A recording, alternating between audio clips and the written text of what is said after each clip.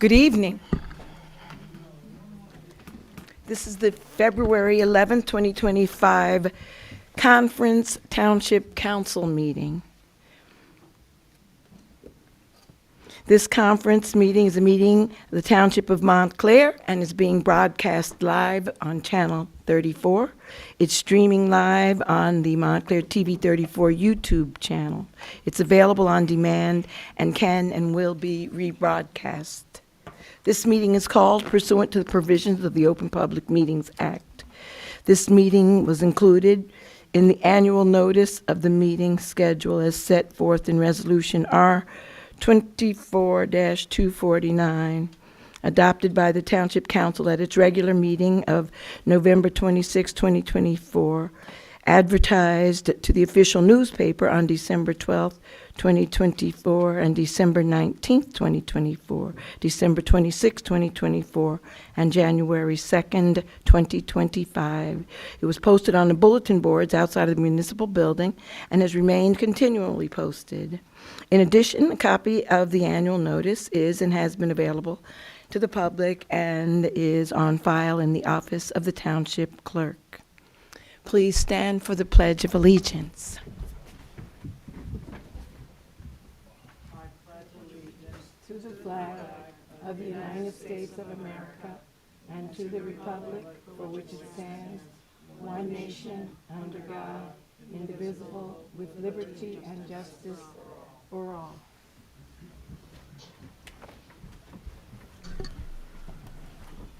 Roll call, Madam Clerk, please.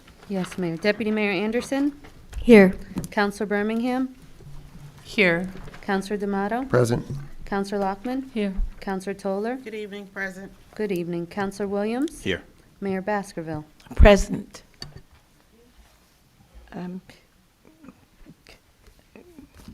Council, at this point in time, our agenda says we'll have public comment. It was suggested that we might want to let the firefighters do their presentation first in case any of the public wanted to have public comment. I'm open to suggestions as to whether we keep it the way it is or whether we go first with the firefighters' presentation.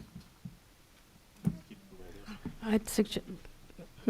I would suggest that we keep it the way it is. That's great. Okay, at this time, we're going to have public comment. Please, if you have any comments that you would like, please come forward, and you have 3 minutes. Please state your name.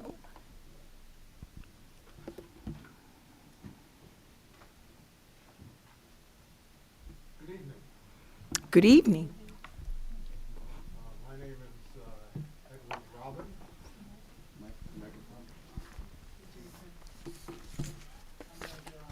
Okay, try it again. Good evening. My name is Edward Robin. I live at 530 Valley Road in Montclair, and I'm here to speak tonight in support of the Montclair Public Library proposed 2025 budget. The library has submitted to the council a proposed budget, and that budget includes, among other things, replacing the existing windows on the first and second levels of the main library, which at this time are uninsulated and result in terrible climate conditions inside the building, and also result in a tremendous waste of energy. So among other things, the library is proposing to replace the existing windows with insulated windows, which will significantly result in a decrease in energy use and substantial improvement in climate for the town and for the country. The library budget also proposes to replace the roof at the Bellevue Avenue Library That library roof is currently leaking. Anytime there is significant amount of rainfall, or even an insignificant amount of rainfall or snow, the roof leaks, and the Bellevue Avenue Library walls are endangered. And there are times when the rainfall is sufficiently heavy that it is not possible for the children's library at the lower level to function. A large amount of money is spent cleaning up after each rainfall, and if this proposed budget is enacted by the council, that expenditure will be eliminated. We're also proposing to restore the Bellevue Avenue Library courtyard to look as much as possible the way it used to look at one time, and we're asking for funding to support funds from the state that will help to rectify that situation. Thank you very much. Thank you very much, Mr. Robbins. Next guest, please. Number 3.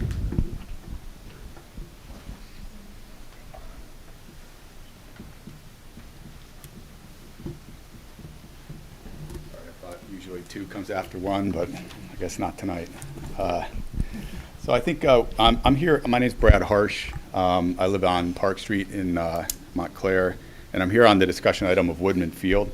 I've written emails and a letter to the editor explaining why the zoning board doesn't have authority over that project, and I'm happy to discuss the points with the town's attorney of why the chairman's position is wrong. I know he thinks otherwise, but that's not what I'm going to cover today.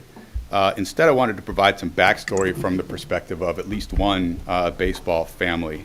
I think we want to see any reasonable requests be accommodated by the BOE to accommodate the neighbors. But the latest round of issues that have been raised is one of a long list of complaints that for us never seem to end. Every time we've given concessions and think we have a final resolution, a small subset of residents has come back to try to get more. They've already gotten a lot of process and numerous concessions, and we think it's time for closure. In the fall of 2023, the BOE delayed awarding a contract as residents presented alternative plans for the baseball field. They were heard out in 3 separate BOE meetings in that fall. The BOE ended up reducing the field size by 20 feet from 385 to 365, which is a pretty big size reduction in a baseball field, all to preserve oak trees that were important to the residents. The BOE also agreed to plant 94 additional native shrubs and trees. And after all the drama at the BOE meetings, we thought we were done, that work would start on the field and it would be ready for the spring 2024 season. But that's not what happened, because some residents then threatened to sue the township. They claimed that the whole project needed to go before the zoning board, which, as you know, I think is wrong. The town then issued stop work orders just as construction was getting underway, and then this prompted the BOE to sue. The litigation then delayed construction for 5 more months, and the 2024 Mounties missed their spring season at Woodman Field as a result. But the township and the BOE finally settled the lawsuit and gave residents a second round of concessions, which was retractable netting being relocated, a chain link fence was removed, additional landscaping was planted at Essex Avenue. And once again, we thought we were done with that process after all that drama. But again, because the settlement stated that no more land use process would be imposed at that field, and the whole point of the settlement is to provide finality. But the residents tried to appeal to the zoning board to get more. They claimed they weren't represented, even though the whole reason the town got involved was to vindicate their interests. And the main issue in the litigation was whether the zoning board had authority to impose land use restrictions.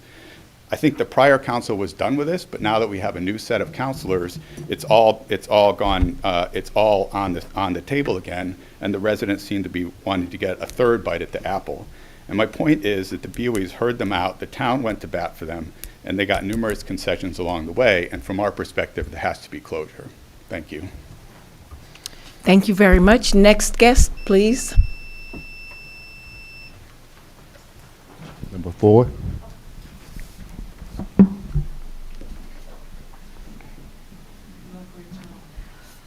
Good evening. Good evening. I've got to say, I'm not here to speak about it, but the Woodman field debacle is really awful. The vast majority of us in this town do not play sports. The vast majority of us in this town will never use that field, but the vast majority of us will suffer the consequences of the pollution that it's going to cause over the next, several hundred years. Just plastic covering real grass is so destructive to the environment and to the planet. I just cannot believe it's happened. And I wish you would just say, let's just tear it all up and forget the money, because it's not worth polluting all of us. That plastic grass, it's just disgusting. And the selfishness of a few who just really want their kids to play on plastic, even though it gives their kids cancer in the long run, just blows my mind. I'm here actually to talk about the Excuse shelter. me, Ms. Egan, would you please state your name for the Rachel record? Egan, Rachel Thank Quinn you. Egan. Thank you. I've been living in Montclair for 23 years now. I've been coming here for way too long. I wanted to talk about the shelter again. I know that some of you are denying that there's any discussions going on about closing that shelter, but a lot of us know what really is happening, and I wish you would look into it. It didn't open on Sunday or today. It's severely understaffed. You've got 2 people working from 4:30 until 8:30 in the morning, 7 days a week for minimum pay. They're going to burn out. You haven't posted, the town hasn't posted for the staff that's needed, and it's absolutely exhausting, I would imagine. And also, we still are not rescuing animals unless they, got lost in Montclair. That's just so sad. There should be no borders for animals. We were, doing an extremely good job and very proud of our shelter. Very, very good job in rescuing animals, no matter where they came from. I'm really appalled. Every week that shelter is being eroded. Just, like last time, everyone said, "Oh, we're not discussing selling it," but I'm coming to say now it's so understaffed. It's understaffed now, and now we're closing our doors on days. So things are changing up there. I'm also very concerned that we're really not hearing any response back from the town manager on what, are there any plans to start taking animals from outside again? We've all asked for this. Is it just a done deal that we're no longer going to rescue animals unless they're from Montclair? That just seems really, really wrong. And again, I believe that the shelter is being diminished so that it'll get to the point where it will be broken, and we can easily say, why don't we just close it down and sell this valuable piece of property and let some developers put up some luxury apartments. That is what is happening here, slowly but surely. I'm hoping that at some point we're going to get some good media attention, because we're not going to go away. A lot of us are talking about it. Thank you. Thank you. Next guest, please.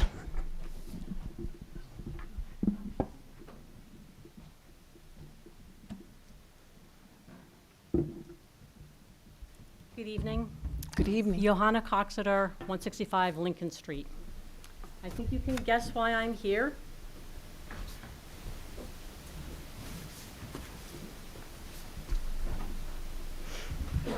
And since I have a terrible memory, I will be reading this to you. Do not close our shelter for a real estate deal. This shelter is universally beloved by everyone in the town. It's the best one I've ever seen. It's the best run. It's one of the things I'm happy to pay my taxes for. My husband and I got our cat Lola from the animal shelter. When our elderly cat passed away, our younger cat was lonely. We explained to the volunteers that we wanted another cat for our cat. They showed us a cat from a lab in the South.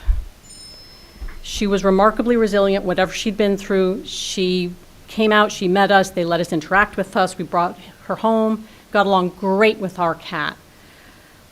And we owe that great fit to the volunteer that had worked there for years. This is institutional knowledge that this shelter has.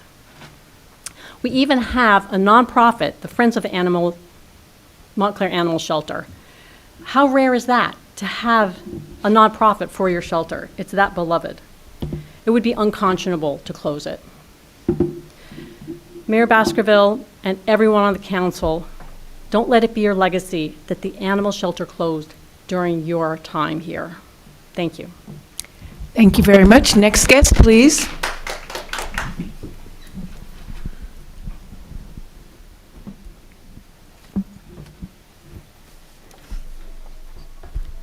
Good evening, Sarah Avery. Good evening.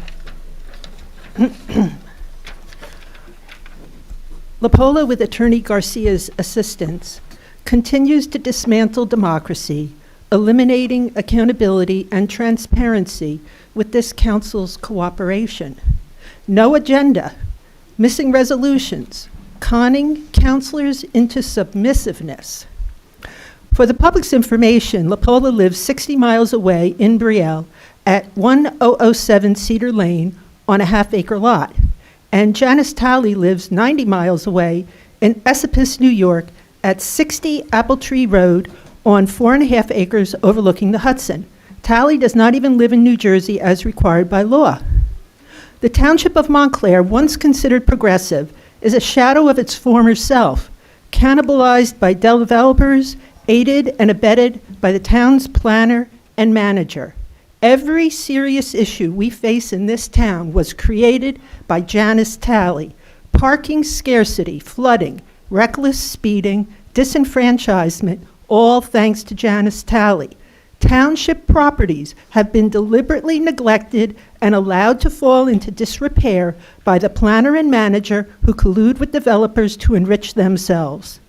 The manager thinks Montclair taxpayers should buy a Mustang for the health department when we have at least 30 usable vehicles in the parking lot. To thank the director for the swell job she did convincing you to approve the shared service agreement with West Caldwell.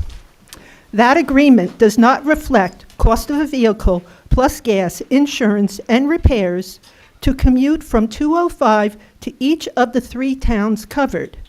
Accountants aren't trained to provide nursing services, and nurses aren't trained to do accounting. The CFO should have been part of the process. Shame on you for forcing the residents to shoulder overhead costs for another community. Professional service contracts state the vendor shall notify the township when 70% of the not-to-exceed amount has been expended. The vendor must stop all work until the resolution is approved. You cannot approve an increase to the 2024 Cleary contract after the fact. State statutes prohibit attorneys from procuring services for amounts in excess of the not-to-exceed. To restore public confidence, I suggest shutting down the health department and the Office of Sustainability for starters, both of which are nothing but more than public graft. Thank you. Next guest, please. Good evening. My name is Nancy Ioannis. I live at Essex Avenue. Excuse me.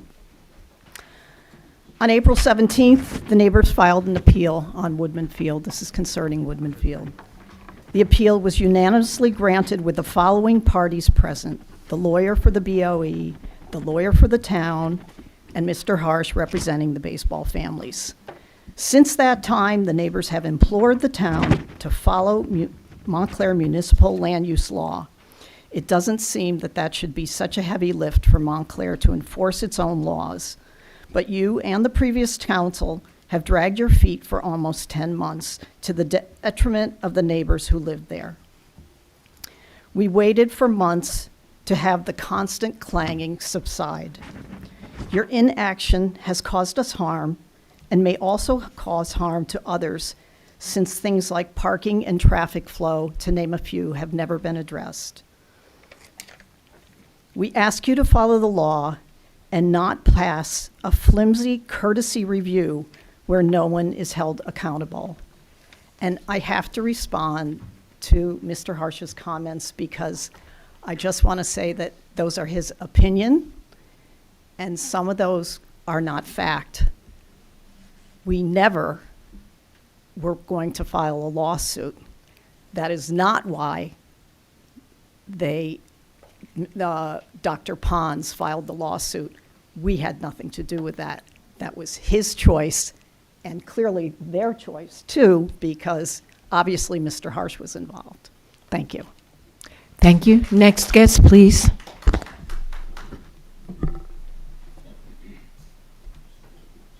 Good evening, everyone. Good evening. I'd first of all like to thank each one of you for your service to the town that I love. fourth-generation native of Montclair, New Jersey, educated here, my children as well.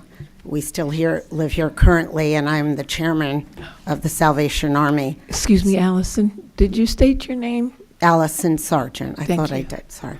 And this is about Woodman Field. My family has owned a home on Champlain Terrace for over 70 years and have done nothing but serve the field and all the kids generationally, still now. I come before you just with a precedent question. It's about judgment. It's about the towns, the oath that I'm sure each of you take to sit here tonight. I don't believe in pettiness. I'm a principled person. I think that we did not follow the laws that are set forth by the town. It could be a he say, she said, it has been, but in truth, this was not done properly.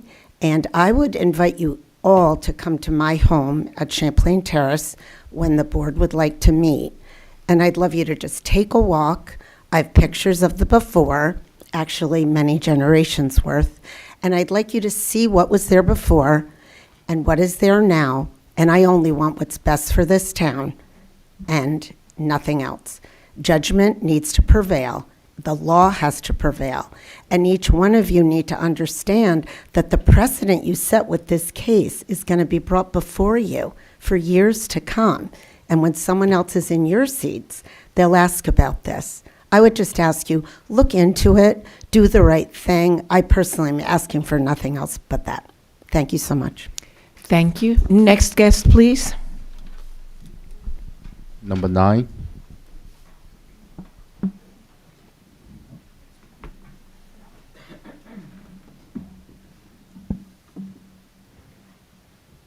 Good evening. My name is David Sewell. I live at 249 Orange Road. I'm the father of a 15-year-old baseball player for Montclair High School. The question I have is, why are we here? I know why I'm here. I'm here because after the debacle that happened surrounding the baseball field last year, every time Woodman Field is on the council's agenda, I and parents like me will be here to support our kids, their passion for their sport, and their pride in representing Montclair High School. And we will continue to oppose their use as the rope in a sort of intra-municipal tug of war. But what I'm less sure of is why we are here discussing this issue. The field renovations are complete, tryouts are just a few short weeks away, and the kids want to play on their home field. They want to become a team worthy of their new field. In the 2025 season and beyond, they want to play at a level of excellence and act with a level of comportment that gives their high school pride, that gives their town pride, and even gives their neighbors pride. I'm hearing that there are adjustments that need to be made, and I think that is often the case after any large contract or any project is completed. And we want to be neighborly, and we want to have a relationship with the neighbors, and we would be supportive of any sort of reasonable adjustments that need to be made. But we don't need to go through the town council about it. Neighbors can settle this between themselves, and I'd ask, I don't know what needs to happen or what action they're asking to take, but I just ask that we do what we need to do to let the kids play and to get this issue behind us as quick as we can. Thank you. Thank you. Next guest, please.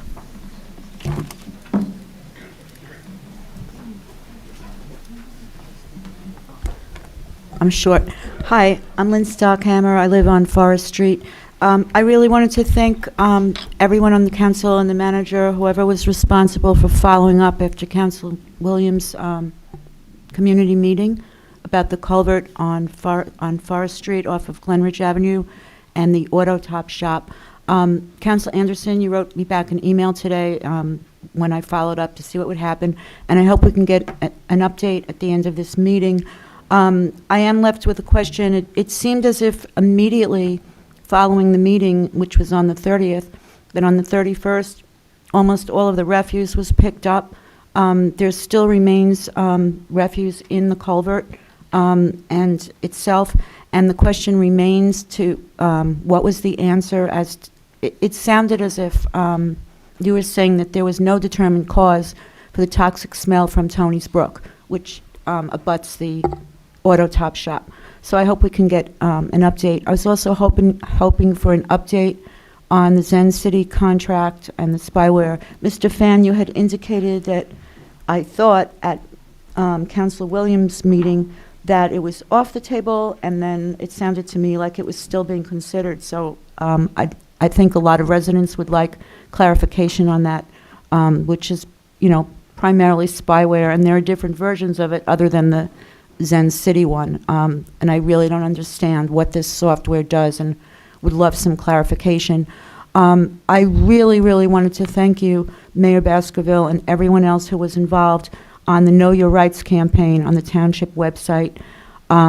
This is primarily for immigrants, but I would urge that any immigrant, any refugee, any friend of, ally of, any community member of, and our fire department and our police department, that and the county level, I don't know how much control we have over that, is informed as well to communicate that information. And I don't know how many people are going to pass around the Know Your Rights material. It was absolutely, I haven't delved into it, but it was absolutely spectacular that in one place you were gathering resources. I've been trying to do that for different friends and families I know across the country and within Essex, and this was a really helpful effort. But I would want also to make sure that everybody in the police department and the fire department and every municipal level knows about this, so that it can be, people can be protected and it can be executed and people know what to do, and for people to communicate. It was great that it was, that some of these resources are also easily available in Spanish, and I think with the ACLU there are different languages. There's a lot with our Latino community. Thank you. Thank you very much. Next guest, please.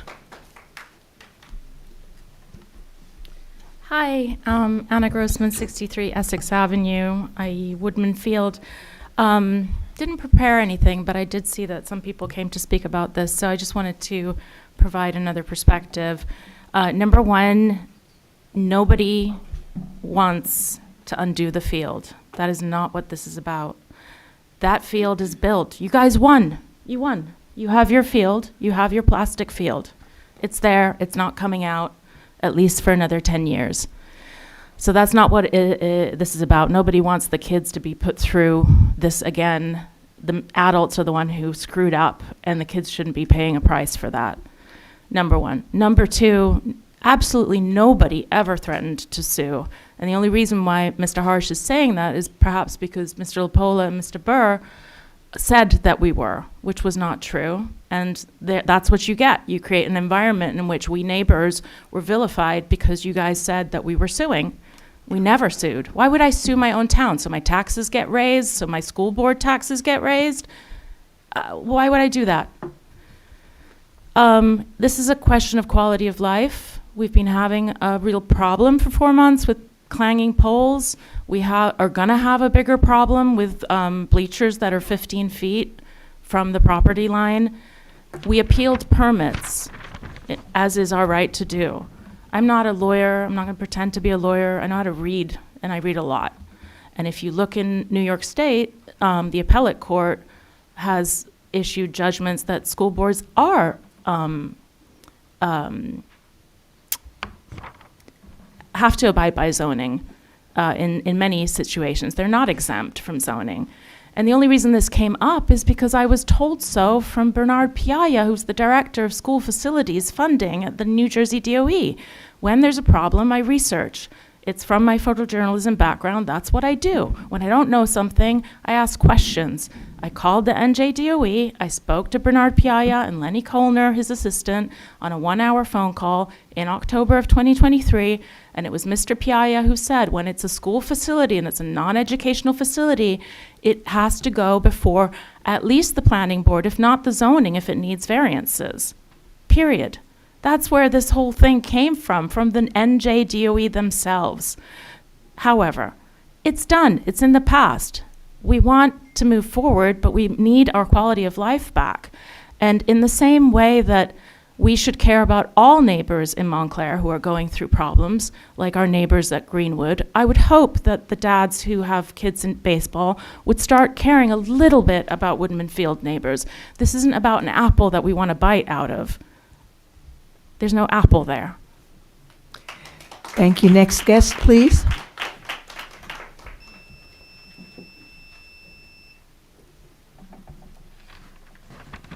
Hi, Ariel Eckstedt, 316 Park Street. I'm really just speaking on behalf of other neighbors tonight. The neighbors at 50 Greenwood, just to say that those of us in the community hear you and want to support you and want to get you in housing that is safe.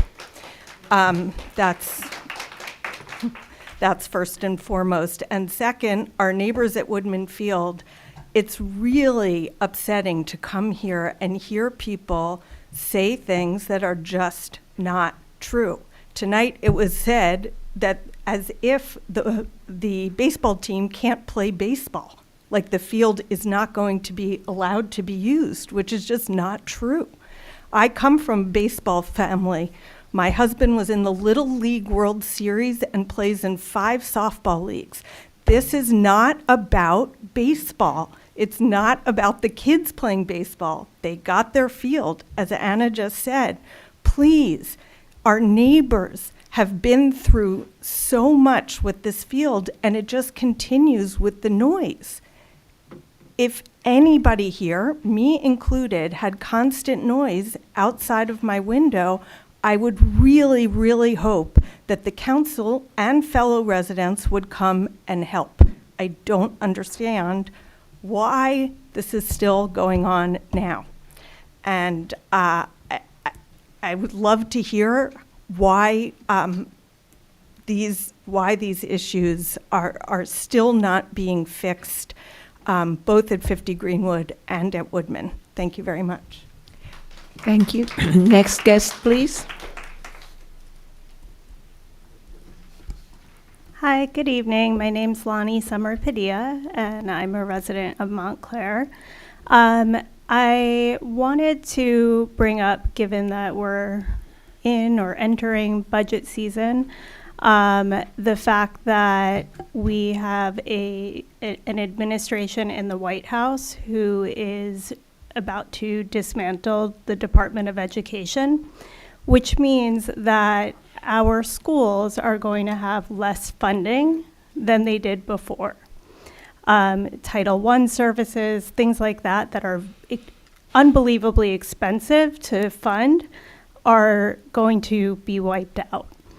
So I've been here many times before to talk about pilots in terms of allocating pilot funding to our district, our school district. I don't know if that's still something that could be considered. I know our township budget is also incredibly tight. I appreciate that, but I really just encourage you, given that you are a new council, to really look at the budget holistically and have conversations with our Board of Education, with our superintendent, because our kids and their education and their future are at stake. Thank you. Thank you. Next guest, please.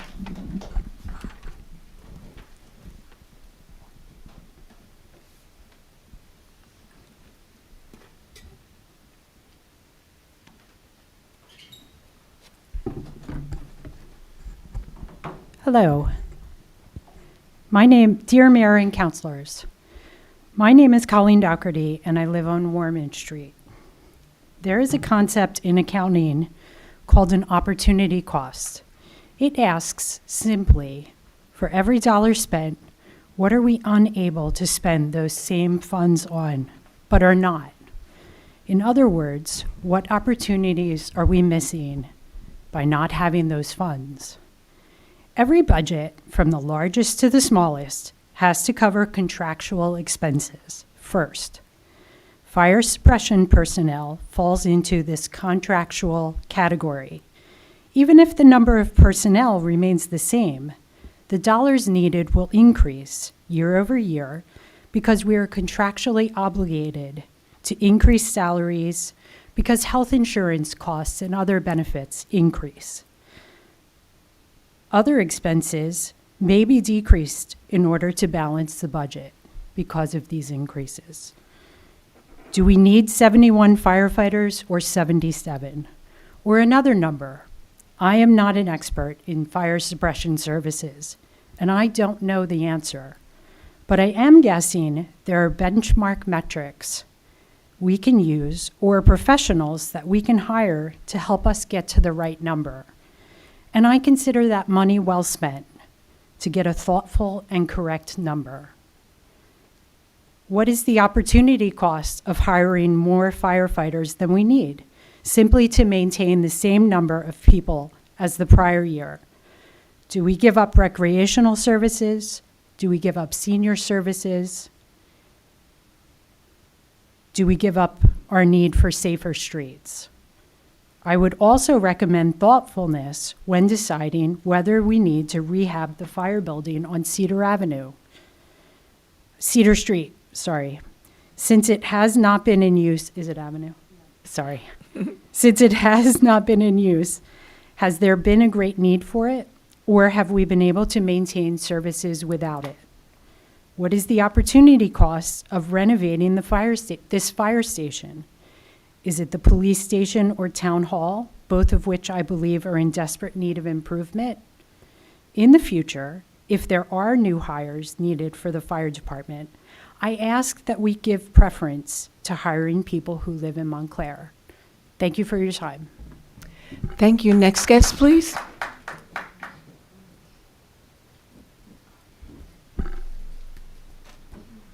Thank you, Mayor and board members. My name is Hala Ghanem from Valley Road, Montclair. Been a resident for 18 years. My husband, 35 years, both kids in the district. So I want to first of all thank you for allowing us to put a crescent lighting this year to celebrate Ramadan. This is a big, big, big step for Montclair. And, you know, I remember when I moved here 18 years ago, on social media, they were talking about getting an Eid celebration here, like one day off school. And I remember the hate comments on the Facebook groups. And that's when I was like, oh, Montclair is really not as diverse as it touts itself to be. It took us about 18 years to get a day, you know, off. So now thank you for your support again for the crescent lighting and showing that there's diversity in Montclair and standing by the Muslim community.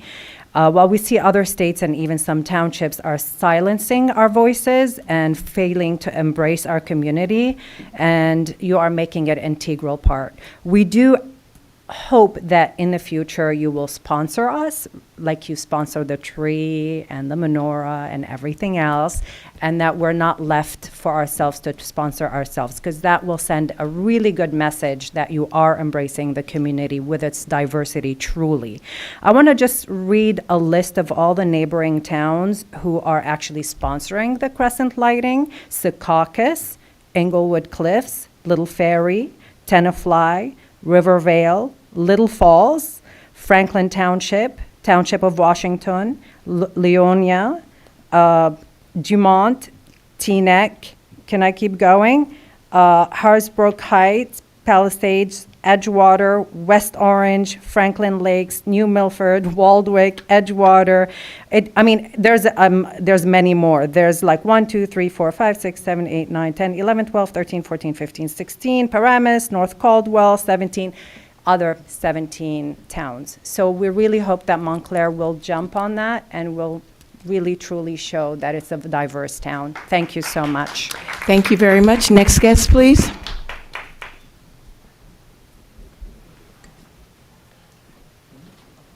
Good evening, everybody. Good evening. I will tell you I'm more nervous here than I've been on your side speaking. I'm here about the firehouse and really to kind of give you guys an understanding of what was transpired of guarding the firehouse. Excuse me, Counselor, for the people that are at home, can you tell your name? Thank you. Oh, David Cummings, 8 Pleasant Avenue, Montclair, New Jersey. Thank you. So first of all, we looked at that firehouse and realized that it needed to be structurally repaired because it was really bad. And so that's where funding was for. But in the meantime, had meetings to discuss a renovation of it. And that renovation was one that would come at a minimal cost because there were ways that we could get funding to do that. And the plan was actually to bring in, to increase. We brought in a historic architect because it's a historic building who gave us a rendering of the building that included also parking. So because currently when the building was open, the firemen had to park on Harrison Avenue. And part of that deal was what we were going to do is through the use of Green Acre funding, we were going to basically use some of those funds to do the renovation, which would include an extension on the back and extension on the left-hand side. And then by using Green Acres, where we got into some discussions that the lawyer would have to look into, we would have to give it's funny to say this, Glenfield back property, because we would be using some of the park property that is not currently the fire department on that land. And so what the give back would be some of the parking lot that is adjacent behind the fire department, because so you give back equally what you take. And so that way that would qualify for the Green Acres funding. The other source of funding was CDBG money, because that funding could be used because the firehouse could become a polling place where and I saw where the school's having difficulty potentially because of the calendar of taking polling out of the schools. And so there are ways to do this in a way that is not a burden on the taxpayers, but also delivers a property that I think is very important, centrally located between 3rd and 4th Ward. You guys may remember about 10 or 15 years, there was a horrible fire on Stonebridge Court where the complete house was turned down. So access and, response time are things that were all considered. And finally, I think, what you really also need to take into consideration, you don't have many municipal assets. This is a municipal asset. And I think you need to look at what we did with Grove Street, where Township sold the building. Years later, clearly we could have used that building. So I think there's a lot that you all need to take into consideration behind the move to potentially not save this firehouse, but keep it here for safety. So sorry that I'm going over. I've seen a lot of people get more time than they deserve in the past. Take care. Thank you, Councilor Cummings. Next guest, please.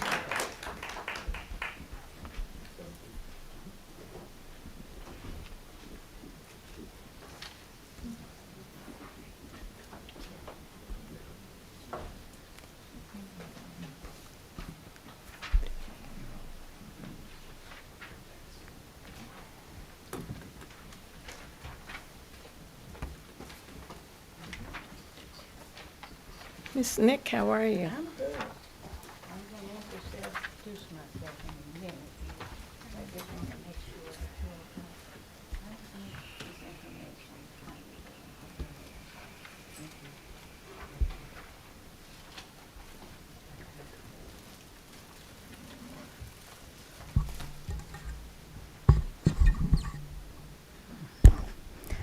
Good evening, everyone.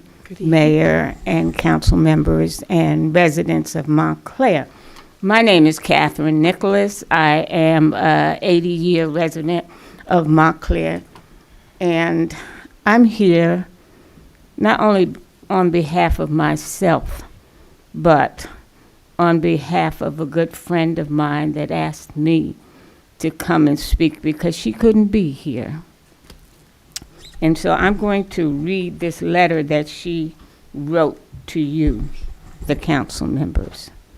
Good evening, Mayor Baskerville, Town Council, members, and Montclair residents. My name is Anita Mack, and I lived in Montclair from 1953 to 1974, moved to East Orange, New Jersey for 24 years, and then returned to Montclair in 1998 after my father passed. And I have lived here ever since. I went to Nishawane Elementary School, Hillside Junior High, and graduated from Montclair High School. In 1969, I taught in Montclair school system. from 1974-1978 and became a voice in the community for justice for marginalized students in the school system. And so although I am not able to attend this council meeting tonight because of a previous engagement, I wanted to make sure that my voice was heard about the firehouse on the corner of Cedar Avenue and Harrison Avenue in the 4th Ward South End, because I grew up a block away from the firehouse and now live in the house I grew up in on Harrison Avenue.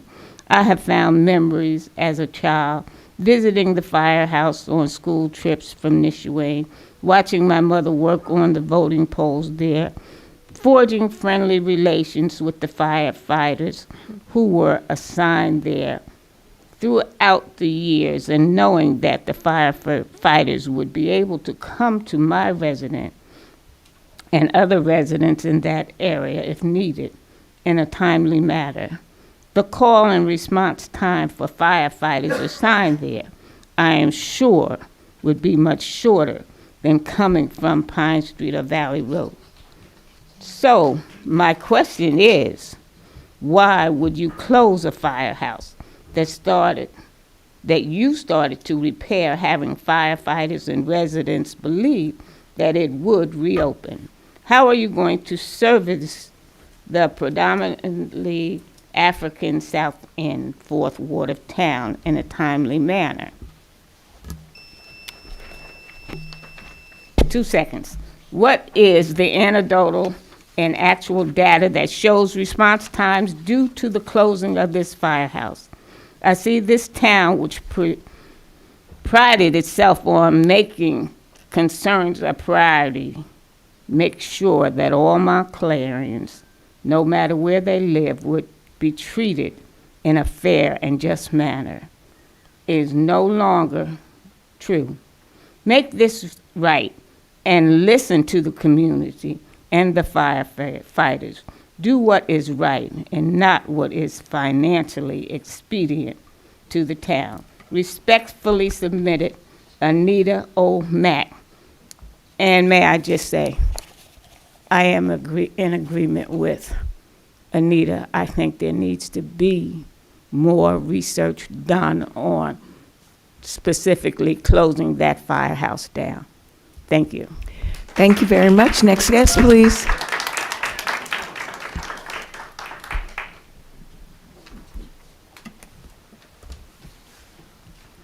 Hi. Tony Martin, 41 North Fullerton Avenue.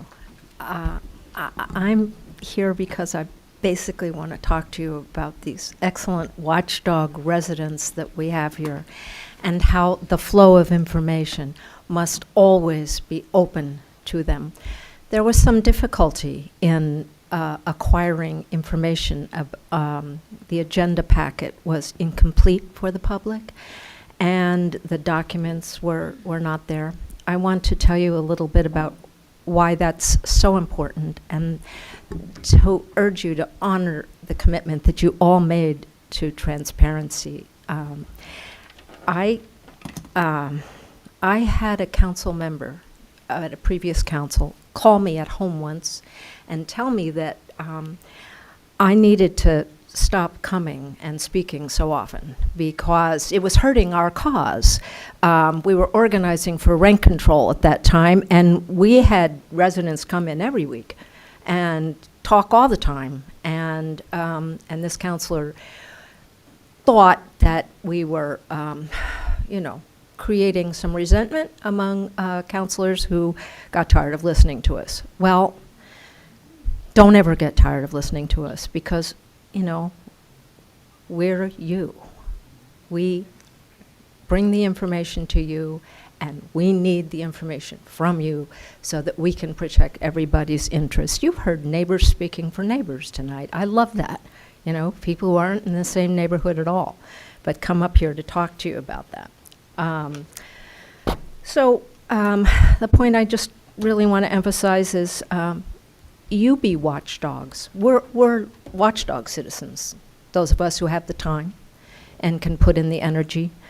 and we're watchdogging it for everybody, not just ourselves.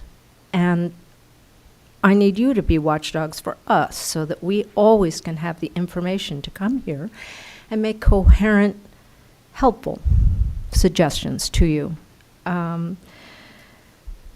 You know, I even before I saw David Cummings here, I was prepared to quote him, actually his mother. He used to so often when he sat at this podium say, "What goes on in the dark always comes out in the light." Well, let's just keep the lights on. Thank you very much. Thank you. Next guest, please.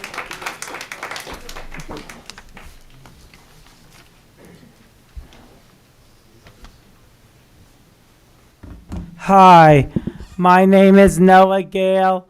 I'm going to turn over here actually so that way I can see the audience. One, thank you to the fire department for being here tonight. We really appreciate your service and thank you for everything you do to keep us safe and secure. Number two, I agree with, I don't know if you're still here. Is Lonnie Somer Padilla still here? Oh, okay, I know, but I agree with what she said. We're on the verge of having our education department being taken away from not just Montclair, but the whole country. And I really hope that there's a way we can figure out funding for our country, but especially in our beloved hometown of Montclair, New Jersey. Because in the past, for several years, year after year after year after year, we have seen staff being cut, which is not okay. And I want to know if, well, maybe it's more appropriate to bring this up at the Board of Education meeting, not a town council meeting, township council meeting. But I wanted to bring it to your attention because I'm just hoping that like teaching positions, paraprofessionals are not being cut. Teachers save students' lives every day. Thank you. Thank you, Noah. Next guest, please.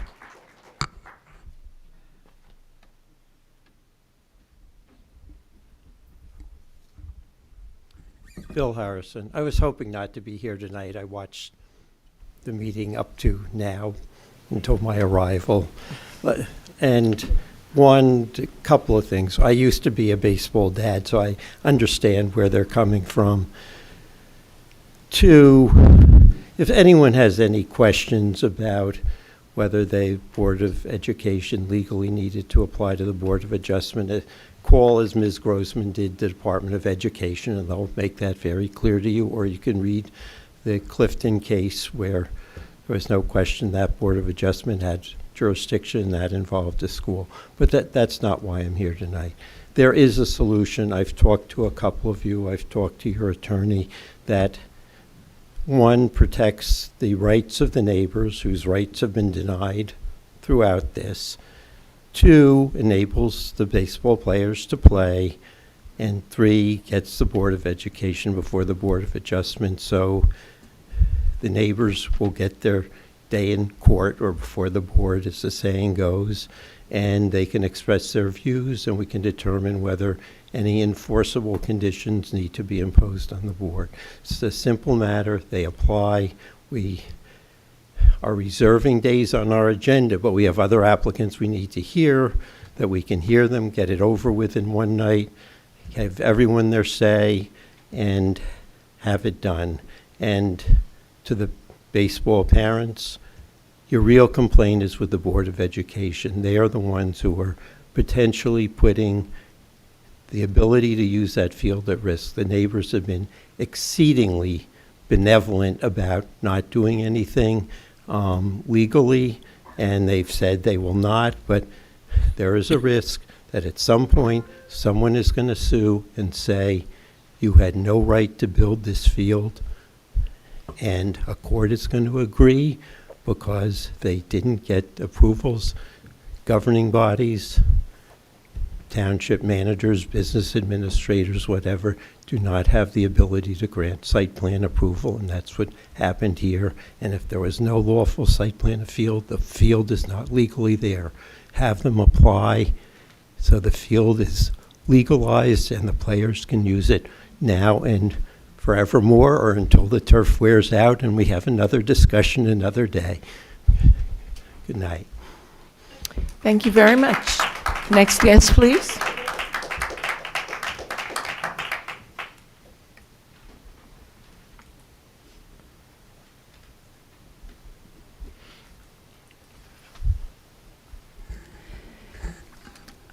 Good evening, Mayor and Council. Hava Felicidad here, your president and first founder of the Tenants Organization of Montclair, the advocacy group that brought us rent control with the community. Tonight, again, keeping it light, just want to acknowledge that we had a great turnout for our meet and greet this evening, and our next one will be on February the 25th of 2025. We grew again, and we are working steadily on our radio show. We're going to disseminate a lot of information out into the community and have a great time. We welcome back one of our interns as well, who's finishing up his work at American University. We will be participating in more events as the months carry on. You'll see us out a lot more. And we do provide training. And we also make sure that our residents, our tenants, know their rights and their rights about retaliation in particular.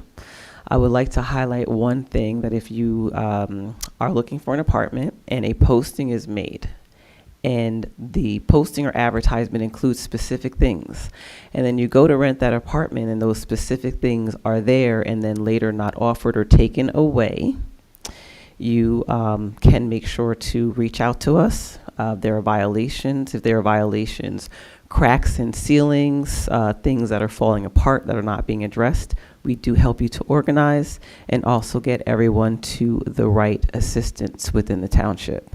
We have a lot of neighbors who are now reaching out to code enforcement to enforce violations that are happening, and at length. We have people who've had to move out of locations due to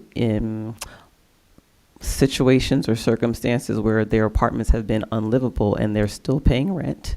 So we want you to reach out to us so we can get you the help you need, and also get you to the Landlord Tenant Advisory Committee for all the things that are beyond our scope.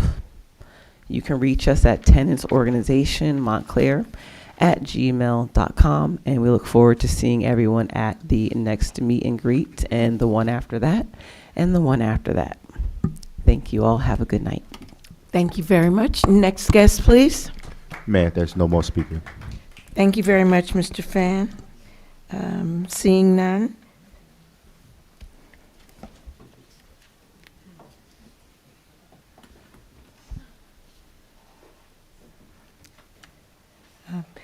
We've been presented the minutes from the regular meeting held on January 28th, 2025, and the minutes of the special meeting held on February 3rd, 2025. Are there any corrections or additions to the minutes that have been presented? Seeing none, I'd like to make a motion to accept the minutes. Second. All in favor? Aye. Aye. All opposed? Any abstentions? Abstain.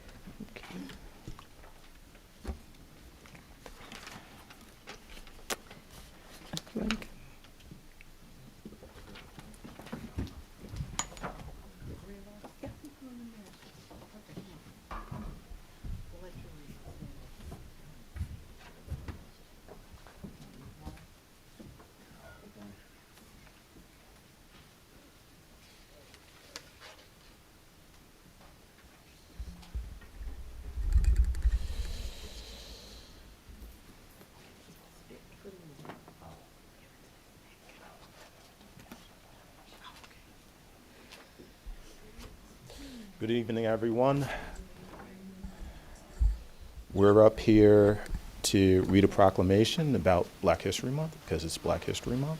So just indulge me a little bit. Did not bring my glasses, so if I make any mistakes, don't laugh. Keep it down to a minimum. We'll get through this together. Okay, proclamation for Black History Month. Whereas Black History Month is the month in which we bear witness to the progress written, thinking about those Krispy Kreme donuts on my desk. We bear witness to the progress, richness, diversity of the African American achievement, and whereas during the 1920s, an African American named Carter G. Woodson created and promoted Negro History Week, which was celebrated in February because it included the birthdays of Frederick Douglass and Abraham Lincoln. And whereas in 1976, the month-long celebration was implemented as a time for Americans to reflect on both history and teachings of African Americans, a history which goes back thousands of years beyond that of slavery, and includes some of the greatest, most advanced societies in the history of human existence. And whereas Black history is American history, and the contributions made to our nation by people of African descent are numerous and vital part of the fabric of our society. And whereas celebrating Black History Month helps us to appreciate the diversity and character of our region and highlights the importance of sharing our culture, customs, and traditions with those around us. Now, therefore, the mayor and the council of the Township of Montclair do hereby declare February as Black History Month in Montclair. We encourage everyone to join us in this month-long celebration, learning more about the collective ingenuity, creativity, culture, and traditions of the rich African-American heritage. We call upon all Americans to learn more about the history of African Americans and to observe this month with appropriate programs and activities.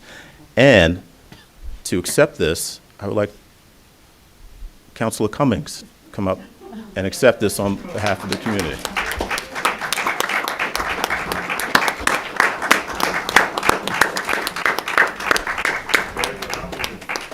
You want to say a few words? You want me to say a few words? Okay. Hey, Doc. Go ahead.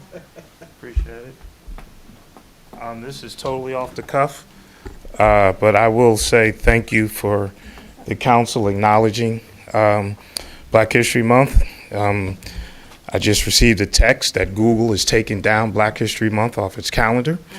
So I think we still have a long way to go. But at the same time, I am proud to say that my township that I grew up in, that my parents grew up in, is one that has been a place of a beacon of hope. If I look on that side there and I see the people who serve this community, I'm just happy and pleased to be able to say that I too had that opportunity. But the only reason, or one of the reasons, was being able to see folks before me. I think that's very important, particularly for young Black people, young Black girls and boys, to see others in positions that they one day can aspire to be. And so as Dr. Baskerville is the first woman to be mayor, elected mayor, I think it says a lot. And I think it also represents this township. And I'm very deeply honored that you would think about calling me up here. I would have dressed better if I'd known, but but trust me, it's much better to be here where I am than where these guys are. So I accept this, and let's put it up somewhere strong. Thank you. Thank you. All right. I'm supposed to keep this?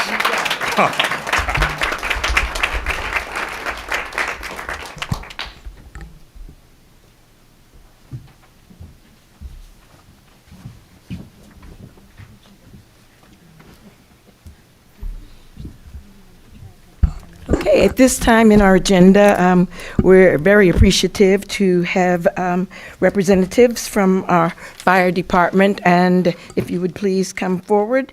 We're going to have a presentation on Firehouse 3.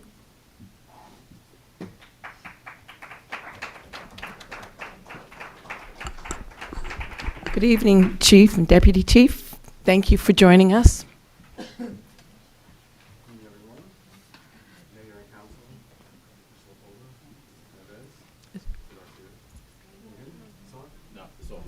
There you go.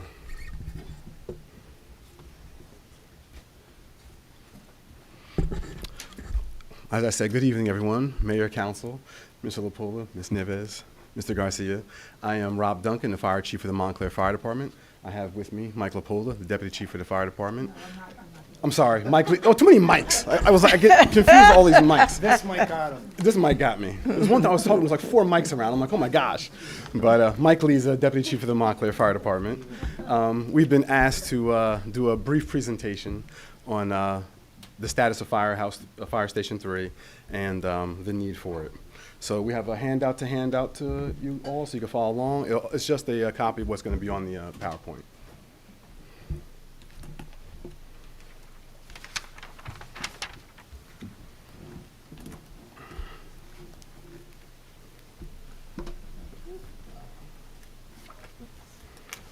Thank you very much.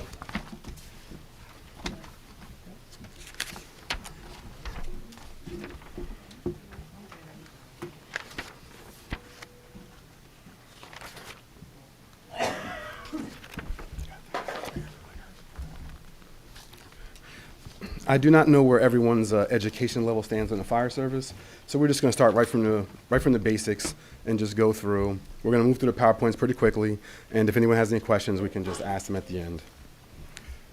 So this is how the fire department operates. This is an engine company. It carries water and hose. The primary function is fire extinguishment. It is equipped with extrication tools. Those are things like the jaws of life for extrications and whatnot. The minimum staffing is 1 officer and 2 firefighters. This is a truck company. It has the 105-foot aerial ladder on top. It carries ground ladders and an array of tools for rescues. The primary function is to search and remove victims from a fire. The minimum staffing is 1 officer and 2 firefighters. This is the battalion chief. The battalion chief is a tour commander of their shift. They serve as the incident commander at all types of incidents. They're the leader of their assigned shift, and they're responsible for overseeing the day-to-day activities of their group. This is how the fire department is structured. Sometimes I think that when we say we have 70-something firefighters, people think that there's 70-some-odd firefighters on duty at one time in Montclair. That's not the case. They're broken up into 4 different shifts, and these are how these shifts are broken down. So as an example, Group 3 is working today. So when you look at Battalion Chief 3, that would be the group of individuals that would be working that shift. We have 1 officer per apparatus, 1 officer that leads the shift, and 2 firefighters per apparatus. These are our fire stations. This is fire headquarters. The address is 1 Pine Street. At this location, we have 1 engine, 1 truck, and a battalion chief. This is Station 2. The address is 588 Valley Road. At this location is engine 2 and truck 2. This is Station 3 at 151 Harrison Avenue. Here is our only single firehouse. It is for engine 3. It was built in 1904. It was originally housed a horse-drawn carriage. Over the years, the building has deteriorated and suffered due to the weight of modern fire apparatus and lack of capital investment.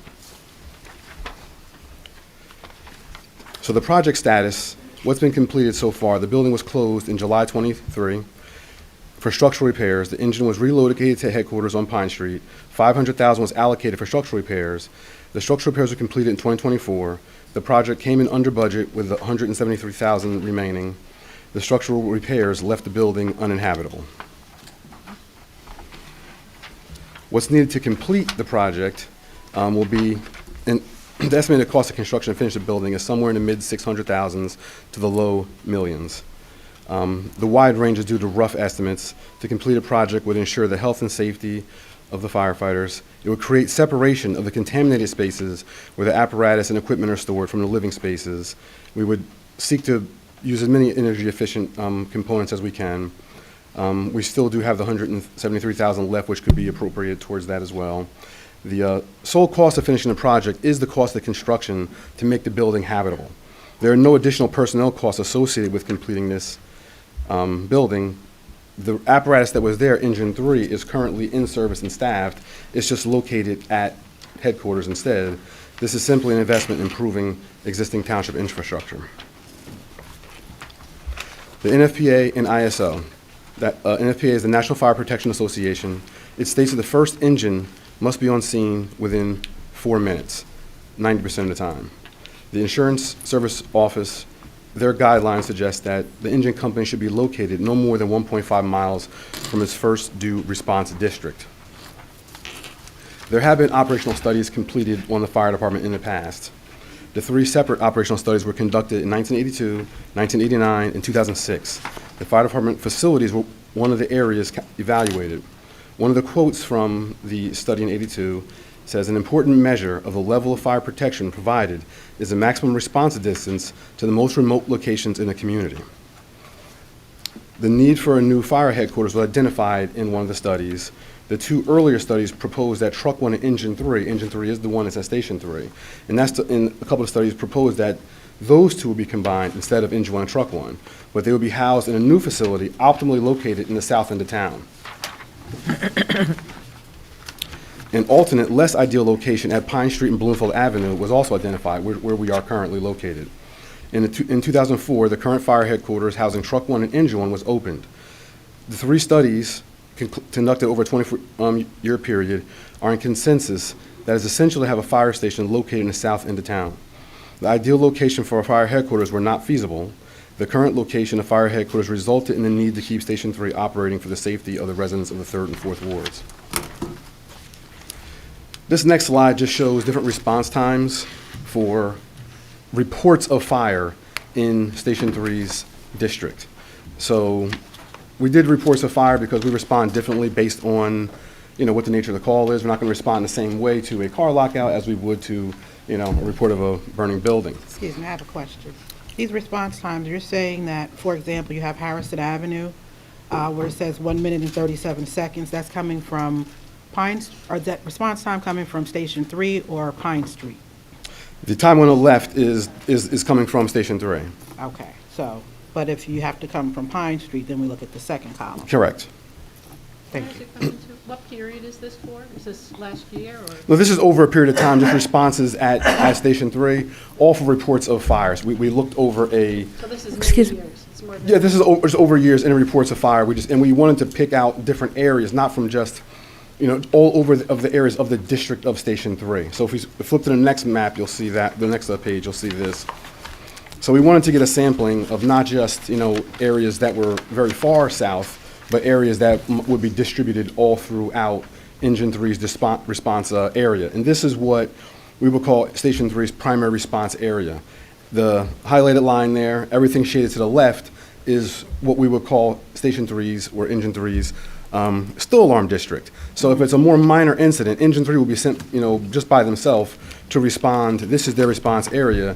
And also, if there is a fire there, we would expect them to be very early response to that one, if not probably mainly the first apparatus there. Obviously, as you get closer to the other firehouse, you might arrive a little more simultaneously, but this is the area we'd expect them to arrive first at. Station 3 provides expedited access to the 3rd and 4th wards, as well as the estate section.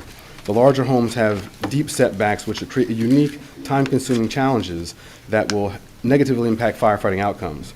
A rapid response is essential to mitigate these factors. The golden hour, everyone's heard of the golden hour. It's just a matter of time. Time is of the essence. The quicker we're able to get someplace to start mitigating any kind of situation, whatever it is. It might be a fire, it doesn't have to be a fire. It could be, we respond to all different kinds of things. A few months ago, we had a high-angle rescue.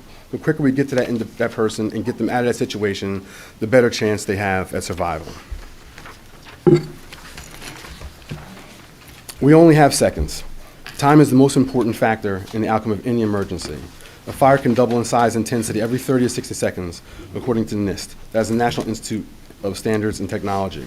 A fire can double, an occupant of a building on fire may have as little as 3 minutes to escape, according to UL, Underwriters Laboratories. Modern furniture and finishings burn much hotter and give off more toxic gases than they did 30, 50 years ago, when an occupant had up to 17 minutes to escape. And so that's the end of the presentation, the PowerPoints.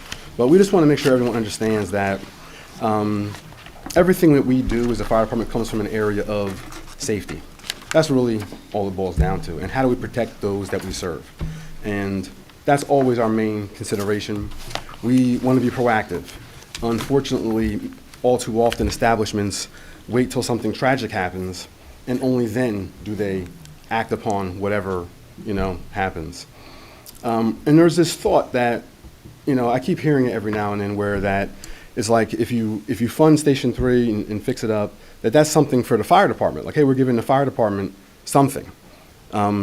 Engine 3 is in service. You know, it's staffed, it's in service, it's just riding out of headquarters. Putting Engine 3 back in Station 3 is for the residents of Montclair. It's not for, you know, the firefighters. Question, may I? Counselor Toller? I'm sorry. So in your PowerPoint here, it's under the Station 3 project completion. There's a bullet that says the completed project would ensure the health and safety of the firefighters. So I'm just trying to get clarification what you mean there for Station 3, for health and safety. So when they build firehouses nowadays, there is an effort to, there's much more research done on the carcinogens and the effects of all the toxic, you know, pollutants that are on your gear and on your person and all the equipment. So in redoing it, we would separate the spaces completely. The way it was before, whereas downstairs was partly living quarters and partly, you know, fire department, if you will. So that area will be separated, so all gear, all things that are contaminated remain in one area, while, you know, the living area will be a non-contaminated space. Okay, thank you for that. I just needed clarification, so. Okay. And there's a diesel truck that runs out of there? Or Yes. is that okay, Yep, they're all diesel. they're all diesel. So we just want you to know also that's more than just a firehouse. Station 3 is also part of the community. It's also a safe space. I mean, it's funny to hear a story from someone who grew up a generation apart from me, but we have a similar story. You know, both of us growing up in the South End. Everyone knew that Station 3 was like a safe space. That's a place you could go to get any kind of help that you needed.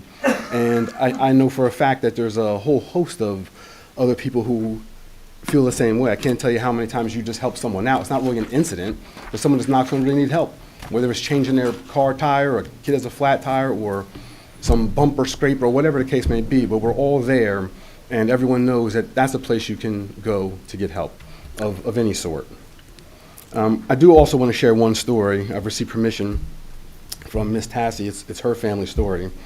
Her and her son used to visit the station often. You know, her and her son Jordan, and they bonded with the firemen there very closely. He knew all their names and who was on what shift and whatnot, and they all knew him.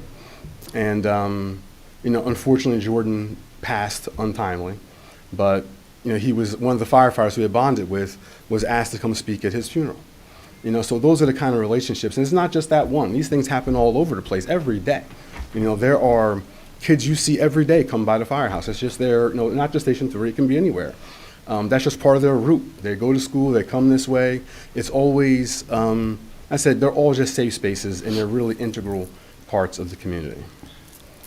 Because there's a lot of rumors out there and perhaps misinformation. I've always heard that West Orange was our mutual aid for that area of town. Is that correct? Because my understanding, that contract was severed. It was only for the repair, so we're kind of left out there. But you can clarify. West Orange was providing automatic aid at the beginning of the construction of the project, for the first, I would say, year. They no longer respond automatically to the south end of the town. They would have to be called to respond to anything that we have. What do you mean call? Like a resident would have to call? Oh, no. or We you would respond, you know, and then through our dispatch center, we would call, you know, our county mutual aid. They would, you know, in turn dispatch West Orange. But it's not something that's automatic. It's not like an area of town that they cover. You know, it's just a part of Montclair, and if we need their help, we would have to call them.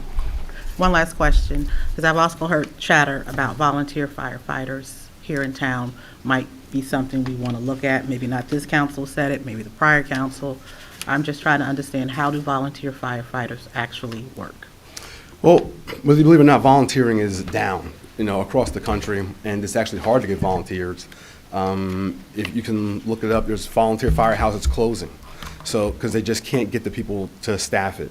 It's a lot of work to put volunteers through because they have to do the same thing. They go to the academy, you got to buy them equipment. It's very expensive, you know, to have someone, you know, pay all these things, and they might not show up. You know what I mean? And you need to have a great number of volunteers, because how volunteers work, I think people think that volunteers just sit in the firehouse like the professional firemen and firefighters are always there. When the bell rings, they go. Volunteer fire departments, they're at home. And when they get the call, they drive to the firehouse, get their stuff, and the procedures are all different. Sometimes you have to wait for 2 or 3 to arrive, then they go, because you can't just drive it by yourself. Sometimes it might be one person gets there who's a driver, can drive to the scene, and then if someone has their equipment, maybe they meet them at the scene. So every volunteer department runs it a little differently, but the response times are much, much slower. Thank you. Mayor, I have a few questions. Deputy Mayor. Hi, Chief. Hi. How are you? Hello. First of all, I want to thank you for giving me a tour of the building a few months ago. I do have a few questions. This, I know that Councilor Lockman asked this slide, the South End responses, and you clarified that this was over many years. But I was just wondering, the disposition column, does that reflect actual responses by, like, I was wondering what stations actually responded to those fires? Well, if it's a report of fire, everybody goes. I'm sorry? If it's a report of a working fire, then all units will respond to that call at that time. Okay, but is this actually what happened, the disposition of these fires that were listed? That's what was found at those calls. Okay. I'm just wondering which station actually responded to those calls that the dispositions are there for. Well, all 3 stations would have responded. All 3? Well, I mean, it depends. I mean, if it's a report of a working fire, when you get there, it might not be a working fire. It could be something different where you might see more minor incidents there. But if the dispatch came over that there's a fire here, we respond as if it's a fire. So the disposition is what we found at that scene, once we arrived. Okay. And then I have a couple more questions. So the slide that says that the cost, so it says between 600 and, the slide that says the estimated, which one is that? Oh, Station 3, project completion. Estimated cost of construction to finish the building ranges between $664,520 through $1.25 million. And I was just wondering what that means exactly, where it says the sole cost of finishing the project is the cost of construction to make the building habitable. Yes. So habitable meaning use as a fire station? Yes. Or, okay. I mean, right now the building's gutted, and if you went through there, they put the walls back up, things like that. It's not a livable space right now.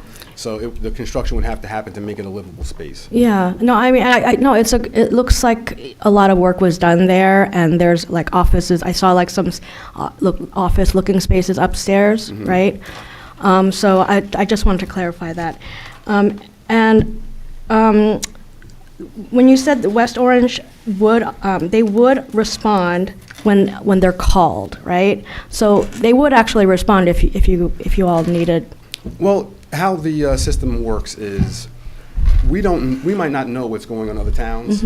So there's a county dispatch that our dispatchers in town, when we say we have a second alarm or a third alarm, what have you, they have a sheet that they follow. So that tells them how many apparatus they need to respond to that scene. So the county, they know what's going on. So maybe someone else maybe West Orange has a fire going, right? And they can't send somebody. They'll have to pick another town to send. So the county is the one that knows what's going on in the county. They're the ones that would dispatch, apparatus to you. Now, if under normal circumstances, if West Orange didn't have anything else going on, yes, they would probably respond, especially if it was that into town. How far away is the West Orange Fire Station from Firehouse 3? I don't have the exact mileage for them. I can get that for you. I mean, from this station to that station, I don't know. Okay, I'd be interested. And then I think the only other piece of information that I would be interested in knowing is just in the last year, like in 2024, 2023, like the actual number of fires that occurred in the south end of town. I'd be interested Just the in south knowing end that. specifically you want? Well, the area that would be served by Firehouse 3. You can send that to us, but I don't want to make that the bar for us to make a decision.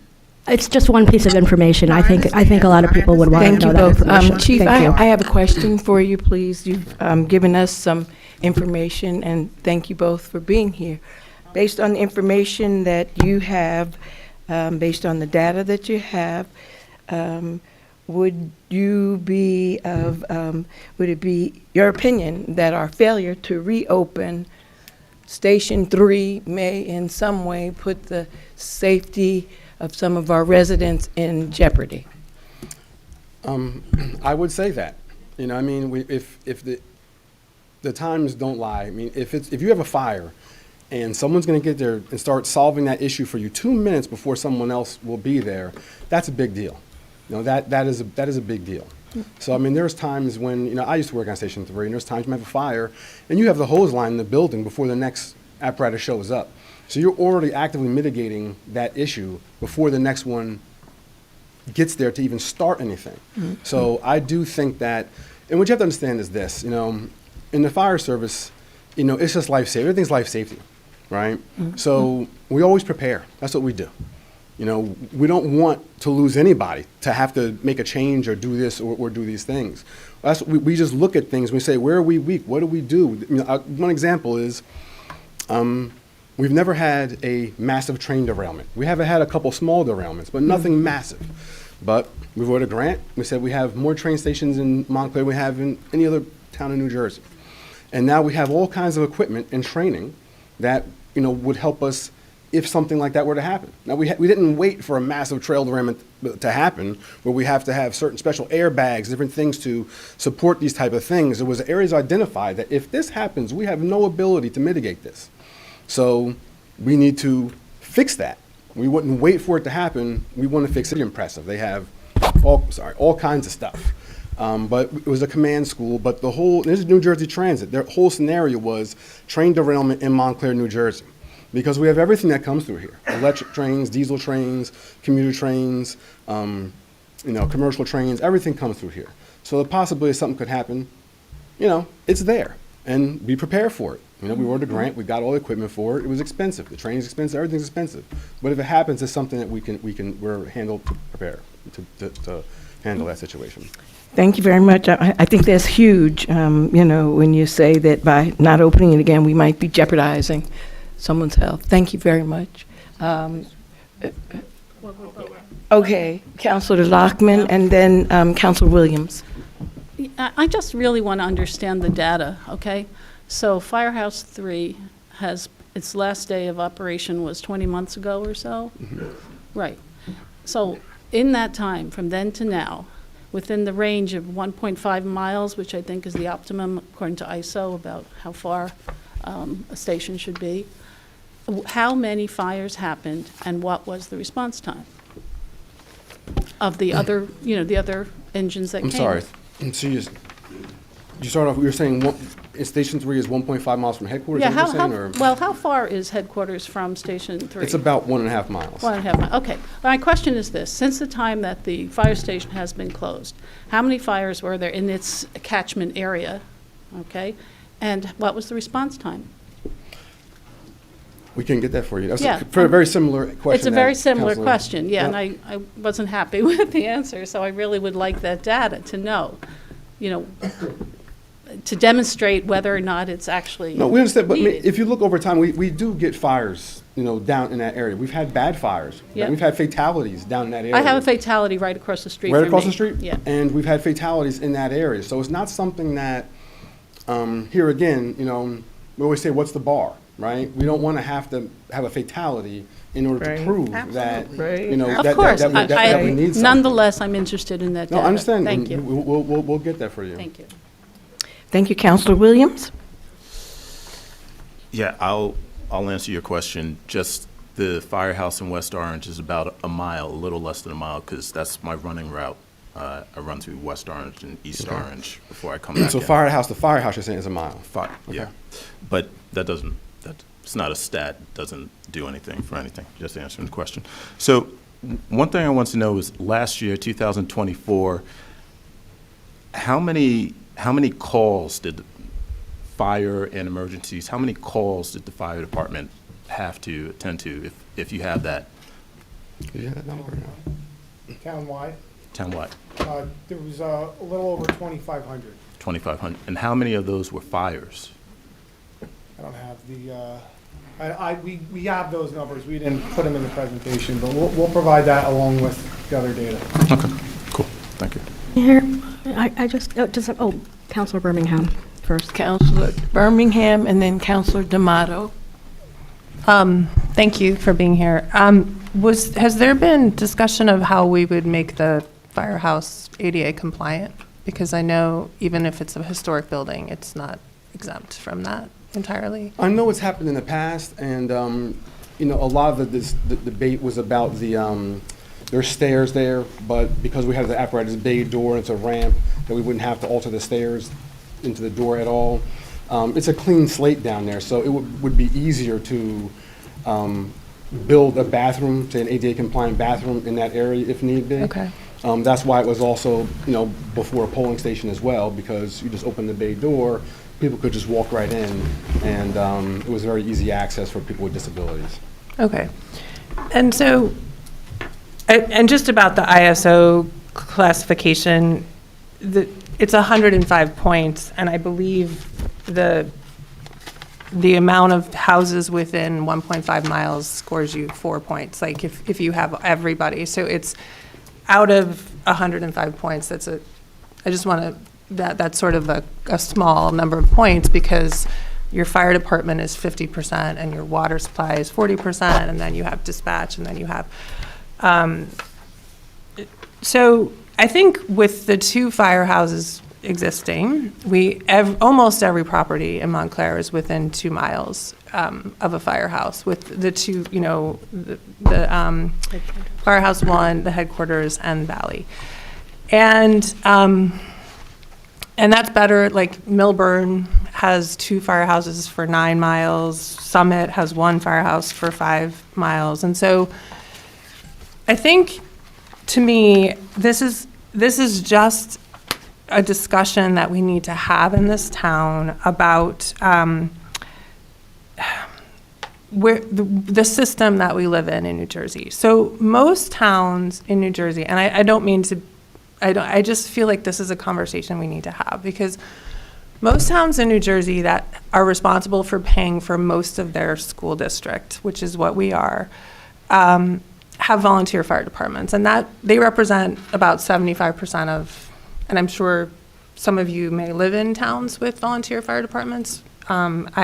I would say, I think I've said this before, my father was a New York City police officer. We lived in and our town was full of New York City firefighters. And when I was growing up, it was always someone's dad was either a police officer or firefighter, and they fought very hard to keep the town a volunteer fire department. They did not want, and this is why around New York City, almost every fire department, even all of Long Island, is mostly volunteer. And so in New Jersey, we have basically 3 ways that fire departments are financed. One is volunteer, and the state of New Jersey places a limit through the local finance board that a town can only spend $165,000 on their fire department. So again, $165,000, they can invest in trucks and some buildings, but otherwise it's $165,000. The second way is a district and a fire commission, and often those are elected.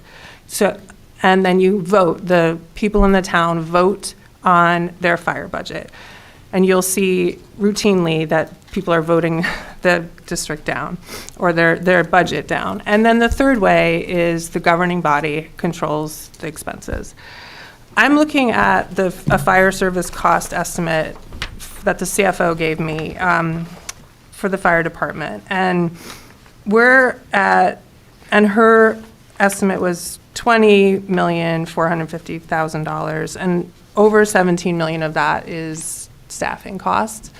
Those staffing costs will be increasing because we have a 3.25% salary increase. I think the median compensation for firefighters last year in Montclair was over $150,000. That's incorrect. Yeah, with overtime, it's compensation, it's overtime, yeah. Excuse me, please, in the back. Yes, I'm just This is what We'd like for you not to call out from the back, please. If you'd like an opportunity and the chief wants to invite you as part Yeah. of his And presentation, so that's fine. I struggle because for a town of 40,000 people that is mostly residential, I'm not really sure you're going to find in New Jersey or even elsewhere in the country over $20 million of expenditure, especially when we're struggling with a 2%.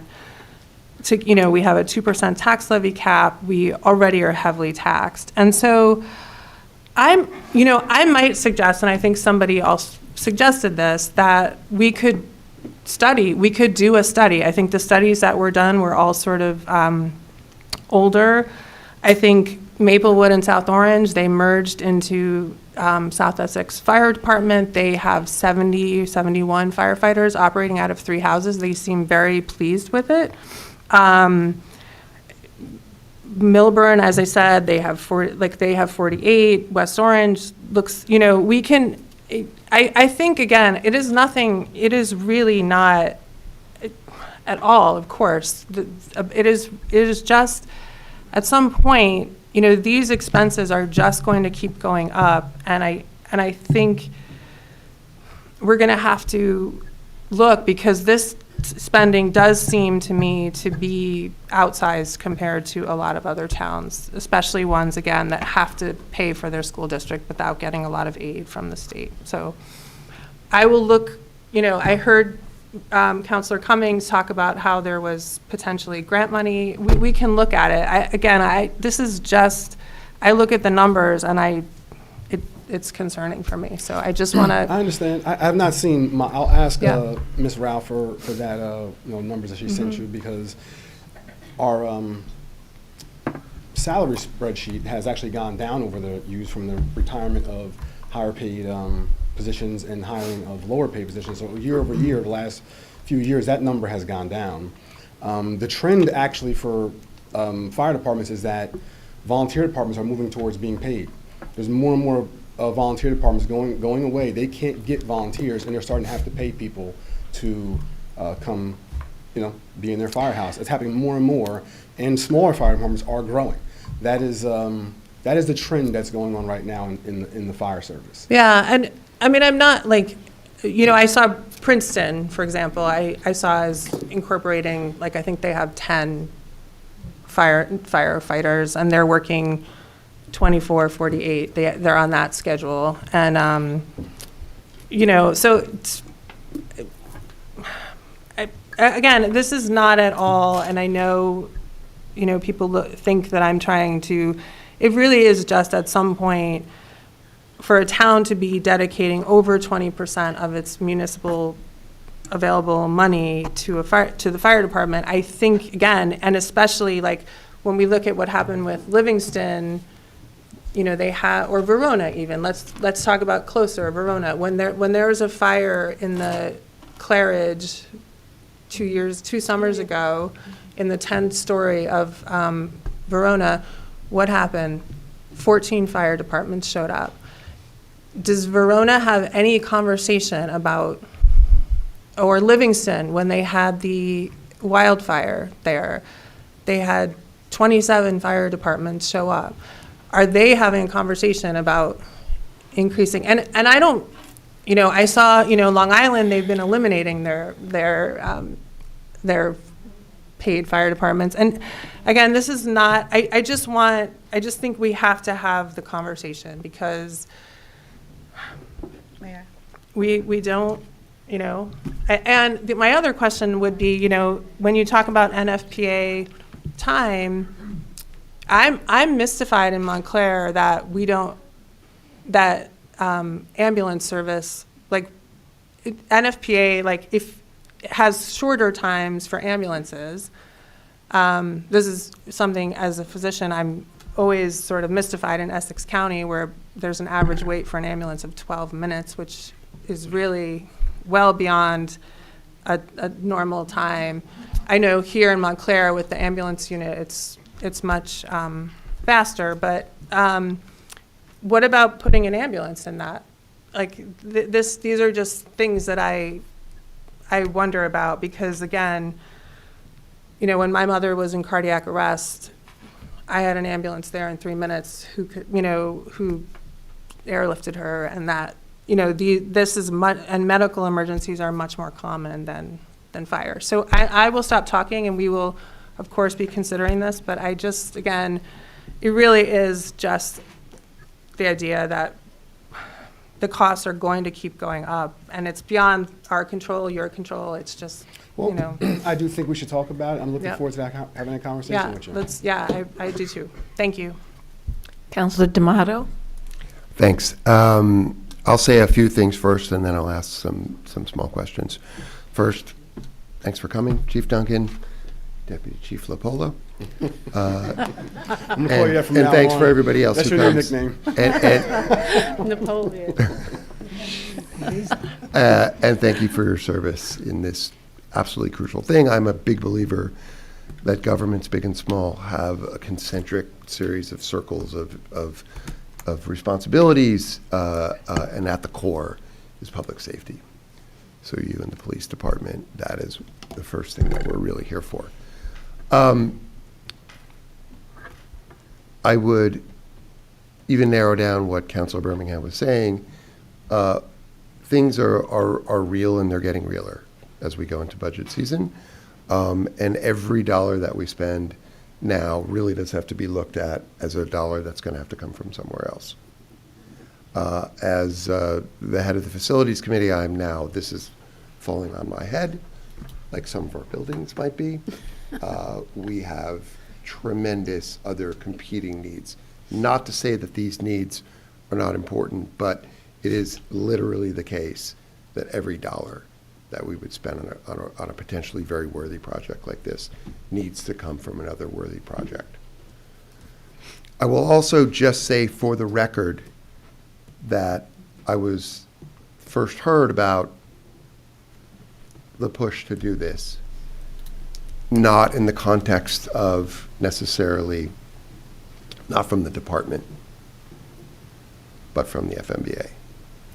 So I'm not drawing any, aspersions there. I'm just saying that I personally do, and it's everybody should lobby for what they want, whether it's a service type or for their compadres, but that's where it's coming to me first, and that's where we're hearing it from, not from your office. That needs to be said. Now I have a few questions. So the first would be, you have this range of costs to renovate the building, to bring it up to code. I imagine that is not inclusive of equipment that would be coming. You're not just bringing back equipment from Pine Street. From what I understand, the equipment that was in Firehouse 3 before it was shuttered was substandard, including radios that were not right. All the radios are purchased and everything. Okay. So what I'd like to know is what the total amount would be, not just basically doing the internal construction and these kinds of things, but all in. So it has to be an all-in number, which I imagine is well into the six figures. And we'd like to get an estimate of what that is. And then I think if we're being honest with each other, and it is really time to be honest about this stuff in a friendly way, we need to know what the operating expenses are. As a facilities guy, that's not really my deal. I would like to know what they cost to run, and they cost something to run a building. And heating, cooling, sewer fees, whatever it is, we need to know what that number is. And then I would say that we have to be honest about whatever operating expenses that would go along with it. It just pays to be honest about it. So it's not going to cost nothing. We need to know what it is. And then the third thing is that there were issues, cultural issues, and there were financial issues that were downstream of them that resulted from having this one firehouse aside from the others. And under your predecessor, it was, according to lawsuits, some of which may still be active, a sort of exile place that people could be sent. It was also a place that had issues related to the equipment standards that were there. So we have to be very careful, and I just would like to hear at the end what the plan would be to make sure that this is not a problem again, because again, these lawsuits pose a financial threat to the town as well as all these other financial issues. That's it. Sorry to be long-winded. No worries. I don't know if I should be saying anything about things that's potentially involving them. Let's acknowledge that they exist. Oh, no, those exist. You know, I mean, I wouldn't anticipate any of the issues that you're talking about. Thank you, Chief. Counselor Toller? Thank you. Thank you again for your presentation. Just to kind of piggyback on what Counselor D'Amato, the exile place and the lawsuits have nothing to do with getting this building open for the residents in the 4th Ward and the 3rd Ward. What I'm hearing is a lot of salary talk. We're talking about a building. If we're going to request reports and data to see if this building should be reopened, we need to request reports and data from all the fire department buildings. If we're going to close one, let's close them all. Well, let's get the data. Close them all. Let's get the data. Okay, let's close them all, because this is not fair and it's not right. It's just not right. People will be suffering, and it's not going to be on my head. I'm just saying, the response time matters, the residents matter, we need this firehouse to be open, point blank, period. If we're going to keep it closed, we need to look at closing Valley Road as well. So, No, no, because you're talking about the money going up and the money going up. yeah, I mean, would you, so there are houses in the 1st Ward that are as far from a firehouse. But it's about the money. No, but would you, It's about are the we money. suggesting that You're saying it's you- about the money. I'm hearing salary, salary, salary. Yeah, of course, I Okay, mean, so then if it's about salary, then it's just got to be about salary, not about what you're getting ready to say. You're getting ready to say the houses in the 1st Ward are a little further. no, I'm just saying, well, I mean, we can discuss, but I do think we do have to think about money. And it, I mean, as I said, it is something that when we hear about, you know, again, we can discuss, but it's weird for me, again, as somebody who grew up in a town with volunteers where a lot of professional firefighters live in towns with volunteers. And I'm not advocating for that, but it is not a major, as I said, I do not believe career firefighters would live in towns with their children if they considered it so dangerous. So, Well, that's not for us to decide. Yeah, no. But the other thing, thing. we can discuss. And like Maplewood and South Our Orange, city's they have getting 3. bigger. I'm gonna, excuse me, our Counselor city's getting Toller, I bigger. know this is a passionate discussion. I'm It gonna ask if, We're gonna since I called on you, no, I'd like for you to please have your time to finish and not be interrupted. And then I'd like also for Counselor Birmingham to have an opportunity to finish and not be interrupted, because all of this is very important. Did you complete what you, okay. Counselor Birmingham, it's very important that we hear from you also. Would you?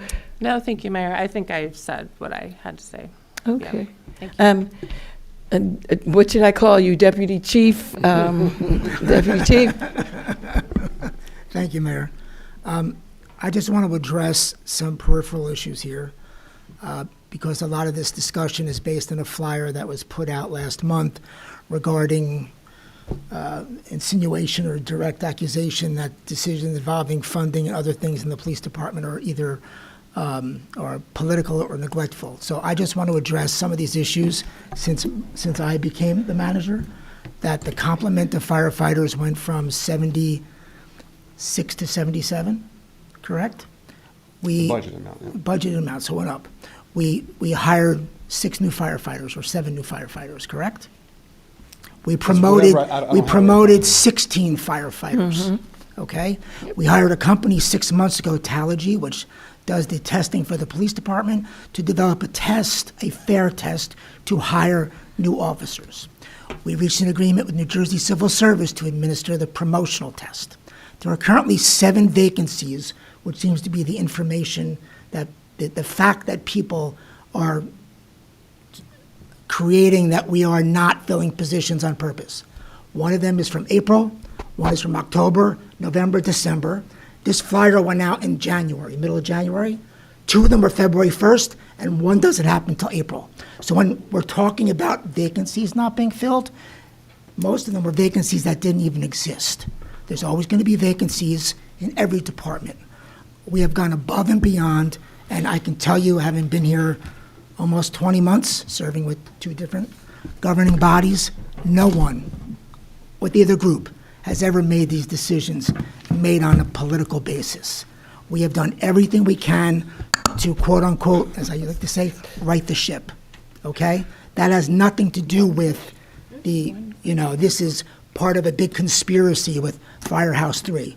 I have done and made sure, and both mayors and council have done everything. I'm talking about the flyer they put out. They have done everything that I've asked them to do to make sure the fire department is fully staffed, all promotions and hirings are fair. Okay? I just wanted to state that for the record. Thank you very much. Deputy Mayor. Thank you, Mayor. I do want to thank both of you for coming here and for your leadership. You've done that already. Excuse me, I'm speaking. Yes. So, Councilor Cummings mentioned that, yeah, it's an asset that we don't want to let go of, and I just want to be clear. I personally, I don't think that we should let go of that asset. The reason why I think that the data that we're asking for is relevant is because of the fact that, yes, we have some really difficult decisions to make. And when you mentioned the thing about, having fatalities not be the bar, I mean, we are receiving communications from residents who are begging us to make road improvements and things like that, make our streets safer. And so they're begging us not to wait until somebody is killed on the street. So that is why, I mean, I'm not minimizing anything that you do. I'm just letting you know that we are not finished having this discussion, obviously, but just to give you a sense of, be very transparent about what my thought process is in asking these questions. So that's all I wanted to say. Okay, Councilor Toller? Right, thank you. And I too get those emails for Safe Streets, and I get them for opening the firehouse as well. So we can't, when we make our decision, it has to be an equitable and fair decision, and making sure that we are balancing safe streets versus houses catching on fire and no firehouse down there. So we just want to keep that out there in our heads and make sure that we're giving equal consideration to every single project that we have to deal with and look at the money. One project should not take precedent over another. That's what I want to say. Because you mentioned safe streets and residents emailing you. Has anyone emailed you about Station 3? Yes, they have. Okay, so I'm just making sure that we understand that we're going to give this an equitable decision. Councilor Birmingham? No, I mean, I just want to say that's what risk management is resources are limited, and that's what you have to do. You assess a hazard. What is the likelihood as a hazard? What is the severity of the hazard? These are what you have to do. What is the cost of mitigating that hazard? Do you have a sense in the next 5 years, Chief, of what other infrastructure needs are going to come from the fire department? Because again, and we are, as I said, costs are going up. It was the fire department that argued, for example, that Glen Ridge's taxes should go down. And I'm just curious in terms of the next 5 years. I know we need another truck. How, the roof on headquarters as well? What do you have a sense? Well, the roof on Station 2 is in need of repair. Okay. So those are probably, obviously Station 3 is the big one. Insofar as, just more maintenance. As long as we're just kind of keeping up on what's there, I think that's really what we have. Obviously, replace. There's nothing to that magnitude, right? So maybe Station 2 needs the windows replaced. That's a much lower number. It needs a new roof. That's a much lower number.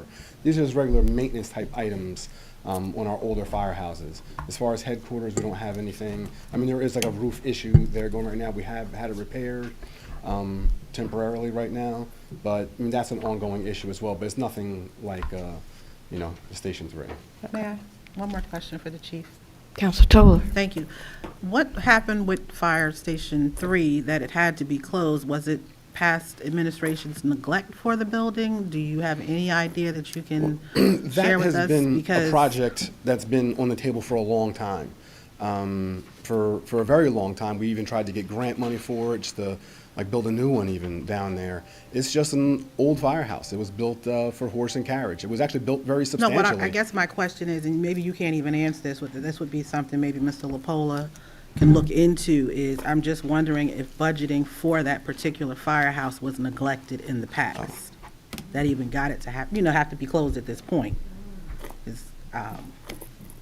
It is the fourth ward, things happen, so you probably don't have that answer. I don't have that answer for you. I know you don't, but I'm just putting it out there. Thank you. So the Finance Committee, who is myself, Councilor Birmingham, and Councilor Williams, will continue to look at this. For me, this became a very easy discussion. Once you answered my question, that by closing this fire station, we may be jeopardizing a life. Just like Councilor Birmingham here, we're both under oath to provide services and to heal. And the minute you said for me that if we close that, we may be jeopardizing a life, we have to find cuts somewhere else in our budget. It's just that simple for me. I don't want to be that person that's going to be looking at that family when something happens to their 2-year-old child in a fire and we can't get there in a timely amount because we make a decision about money. Money is real. I mean, I get it. I get everything that Councilor Birmingham said. I get. But at the end of the day, there's nothing more real for me than a life, and making sure that we protect everybody to the best of our ability in every area of the township, all the way up to Eagle Rock. That's the people up there, Eagle Rock, where the houses set back off of the road. So we have to find cuts somewhere else as far as I'm concerned.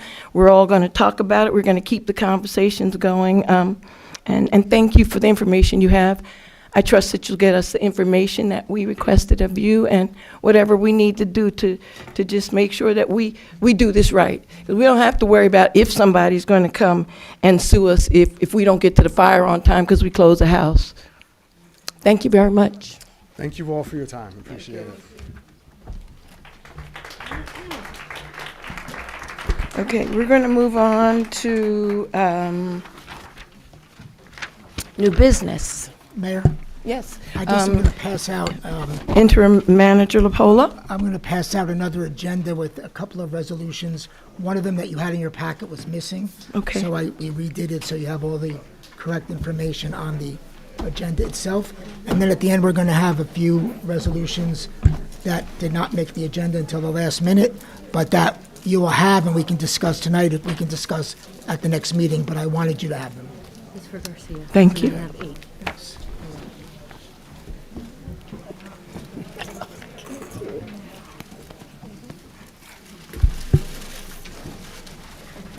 Thank you.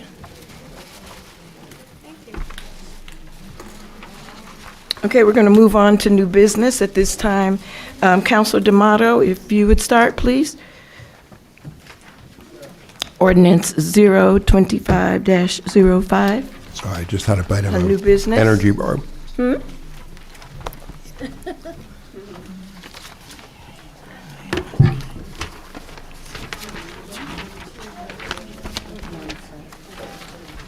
Ordinance 0-25-05, ordinance amending Chapter 297, 12.1, notice to repair sidewalks and curbs costs of the Code of the Township of Montclair. So moved. Second?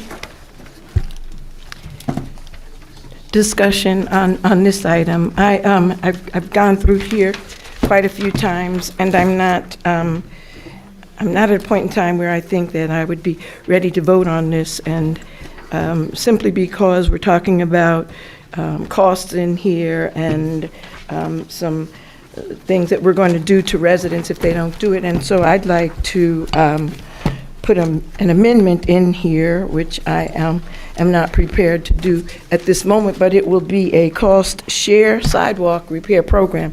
I don't like the fact that this thing puts hardships on residents that may really not be able to have the money to fix the sidewalks. A couple of slabs of sidewalk can cost you $1,000. So I have been looking into municipalities around us, and many of our surrounding municipalities offer cost share sidewalk repair programs. And they've done this by creating programs where the townships will do a 50-50 in some of them. Some of them, they let the residents do cost share over time so that they can pay whatever their portion of the required amount over time. Some of them do it with a tax bill. But I think it's very, very important, because I don't take for granted for 1 minute that every resident here that may have sidewalk difficulties has the money sitting around here. And just from the first read and the second read, I'm not seeing any way to assist those residents that might need some financial assistance. Mayor? Yes, sir. Mary? Do you have any sample legislation that you can show us now, or? Yes, I do have it. I know that you like to have it in front of you. I wanted to pull this for tonight and then pass this so that everyone can read it, because it's really important and it's very well done. The sample legislation I have actually is from our near neighbor in West Orange, and it facilitates the promotion of safe and walkable streets, but it's also to make the costs of the repairs more affordable. And they go into several different options that you can look to. The township will pay for half of all eligible sidewalk costs. The township would go out for a public bid on this, and so that if neighbor A has to repair their sidewalk and neighbor B also needs some, maybe because of in bulk, there would be options. And so I'd just like to put all of that in here, because I think it's important. And I would hate to pass something and be setting up residents that'll be ripped of funds to have further things, penalties put on them that they just actually can't afford to pay, and that's what I just don't see I understand, that. if I may. So we have a whole universe of code enforcement that we do, including building code, that can involve, and I'm sure has involved, the mandating of improvements on people's houses.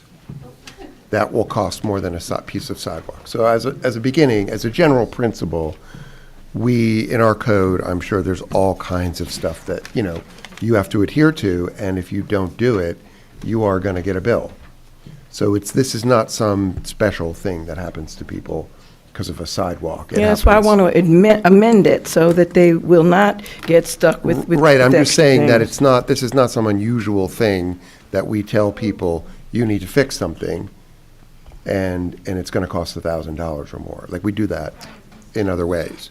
Well, we are telling them that they have to put X amount of money aside, and they have to do some other things. So it does require that they immediately have cash flow. I wanted to make just a statement that, like, we're already doing that to people. If their house has, the roof is clearly distressed from the outside, you are going to get code enforcement that's going to tell you to do it. And so we don't have a cost. So you're making sidewalks a special thing. That's not the main point of what I was going to say, which is that I've had discussions with maybe you or other people about this issue, plus the fact that probably with our Complete Streets ordinance and activities going forward, we're probably going to be talking about sidewalks in the near future again. And Attorney Garcia, there's no limit. We can amend an ordinance now and then return and amend it in a couple of months, correct? You heard me say at the last meeting multiple times where I thought we were, making making great the enemy of good, or vice versa there, right? I think you have safety concerns, you have ADA concerns with these streets. I thought that was the rush to get this done. Right. You So- can certainly amend it going forward. So we can amend it going, so if we pass this, because there are residents who really, would like to see this passed, and let's just say they're in the parts of town, the ones that I know, where people should get a ticket and fix their Yeah, sidewalk. it is in the parts of town that you know, and that's a problem, because we have to think about all of the residents in our township, and more and more and more, we're not doing that. There's nothing in here that allows for, the missing middle or whatever, to be able to do that. We do want safe streets. We want them safe for everybody. Every single time that you mentioned, even in emails, that we were going to do this, I wrote back that I would like to consider putting something in there about having the assistance from the township. Interim manager LaPola was there. He heard me. We talked about it. So the fact that you just, move forward and ignored it doesn't mean that it's any less important to me to be heard on that matter. And it's very important. Because every time we're making decisions here, they are based on where people are coming from.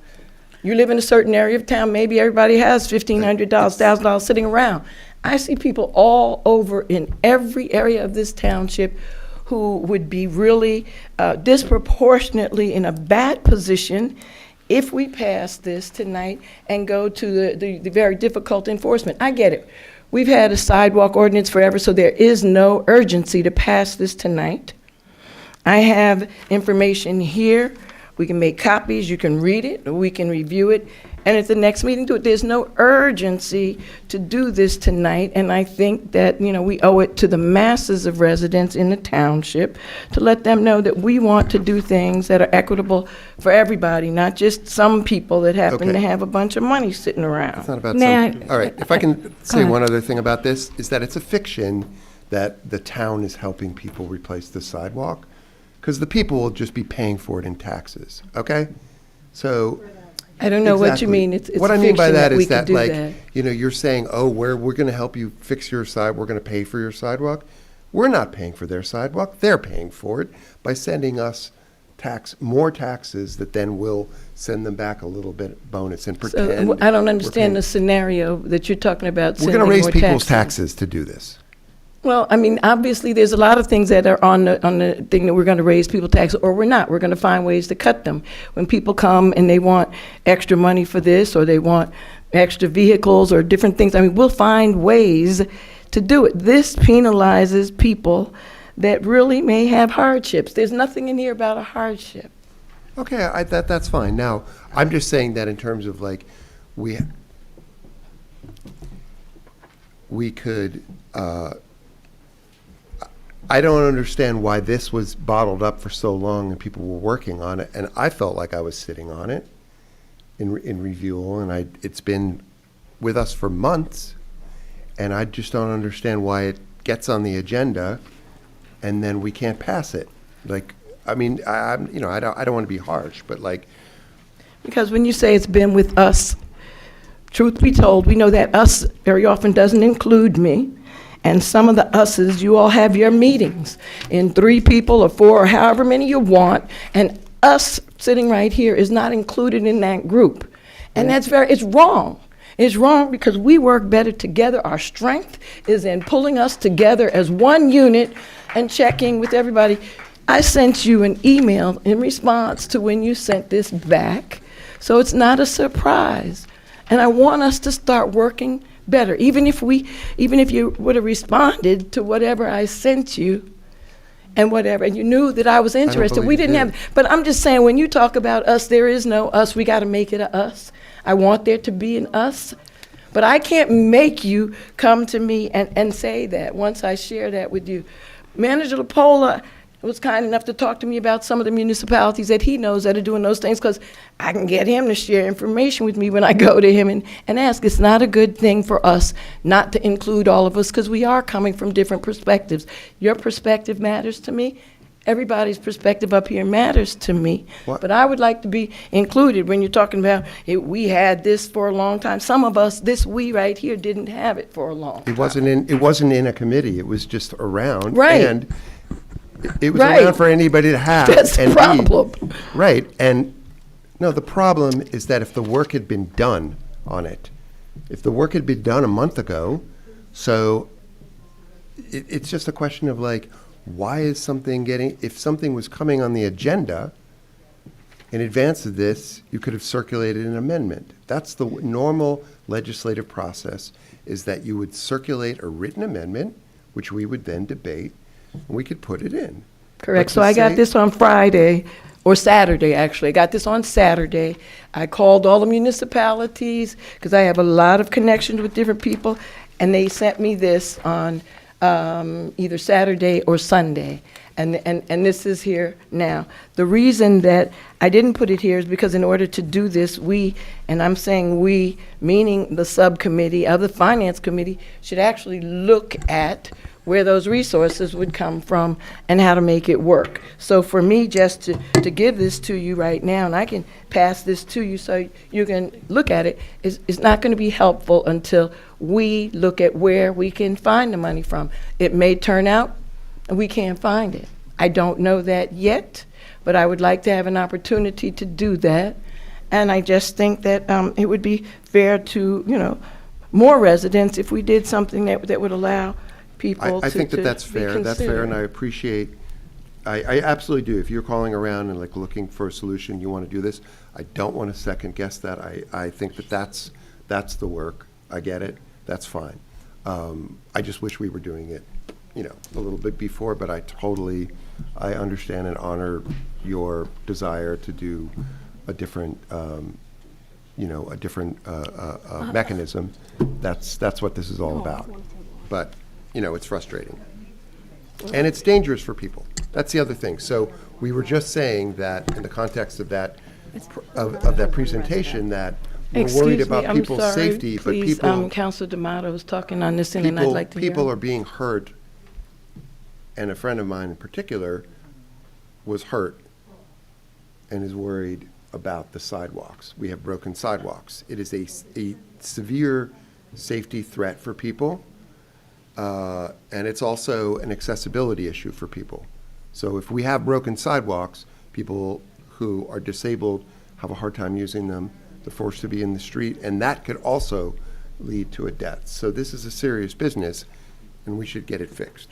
I totally agree with you, Councilor D'Amato, and I think that with the enforcement, the proper enforcement of the sidewalk ordinance that we have in place, that we should be able to make sure that we're going to enforce those things. And again, I would ask you for a 2-week period to just suggest something else so we can get it all in here. I mean, we have an ordinance here for the sidewalks. I don't know, I don't have the data on the frequency of enforcement. If it's usually, if somebody has a complaint, if it's complaint driven, or if they regularly go around. So I can't speak to that, but I feel comfortable that what you're saying is accurate. We don't want to have accidents. We definitely want to have all of our sidewalks ADA compliant. And that's something that's also very dear to me. But I think that if we enforce the rules that we have for the next 2 weeks, we'll be good to go. And we can actually try to look at what we can do to help the residents that would experience a financial hardship if we pass this the way it is. One final thing, Mayor, is that we can't, the point of this amendment of this new ordinance was that we were not able to enforce the law because of a technical defect. Correct, Attorney Garcia? So And we the can't, defect that's that the problem, is prevents that them, we tell can't me, do I'm sorry. enforcement. Yeah, what is the defect Mayor. that prevents them from enforcing Mayor, it? if, may I, can Now, I I ask a question to Councilor I D'Amato. believe it What had is to the do with the defect? language referring to whether there was an occupant or an owner, something No. like that. Okay. I'm sorry, So, may I speak? I don't believe that because we take 2 more weeks to put something in here that might be actually very, very beneficial to a large number of residents, that things are going to get worse just because we're going to do a 2-week period here to review something that may be helpful. Mayor, may I speak, please, regarding your question? Yes. So the language, I just want to be clear what the main purpose of this amendment was, and I do believe that it was presented to us several months ago. And number one, it clarifies who the enforcement body is. So in paragraph B, the language said whenever the township council determines that that sidewalk work is necessary. The proposed amendment is whenever the township, through its division of code enforcement, housing and property maintenance, makes that determination. So that is, the answer to the question is, the reason why we wanted to, I think this technical amendment is needed is because there's an issue as far as, when code enforcement tries to go out and enforce this existing law, right? The other major change, which I think that it does go towards, affordability, is removing the language that says that the responsibility of repairing the sidewalk is by the owner or occupant. So if it stays an occupant, it could include like renters, right? So we wanted the amendment removes or occupant, right? So those are really the major changes as far as I can see. There's additional language that makes clear a Yeah, I read construction the permit. language and I'm familiar with what's in here. Okay, but that I'm doesn't- sorry, excuse me, but I'm that sorry, doesn't I answer wasn't my finished question. talking. I wasn't finished speaking, Right. please. So my proposal is, since this was brought up for safety reasons, my strong suggestion would be that we pass, that we go forward with this. And then what you are proposing, I think, is a very good idea. I've heard this idea before about providing assistance to people who can't afford it. That seems to me a much bigger discussion that requires, careful consideration about where are these funds going to come from. We're in the middle of budget season. I feel like we need to just deal with the immediate safety issue and the technical issue so that we can actually allow the department that's responsible for going out and enforcing the existing law. So Now, thank you very much, but just so you'll know, I was very clear about what the purpose of this was, and that still does not address my concern about the cost of such work should be. And they're going to come collecting resources. And so I get the safety issue. That's not even a matter. That's a very important concern for me, yes. But I'm saying it's also a very important concern for me when we go knocking on people's doors that don't have money and give them penalties if they don't have the money there. How can they possibly do it? You're going to the homeowner. Just because you own a home in Montclair, many of us, I'm including myself in here, we own houses in Montclair. That doesn't mean we have spare money sitting around for these things. Many of us are working very hard and don't have a stash of cash. So if you're coming to the house of someone who doesn't have a stash of cash, that is a homeowner, and telling them, oh, you got to fix this, give us $1,500 here, then if you don't do that, there are going to be penalties. We are hurting residents. We need to try to find out, and we need to figure out how to do that. We need to try to figure out how to work with the residents to help them, not hurt them. They want to fix the sidewalks as much as we do most often. Councilor Toller. Yes, thank you.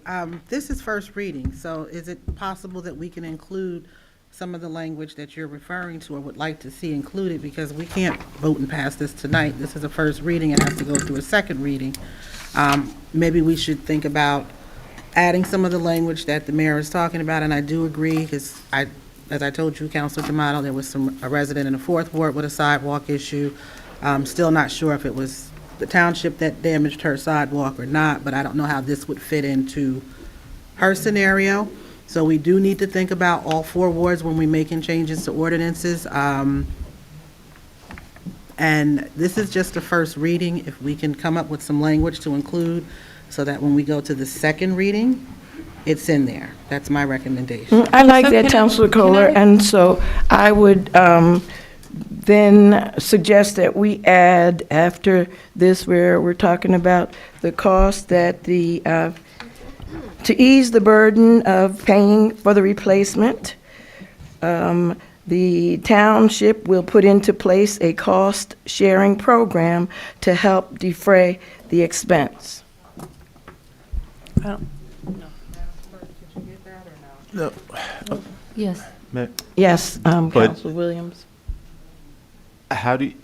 Why don't we just table this and just have a conversation about it, because the cost sharing, the program, what is the program? I know you have legislation that you have from another municipality that we can view, so instead of just changing it, why don't we look at what you were able to get from other municipalities and, see what language we can extract from that and incorporate into ours to make it a better piece of legislation? Well, I agree. That's why I didn't originally put it out there, but I think that it's important before we pass something that may hurt some residents, that we try to get something in there so that they won't be further jeopardized. Yes, our taxes go up. Yes, there's a great chance they may go up this year, and many of us are hurting. But if there's a chance that we can help somebody, not everybody is in the same predicament. And Which committee did this go through? Or you said it didn't? Because I'm just wondering if. I'm kind of baffled. Yeah, I would think. I'm sorry, Mayor. I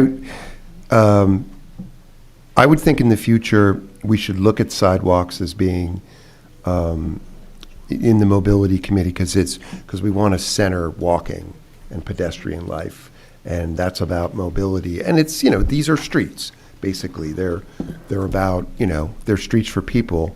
So we can work on it there. And I mean, there are advocates who are interested in this stuff, who are all about mobility and transport. But this issue of how you would actually do the mechanics of a program like this.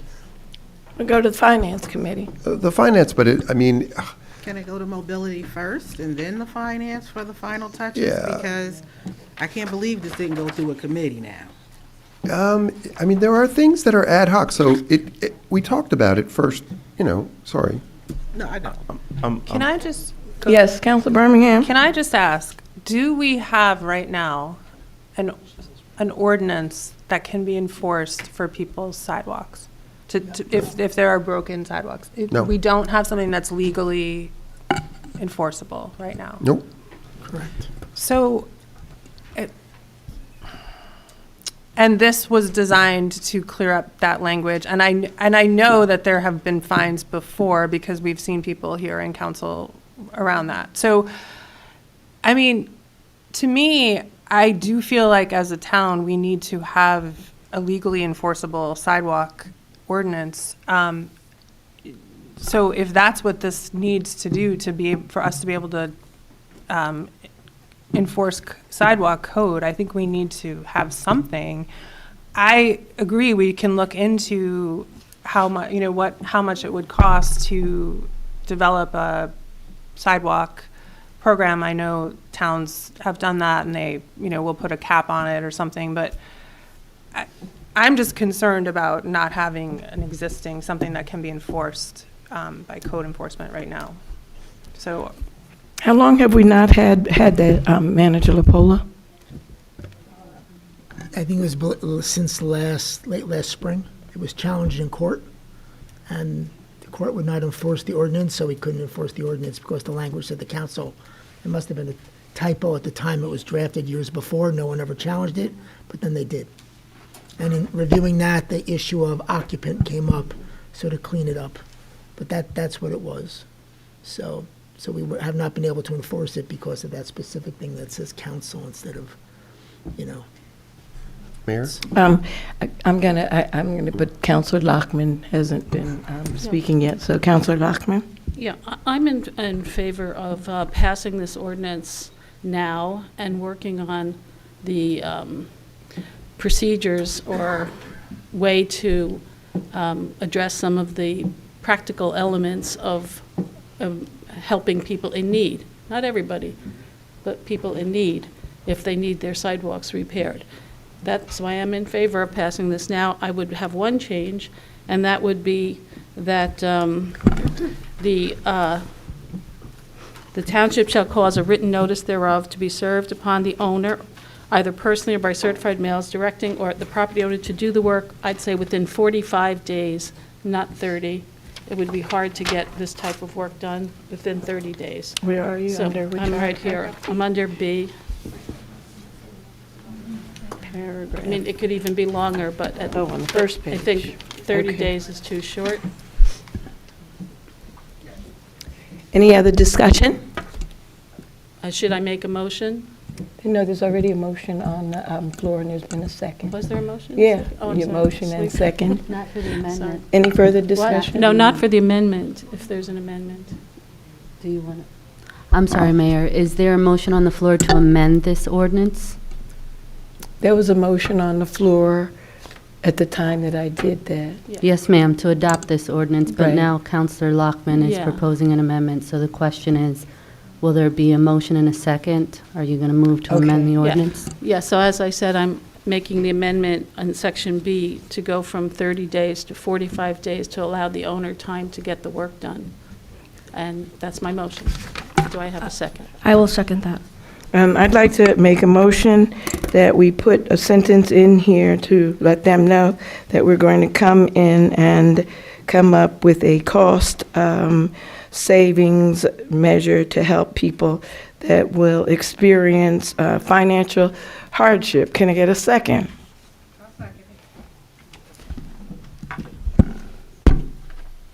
May I have a question? This is the This first reading. This is the first reading.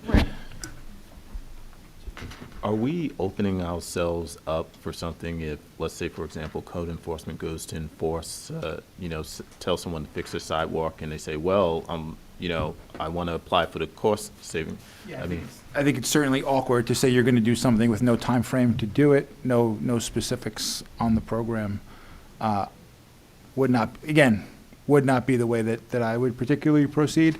But, I mean, if that's what you want to do, it's not illegal. There's nothing legally improper about it. But I do think there's definitely some awkwardness and could cause confusion there. So then we would have to move on this in a different manner. It still should include the language, and we need to decide which committee is going to handle adding that language, if you will, to get the backup to it, so. It should That include should what go to the language? Finance For Committee. the information she received Yeah. from other municipalities, correct. So it could go to finance, I guess. We're getting a little you had a motion and a second to approve the originally drafted ordinance. Technically, before we get too far down the road where there's multiple motions pending, you're not supposed to take any other vote until that motion is dealt with. Either the person who made the motion and the second can rescind it, Right. or you can call the vote, and if you don't want to approve the version as drafted, then you vote no. I just don't want to get in a scenario where we have 15 motions. Correct. Pending That's, and you're people don't know what they're correct. vote- That's people why don't I know what they're didn't do voting on. that. But then when it seemed to be the way folks were going, I said, okay, yeah, you're correct. So where are we with the motions? You have a motion and a second to approve as originally Yeah, drafted. so. I think Councilor D'Amato made that motion. He has to agree to rescind it. I seconded it. No, you. No, you called for it. I rescinded. Okay. So, okay, so I make my motion to amend the draft ordinance 0121-2025 to include the language under B to be 45 days, not 30 days. I will second that. So we Okay. got to vote All on in that. favor? Yeah. Thank you. Yeah, I'm sorry. All in favor? Aye.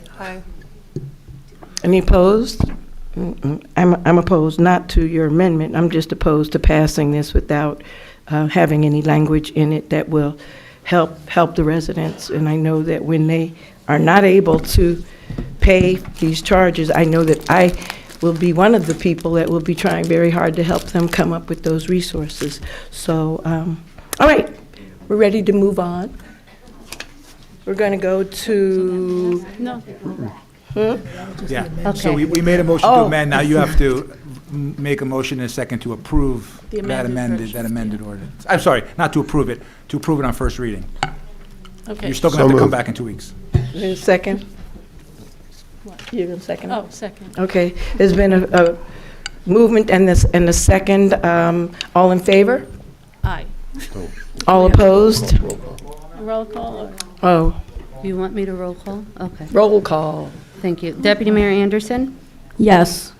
Counselor Birmingham? Yes. Counselor D'Amato? Yes. Counselor Lockman? Yes. Counselor Toller? I have a question. Are we voting to add the language or not? We voted to We add the voted language, that, so at okay. this Okay, point, yes, it's thank with the you. 45 days in it. But what about the cost savings? No, that was not voted on. So now the ordinance has been amended where it's 45 days notice for the owner. Okay, thank you, yes. Counselor Williams? Yes. Mayor Baskerville? No. Okay, we're going to go to new business ordinance. Just, and which committee is going to work on the language that you're suggesting? The Finance Committee. It's The all finance- about trying to Not the find nobility, not finances. mobility. No, No. the Okay, portion that thank I'm you. working on is going to be, well, you asked a question and I was just answering it, and the portion that I'm interested in working on will go to the Finance Committee because it's about finances. New business ordinance 0-25-06, Councilor Birmingham. That ordinance I'd like to pull. It was generally a consensus that we did not need that to move forward with what we're going to do on the 28th of this month. That is something that I am going to be working on with the Park and Recreation Director, Ms. Camarado, and I also sent a copy to the manager. I think that it's very important that we have a hold harmless and some insurance regarding the types of things that people put up in the township. But for this evening, I'd like to withdraw ordinance 0-25-06.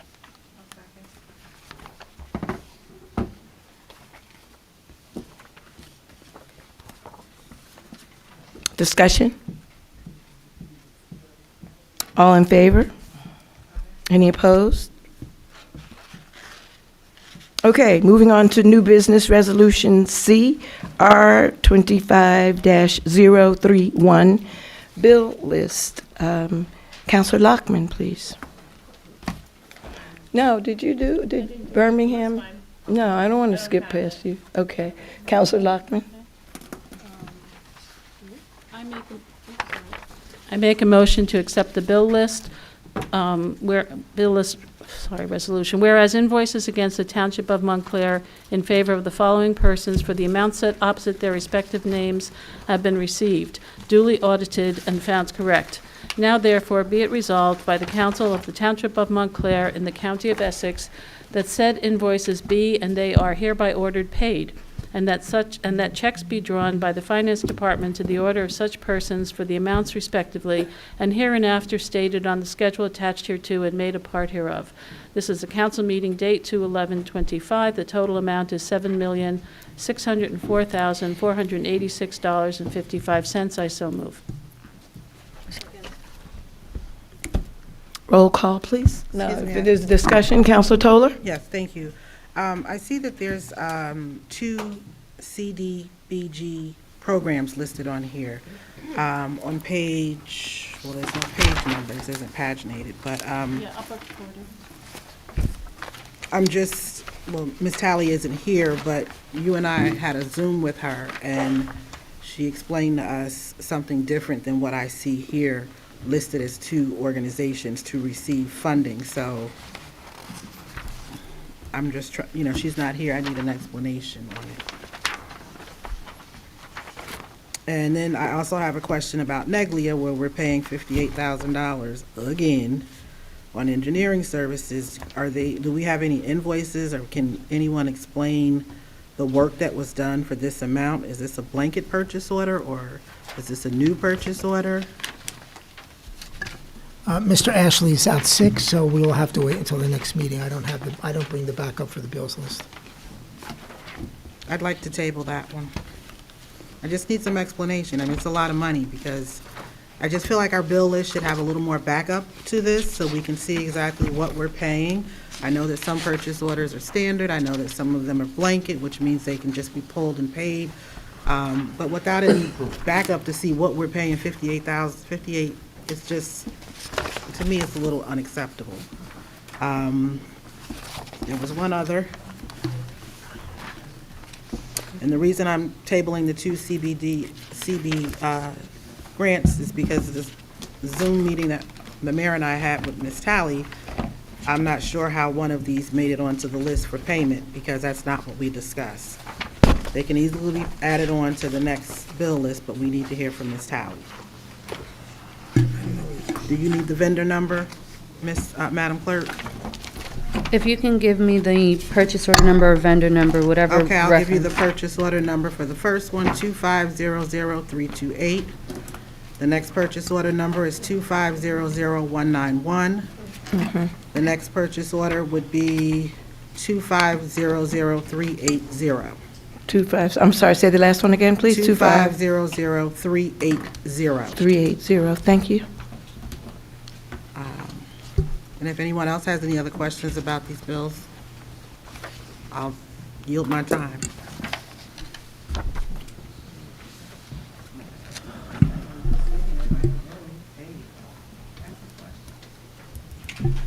Mayor, Yes, Councilor D'Amato. I just have to eye pop at the air duct cleaning. I get ads for air duct cleaning on Facebook, and I had no idea it was such a good business. $28,000 for one building. That's for one building. Ooh. Cleaning the air ducts Air in this duct building. cleaning.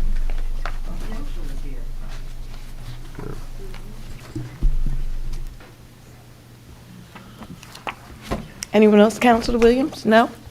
Anyone else?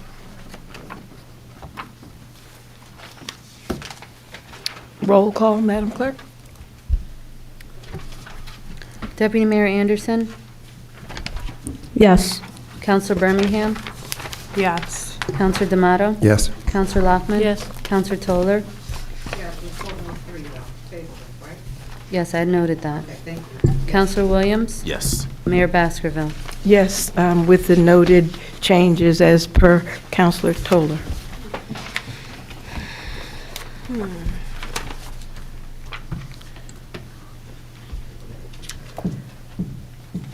We're going to move on to new business resolution D.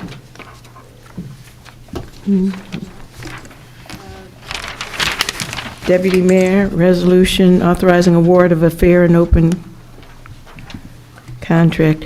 There's no number on There's no the number. agenda? Is there one on? There's not, We'll The- assign it Resolution R-25032. R-25032. Okay, thank you. Resolution R-25-032, resolution authorizing award of a fair and open contract to purchase a vehicle from Route 23 AutoMall pursuant to Bergen County Cooperative Purchasing System Contract Number BC-BID-24-43. And I so move. Second. Discussion? Yes, Councilor Toller? thank you.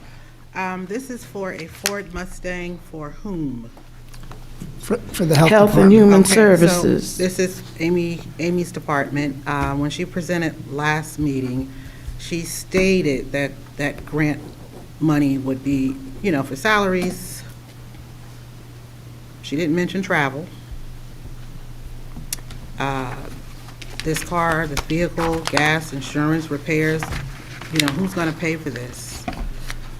It's replacing a vehicle that we use. But we don't have any other vehicle in our The municipality. average, most of our vehicles are in excess of 20 years old, I think. This one, I think, is But before to ride up to 2000. West Caldwell, it wouldn't work. We'd have to pay, how much are we paying for this car? And this grant money is only giving us, what, $9,000 towards it? Councilor Toller, with your permission, I'd like to allow Ms. Monaco to Sure. help us here. So this has nothing to do with the West Caldwell Good evening. contract. Thank you for being with us. Oh, you're welcome, you're welcome. So this is just a replacement of a vehicle that was decommissioned at the end of 2023, and I had requested capital last year, but because the budget passed late, I wasn't able to go ahead and purchase the vehicle. And the prior council was deciding whether to do EVs or hybrids, and so there was just a delay. So we're replacing a 2008 Ford Escape that wasn't able to be repaired. So we've been down one vehicle and it's been challenging, especially for the nurses and the inspectors, because if we don't have enough vehicles, then all the inspectors can't be out in the field at the same time. So that's been a challenge. The nurses, this was actually the nursing vehicle, their second one, because they have 5 nurses and they would split up and do audits and things. And so this is actually, going to help alleviate some of that pressure. But this was not anything to do with the West Collinsworth contract. This preceded that. Right, no, I understand that it doesn't. What I'm saying is those nurses now have to travel, so you're saying they now need a car. Then my other question was, and it's not for you to answer, we Right, don't right. have another vehicle in our fleet that can be used instead of buying a new vehicle? No. I mean, they're all don't? allocated. The goal is to replace the vehicles. We have an aged fleet that has been maintained, and many of the vehicles are held together by duct tape, literally. They're decommissioned at the very last, we can't get anything else out of them.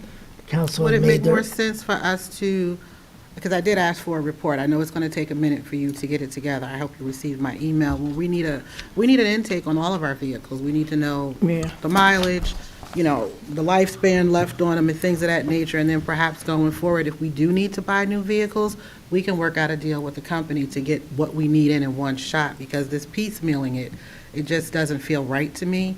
And I think it would just be money better spent to do, first of all, an assessment of what we have. I can provide you with the assessment. The assessment is we have a fleet that has been neglected for years, but we took the direction, we buy off a co-op. These electric vehicles are available for one day, and then they're not, and that's why it's on there for a vote tonight. So, but it's up to you whether or not we're going to be replacing the vehicles. Counselor Williams? And I don't want to pile on here, but to Councilor Toller's point, so I'm backing you up.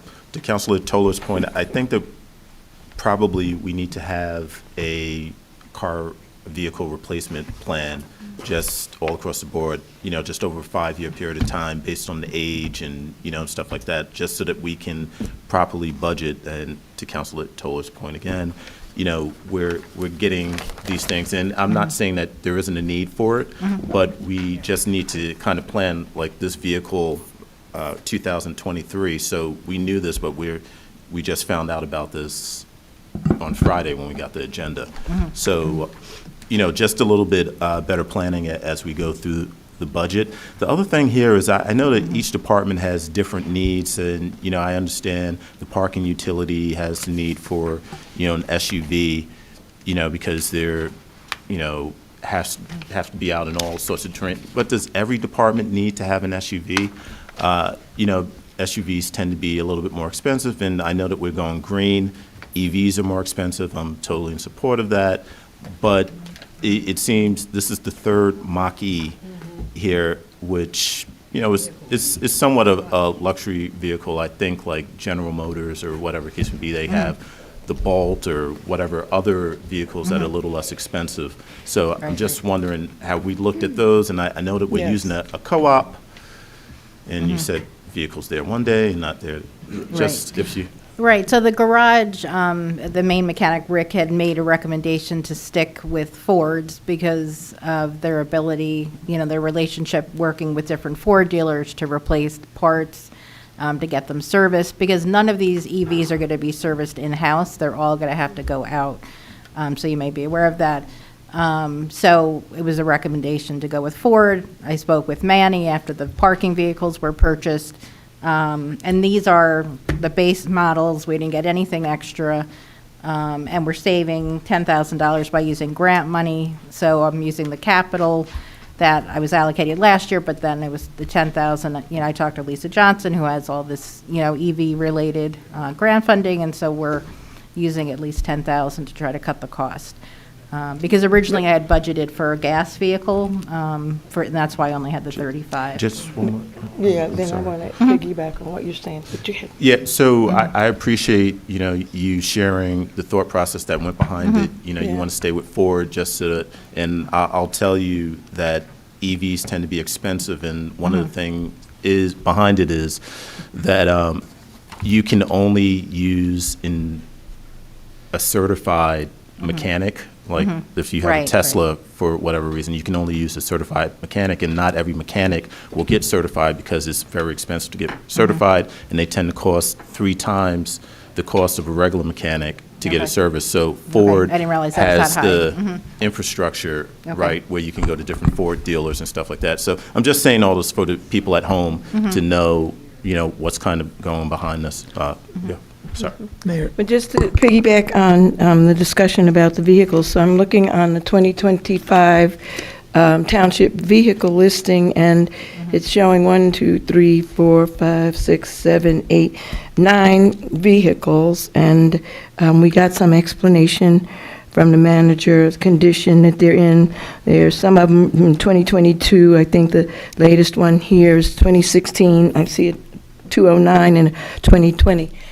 I also see that at one point in time, we were going for the Escape, and I'm just wondering in terms of pricing of vehicles, because you heard us tonight talking about, we're looking for every dime that we can save Right. so that we'll be able to put some money to save lives here. Right. Is the Mustang that you chose cheaper than the Escape, or is that the No. cheaper? How did we end up with the Mustang? Because of the council heading towards going for an EV instead of a gas vehicle. So there's the regular Escape, which would be about $35,000. There's the hybrid, which is a little bit more, and then the full EV is, comes in around $45,000. So that's the only reason. Otherwise, I would have just gotten an Escape.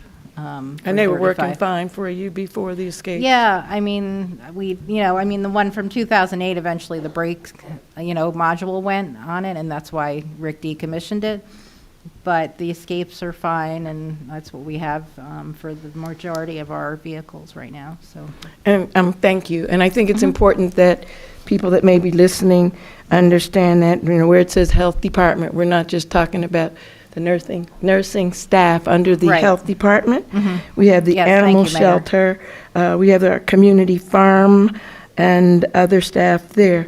And I think that that's important when we have these discussions for people to know at home, because when we talk about certain types of vehicles, certainly when you're talking about animal transport, you can visualize something else. I'm still not quite with the Mustang thing, but for animal transport, Right. you might see different. So I think it's important when we have these things that we have information that will help people to better understand what we're talking about. When I'm counting the numbers of vehicles. Now, how many vehicles do you require for your nursing team? So it would be helpful to have a second one at least part of the time, because there's one right now that is kind of, set aside for the nurses. And then the inspectors really have the rest of them. And myself, I have, a vehicle that I use. The other thing is that we have a social worker now that we never had previously, and she's out all day in the community. She has no access to a vehicle. Judy Hurley, the senior services director, she's out a lot at meetings in the different sites. She has no vehicle access. I mean, we try to, obviously, if they're going to a conference, we try to, allow them, to take it, and we just don't. Then maybe one inspector isn't able to go out that day. Lisa Johnson sometimes needs a vehicle for conferences. Again, she'll work with the inspectors to try to schedule that. So, right, the animal shelter has separate vehicles, so I should say that, because they do need customization for their vehicles. So they have an Expedition from 2022 that we got them that is fully customized. They probably have the newest vehicle, actually, of the whole department. How many inspectors? Did we do any cost assessment to see would it be a better cost-saving measure if we did mileage and gas for the people that have vehicles? I know in some other places, in fact, in my last job, when we were doing things and we required a job, we were required to do mileage and gas. I don't know if we've ever done an assessment to see which way we might save more money for the taxpayers. Right. I mean, I think that's something maybe the finance office would do overall. I haven't done that myself. Certainly, we actually have a category right now for mileage reimbursement. So if people do use their own vehicle, I tell them to track it. There's a form, and we can reimburse as well. A lot of times if people are going a mile or two, they don't end up submitting it, so then they're, using their own vehicle, but not getting reimbursed because it's not worth sort of the hassle of, tracking it. So, also, I don't know if there's a liability issue if they're working and they're using their own vehicle and there's an accident. I guess It's covered under the No, it's insurance. covered under insurance. How many Is it still inspectors covered? do you have? We have 3 inspectors. Councilor Lockman? I want, so you have 3 inspectors. I thought it might have been more. Do the inspectors, do they get paid when they do an inspection? Do they get paid by the restaurants or whatever? No. Not paid. I shouldn't say do they get paid. Is there a fee that we charge for a Well, restaurant inspection? Okay, so not for the inspection per se, Yeah. but every restaurant or retail food establishment has a business license they Yeah. apply for every year. Right. And we've actually doubled those rates in most cases because they hadn't been adjusted in 20 years. Oh, boy. So we're actually, going to bring in an extra $100,000 this year because of that.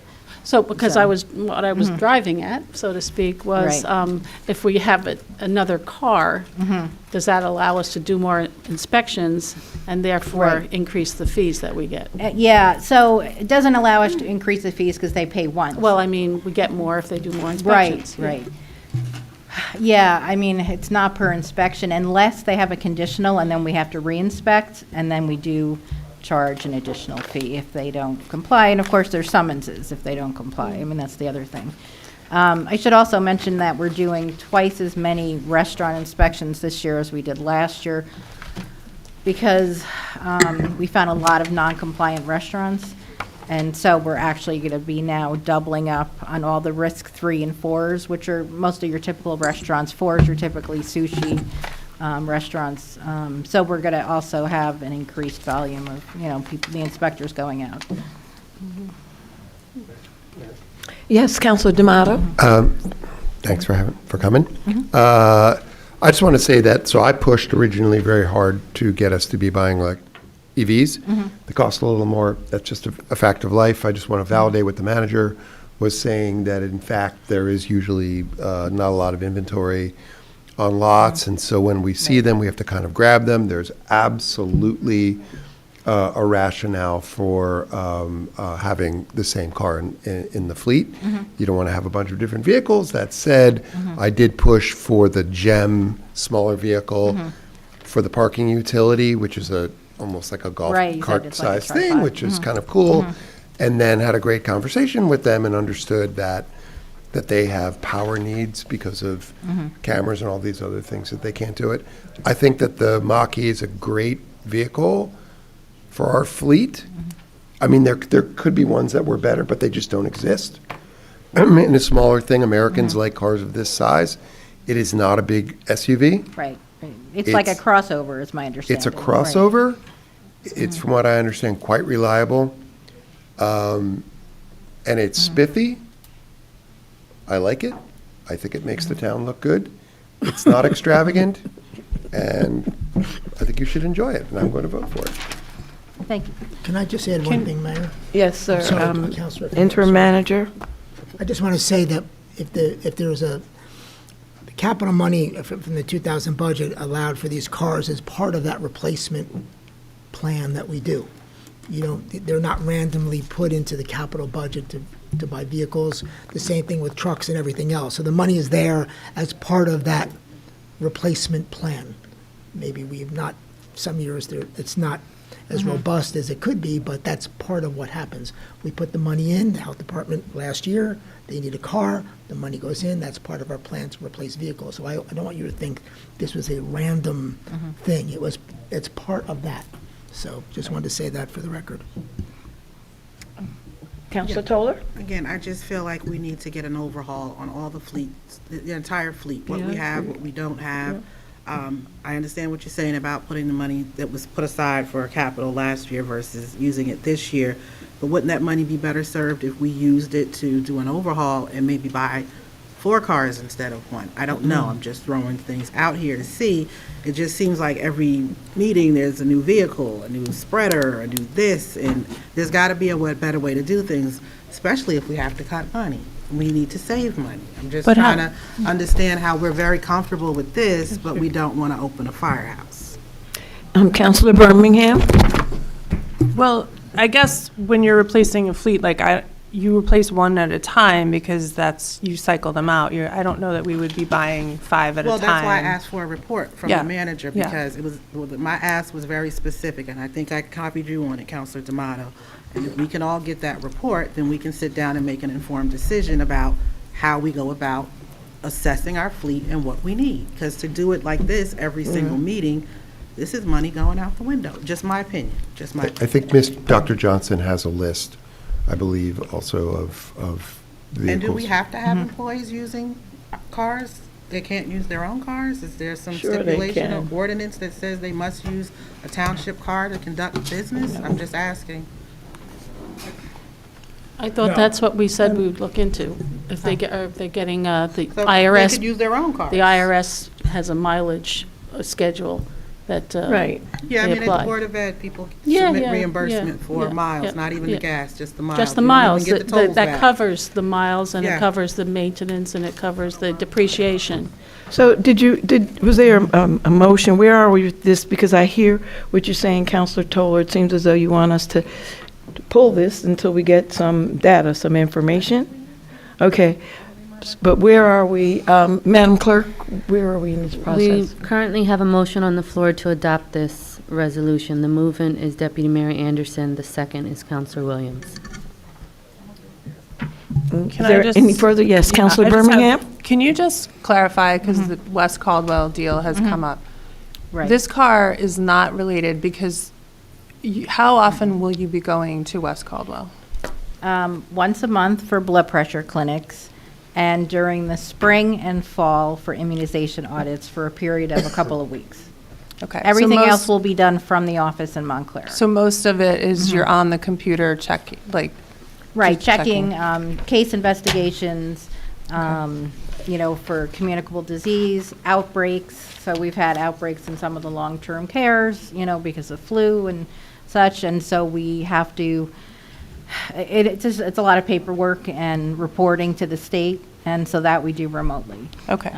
So most of it is remote, and within the contract, you have built in that if it's more hours than anticipated, Right. you will charge If it's for that. over 15 hours, we're going to charge, Okay. whether it's But this- overtime You're not or buying straight this time. car specifically for No, that in fact, I have project, the and email just that I got want- from Rick showing when we needed to do the replacement. So if anyone wants to see it, I have it here. This has nothing to do with West Caldwell. Is there any urgency on voting on this tonight? Or, would there be some benefits for some of us up here that may wish to get the information that Counselor Toller's saying? Is there, does this have to be done tonight if some of the council members would like more information? The issue is because they come up so infrequently and such high demand, the reason why we put it on for tonight was there's no guarantees it'll be available 2 weeks from now.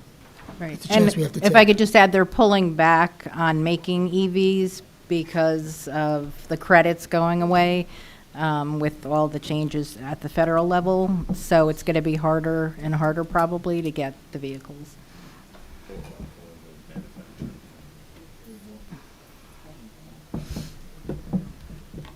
And so there's a motion here. Did anyone else wish to ask any other questions to help get information that you need to make an informed vote? I need the report, I don't know which way the council wishes to go with this, but I would think if we're making, very informed decisions and requesting data for everything, we would want to look at the report first before we vote on a vehicle, but May I just just, my Yes, thoughts. Counselor Lockman? but chances are, we will need one car. So whether it's for this department or another department, it strikes me that perhaps we should buy this while the strike while Without the any iron is data, hot. you're okay with that? Strike while the iron is hot, because it seems like from what we've heard, that we have vehicles that are reaching the end of their life. So I would say for one vehicle for tonight, we should get this. And I'm very, very, very interested in the idea of doing a mileage and reimbursement, that type of thing, because in terms of cost efficiency, and I don't know, I don't have the data, I wish I did, but Right. I think that there's a reason that so many other institutions, whether they're schools or whether they're other municipalities, that they do a reimbursement for your mileage and a reimbursement for your gas. And it may turn out to be more cost efficient, because when we do these things, we then add this vehicle to our insurance, right? We would, So we're- right. We're The purchasing one came that, off we're and this having would the be coming back insurance, on. and we're doing other things, so, yeah. Right. Okay, are we all ready to vote? Yeah, I just wanted to say it's 70 cents per mile for mileage reimbursement. Approving a car means we're going to pay, like you said, the insurance. We have to put gas in it. We get a repair if there's a car accident. I think, No gas, no gas. well, it's EV, okay. Repairs, I didn't hear it was EV, my apologies. But 70 cents is the standard mileage reimbursement, so. So did you do the math? What does that look like for me? New Jersey Office of Management and Budget puts out a mileage reimbursement every year. And that's what most people. Yeah. That's what my firm does. That's what most firms do. And they put that rate, 70 cents a mile. No, so I don't know, I'm just trying to figure out how that, We got the notice too. how that compares to the purchasing and doing the That's how much insurance. you're driving at. Yeah, she said you're going like, what, once a week, or what did you say with the? Well, that's for Once West a month? Caldwell. That's for West Caldwell. Oh. But we have all the inspectors that are going every day to Cedar Grove, Montclair, and sometimes, meetings and conferences. There are certain services that I think you do want to have a township marked car or a township provided car. If people are going to show up at somebody's house, I think they're going to be a little reluctant to let some person pulling up in a random Ford into their house. The other thing that you might have is, and again, we could talk about this more in closed. I don't want to talk about it too much out in the open session, but if someone's vehicle is damaged in the course of providing services to the borough, there would be question as to whether we're liable for those damages and the repair of those damages, whether that's through the insurance carrier. At the end of the day, it's coming out of our pocket. So that's just something to consider as well. Yeah, no, just more and more and more things that keep coming out of our pocket, and I seem to be, someone that's sitting up here tonight that's very concerned about trying to do some cost savings. I'm just trying to figure it out. Anyone else? Mayor, I'm sorry, one last thing. I just wanted to mention that we are doing some of the reimbursement for many of the staff, because we have about 20-something staff that are covered by 6 vehicles. So, so we definitely have people that, would need to get reimbursed anyway. So we are doing that partially. Because we don't have 20 cars, right? Thank you, I appreciate that. Sure, thank you. Can I Councilor just- Birmingham, yes. Quick question. Does our fleet generally, are there more than 50,000 miles typically on a car before it's retired? Do you have a sense? I don't know if there's a cutoff. Until they're driven into the ground. Right. So if you're charging 70 cents a mile, if people can charge 70 cents a mile, and that's going to go up every year probably, then if you're driving, I think it's a fairly, okay, thank you. So, Manager LaPola, did you have any idea about how much of the time these cars that we purchase year after year, and whenever we purchase, just sitting outside? Because every day I pull into the parking lot, and when I leave at night, I see cars just sitting here. So I'm just trying to find out how many are actually driven and how many are just actually sitting there, and are we doing the best, that we can, versus, again, doing the mileage and the gas thing? As Director Monaco said, we do, the majority of her staff gets reimbursed. For the vehicles here, these, for the most part, are not take-home vehicles. So people drive to work, use the vehicle for work, and then they bring the vehicle back. So when you come in the evening and see the cars there, that's why they're there. They're not just sitting there randomly waiting to be assigned. We have very few people who take the vehicles home. So, because of the cost issue. Do we ever sell any vehicles to get some money? Yeah, we do the auction. I can get you that information too. I don't think there's much there. It's salvage. Thank you. Yes, Councilor, yes, D'Amato? I just, we should recognize that we're getting an EV that maybe cost a little bit more, not tremendously more for that quality vehicle, in part because, or we should be doing it in part because we have a climate action plan that was bequeathed to us by the last council, and we're not really doing much. And so not only, replacing old vehicles that are less efficient as they get older, internal combustion vehicles with electric vehicles is something that we're quasi-mandated to do. And the other thing is that it models behavior. So, by us having an electric fleet or signs of ones and ones that's attractive, it is going to encourage other people to do the same. And so, it in and of itself, that vehicle has a demonstration effect that's positive. No, and that's not nothing. No, it's not, and I apologize, I'm laughing yeah. because Jerry Freed had an electrical vehicle in 2008, and I'm sitting up here, let's ask Jerry Freed how that worked out for him. I don't think Well, it anybody worked out. saw Jerry He was riding proven around right. his EV. Mayor But Freed I was am proven all right. for trying to improve the environment. So and, I think yeah. it's and again, they're not easy to get, so. Anyone else? Roll call, please. Deputy Mayor Anderson, Yes. Counselor Birmingham, Yes. Counselor D'Amato. Yes. Counselor Lockman. Yes. Counselor Toller, No. Counselor Williams, Yes. Mayor Baskerville. No.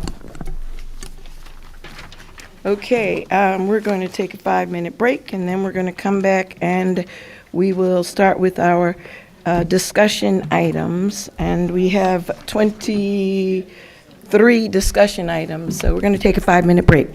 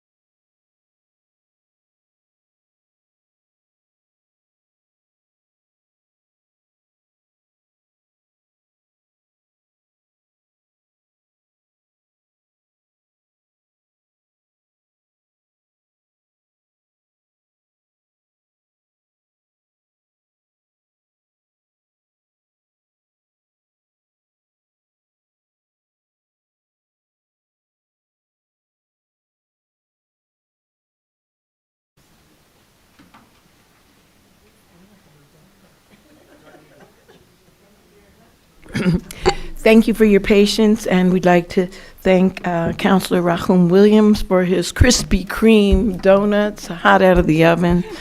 And now we're going to move on to discussion items. I'm going to yes. I'm going to, in just one moment, please, sir. I'm going to go a little bit out of order. I'd like to take 19, the topic of Woodman Field, and I'd like for that to be our first discussion at this point in time. I know some of the residents are here, and certainly our Chairman Harrison is here, and possibly some attorney representation. I'm not sure who all is here for this, but I'd like to put that up next, please. Councilor Birmingham. Yes, thank you, Mayor. So I know you and I both wanted this topic on the agenda so we could reach hopefully some resolution around Woodman Field. I think all of us, one of the things that we just wanted to make sure is that, the baseball season starts in March. I think they're allowed to start practice and tryouts, and we really don't want to do anything at this point that would keep them from being able to play. So I think we have assured, that we can do that but we can still work through some of the issues that remain around the field. So Mr. Garcia, we've discussed, and, I don't want to, we hear a lot about this, the lawsuit and the settlement, and I don't want to necessarily go through all of that because that is, those are legal topics. I don't want to do that. But at this time, I would like to direct you, and hopefully my other counselors would agree, just to discuss with the BOE going to the zoning board to resolve some of these outstanding matters. And I think one of them particularly is that fence that was built. It is clanging and it is very disruptive. Netting, I know. right? The netting against the pole. The netting against the Yeah, pole. a fence that was built high, and that's just one issue. So, I think we've discussed this amongst several of the people, and so my understanding is we can't necessarily force the BOE to go to the zoning board, but that would be, you would, at least at this point, we're going to try. You couldn't, as we discussed last time, we're not going to get into the details out here in open session. You can't force them to go per se. There's certain actions you could take that would perhaps create great incentive for them to go before them, but yeah, you can't just snap your fingers and make them appear. They have to go of their own volition. Okay, so does this seem like a step in the right direction again? I think so. I mean, I've had the opportunity over the past couple of weeks to have a couple of conversations with Mr. Harrison. I think I understand what he's looking for, and I think Bill understands what I think would be the appropriate way to handle this. I know Mr. Taylor, counsel to the Board of Ed for a very long time. I think it's fair to say that we have a pretty good working relationship. We had some brief conversations today. I'm happy to engage with him and see if we can reach some sort of amicable resolution to address, most, if not all, of the issues that can be addressed. And so, I'm sorry, were you finished? Maybe you should finish first. And No, then you I'll ask my can go question. ahead. So I just want to make sure, Councilor Birmingham, that I'm understanding. So are you asking, or did you make a motion that our interim attorney go and ask that the members of the Board of Ed go before the Zoning Board of Adjustment? Or what is the ask? Because I am fairly certain, and this brilliant attorney is here, so I'm sure he's going to correct me if I'm wrong, but I'm fairly certain that the ask is that they go before the Zoning Board of Adjustment. So is that what we're doing here? Yes, Okay. that it would be attorney discussion to bring them to the zoning board. Okay, so I'll second Or- that motion. And I guess, do we need to make, this is what I wasn't clear. I have my directive. It's in the minutes. I'm comfortable that you don't need to make a motion in a second. Well, what would be the difference? For me, there is no difference. It's just you taking the time and effort to go through making a motion in a second and calling a roll call. But you're just directing me to take action, which you have the authority to do. So if you make a motion and I second it and everyone votes on it the way that they feel, then we'll have something on the record. So since it doesn't make a difference, that would be my preference. Is there any reason why not to do that? Only because it wasn't on the agenda, but no, I mean, I'm happy to, whatever will move this forward. And again, doing this in the spirit of, making getting the best possible outcome for everyone. I think there's been, hopefully we can reach a resolution that will be. Right. And Yeah. I think the goal would be to have, I'm sure there's going to be discussions amongst all three of us as to what level of review there is, whether it's full review versus courtesy review. But the one thing that we'd want to ensure is that there is agreement that pending any form of review, the school would have some sort of temporary CO where they're able to use the field and the baseball season can go on pending the review. Yeah, I mean, do we need to make that decision? I mean, I think the field I mean, is I'm going to built. bring back any sort of Yeah. settlement to you to Yeah. approve. You don't have to make Yeah. that decision tonight, but I Yeah. think that would sort of be the goal here, right? Yeah, I think that everybody that I've heard speak on the matter is equally excited about having our ball players begin the season on time. I've spoken with many of the neighbors, and I think that they stand with us in terms of having that. But on top of that, there's some things that we really need to resolve first. So I'd like to second the motion to have you go and to try to compel the appropriate people to go before the Zoning Board of Adjustments, and so we can resolve the matter. Any discussion?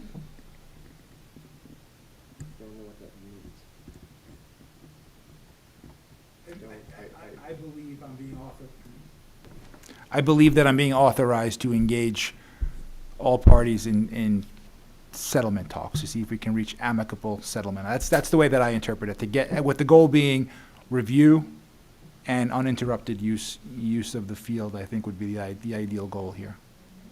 Okay, so in your mind, you're not expecting that they would go to the Zoning Board of Adjustments? Because we heard again tonight that, the council can't do these things. So you're not thinking that you would go, encourage them to go to the zoning board, whether they go on their own accord or how they get there? In my mind, they would end up in front of the Zoning Board of Adjustments, and there would be some understanding between those bodies. I don't understand that question. Yeah, the goal is to get them to go to the zoning board. Okay, thank you. I mean, it's also, well, never mind. No, you just did not say that, or I didn't hear you. If you did say that the goal was to get them to go in front of the zoning board, I heard you Frankly, say I some thought that was other a things. directive after the last meeting, but maybe Well, I this is a misheard. new meeting, and I just want to make sure, especially since Councilor D'Amato said he wasn't sure, I wanted to make sure that we're all sure, because we are going to do a roll call vote with no further discussion. Madam Clerk, would you please do a roll call vote? Okay, so he's still not clear on So you are that. voting on whether we are directing the attorney to talk with the BOE attorney and Mr. Harrison around, to take the field for a review by the zoning board.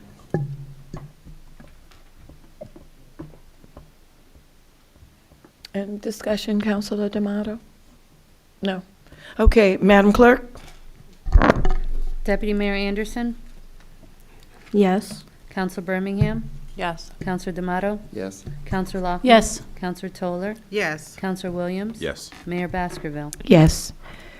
Thank you. Next, we're going to move on to okay, so Manager LaPola, you ask if you go through the list like we sometimes do. I find that to be very helpful. Thank you.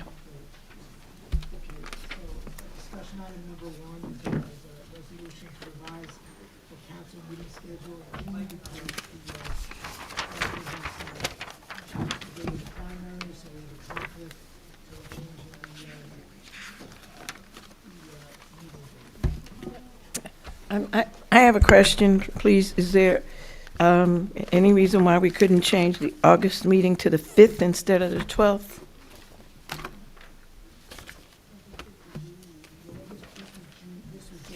You can do whatever you want in terms of the schedule. This resolution is just because of the conflict with the election. That one thing. Okay. I'm sorry. Sorry about that. I said this resolution was specific to the election issue, Okay. but you can change your schedule We can change that anytime. however, yeah, any, Okay, yes. all righty. Thank you. Okay. Okay, number 2 is a resolution authorizing the award of a fair and open contract for Township HVAC repair and maintenance services. We received 4 bids, 1 was disqualified. This is an open-end repair and maintenance contract not to exceed $150,000.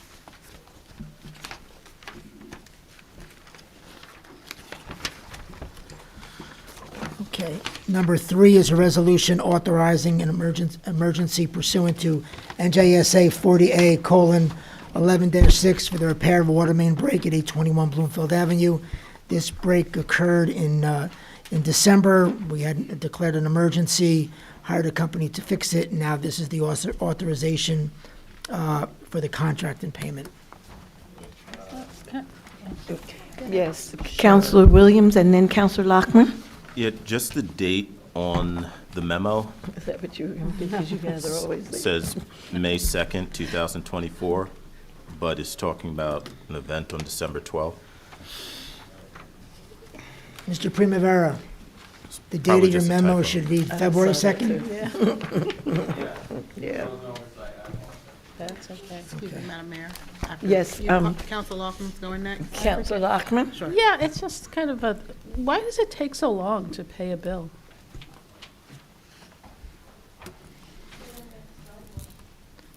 One of the great rhetorical questions. He's got to answer that. So, good evening, Michael Primavera, Acting Superintendent, Water and Sewer Utility. Usually when we declare an emergency for something like this, the contractor will come in, and depending on when they submit the bill is how we pay it. And then obviously we have to ensure they have certified payrolls, do the resolution memo, everything, and the justification. So it does take some time to go through the process of paying the bill. Counselor Toller? Yes, thank you.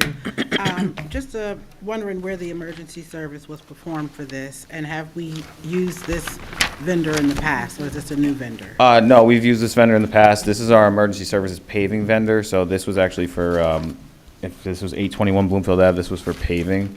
What happens up there is when the water main breaks, it's at a high pressure of 165 PSI attached to our 2.5 million gallon tank. So there's a lot of volume that goes downhill, and it does a lot of damage to the roadway, more than that is within our scope of repair.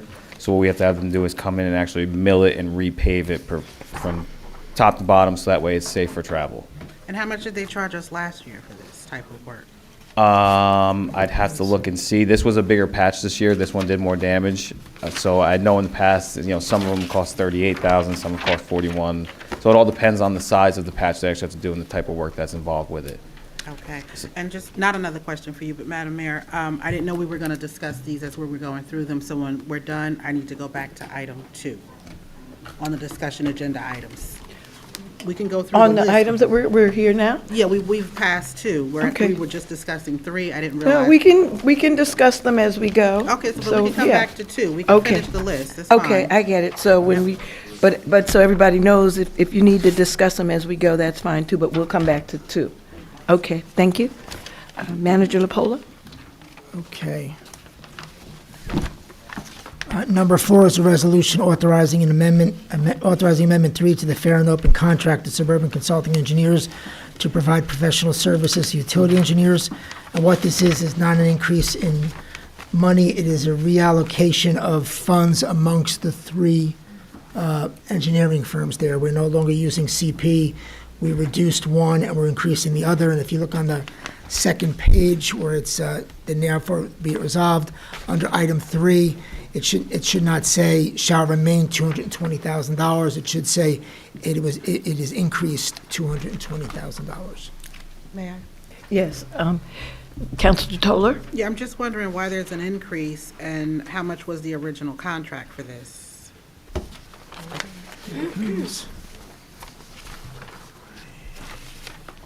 There's an increase this year because Gannett Fleming needs an increase due to the Burnside cleanup that we were going through.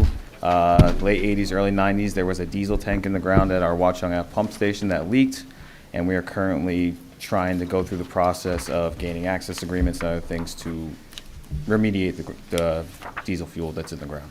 And this coincides with 6A, is that correct? Or no? Yes, so if you look at what we gave to Suburban Consulting Engineers for 6 and 6A, they had money in water last year and not a lot of money in sewers, but they're going to be doing construction administration and observance for the 2 projects we're going to be awarding. So that's why we gave them more money in sewers this year. About $130,000 is just going to go towards the oversight of the 2 projects that we're going to be putting out. Okay, and then back to I guess, number 4. Am I reading this correctly? There's $31,000 just for administration fees, or I'm just trying to see where that $31,000. In terms of Suburban Consulting Engineers, that is for the manhole rehabilitation project. So that is for them to have inspectors on site, as well as while they're out there, they GIS the manholes for us, they give us as-built, and they ensure we also get engineering reports from them. Okay, so when we go back to 6A, it looks like there's another $98,300. Yes, So- that is for the slip lining project. So Suburban Consulting Engineers is overseeing 2 separate sewer projects for us. One is slip lining. What they do is they put a liner in and they inflate it. That renews the life of the sewer mains. And the other, the $31,000, is for manhole rehabilitations. That is to remove I&I from the system, which is infiltration and intrusion of groundwater, to not inundate the sewer system. Thank you for the clarification. Not a problem. Anyone else? Okay. Manager LaPola? Mike, you want to stay up here for 6 and 6A after Yeah, you we might get as to well number just 5? take a That's seat, fine. Brian. I can Yeah, stay. I just had some other ones. Okay. Number 5 is a resolution authorizing the renewal of a fair and open contract for Township New Jersey licensed plumbing services. There was an original contract, 1-year contract, 2 separate 1-year options. We are seeking to exercise the second and final option to renew the contract with William J. Guarini, Inc. for Township Plumbing Services, and it's not to exceed $40,000 for the year. Do we know how much the agreement was for 2024, the not-to-exceed amount? Because this year it's 40,000. I'm just curious what 2024 is not-to-exceed amount I believe it's the was. same, but I will double-check that. Okay. Okay, now, Mike, 6 and 6A. Item number 6 is for the sanitary sewer manhole rehabilitation. This is for construction administration and construction observance service for this project. This is be Suburban Consulting Engineers having an inspector on site, giving us as-bills towards these projects and ensuring that the grouting that is done in these manholes is done correctly and to standard. So that's a total of 175 altogether for 6 and 6A. 6 and 6A is a total, that'll bring us to a total of essentially $130,000. What we did was we put the extra money in towards SOAR because we also want to design the upgrade to our Skytop lift station. We have a small lift station that's off Skytop Terrace. What that does is that's a low-lying neighborhood. We have to pump the sewage water up to Alexander Ave from there. That has not been rehabilitated since it was put in. So before Okay. something goes seriously wrong with that, we would like to get ahead of it and upgrade it. And then 6A is, again, it's construction observance and administration for the source slip lining project. This will be in our Zone Q area, which that's Christopher Street, Walnut, it's essentially Ward 2 and Ward 4. It's the lower areas below Grove Street over there. We have some problem areas over there. We put this project out to bid last year. This is the same project that came back at $2.5 million. We got it this time to come back at, I believe it was under $1 million this time, because the engineers put the spec out right, which saved the township about $1.5 million. So we're just looking to move forward and continue to upgrade the systems as needed. Thank you. No problem.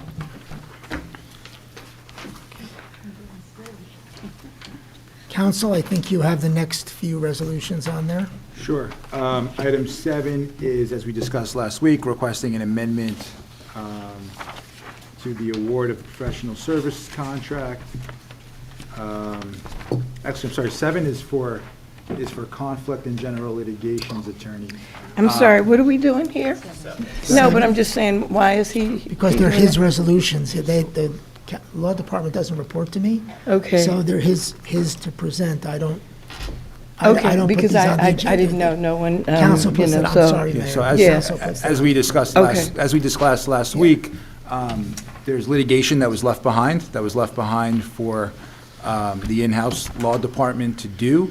I need a contract to assign that litigation. It doesn't have to be to my firm, but if I'm going to do it, I need a litigation contract to do it.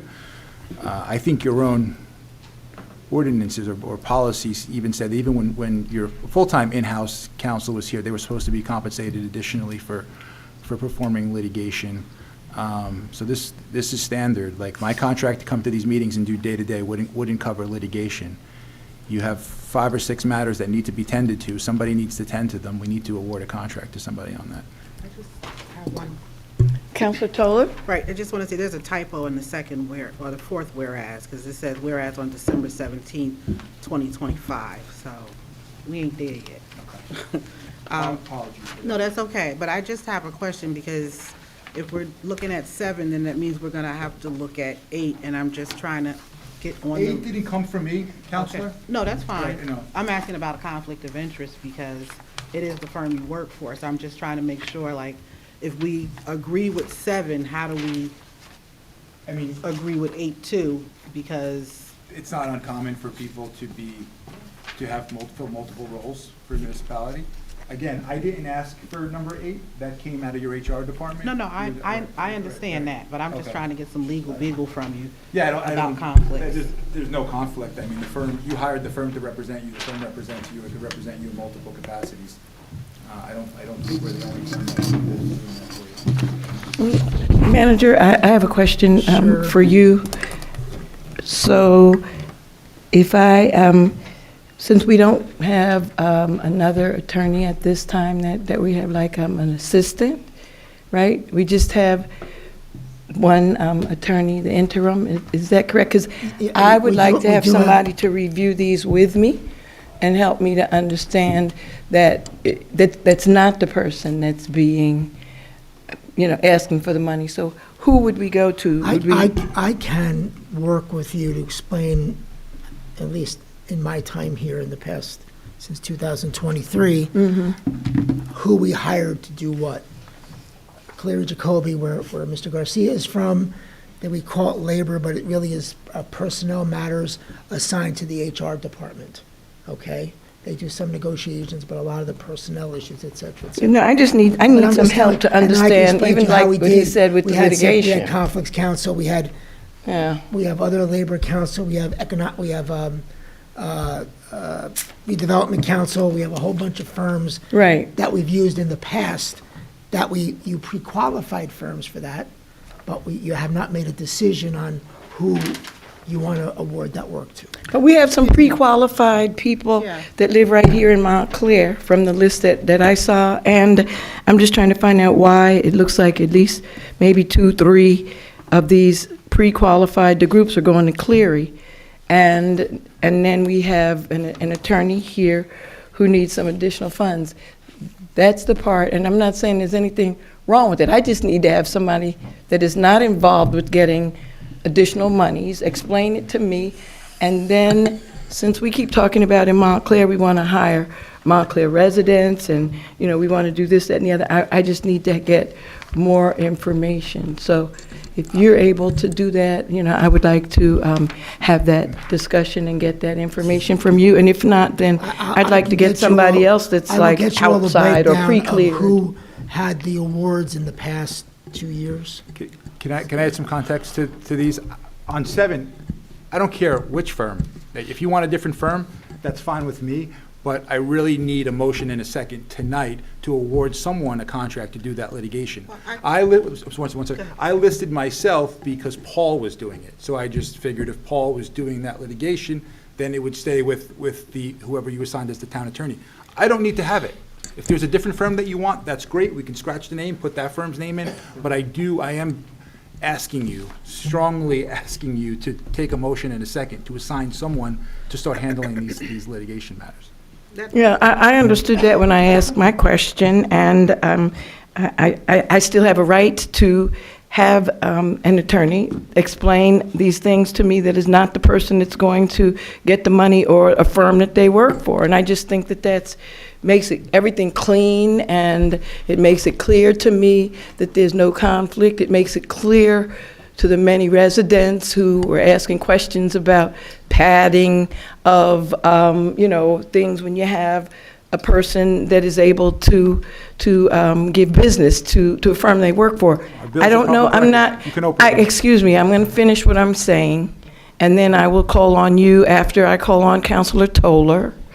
And so I just want to make sure that I have answers, because I am responsive to the community when they ask me these things. And right now, I'm not very clear on why we just keep rolling into the same group just because somebody has done it for 4 years or whatever. I mean, we've seen things done in the last few years that maybe would make us think, let's go in a different direction.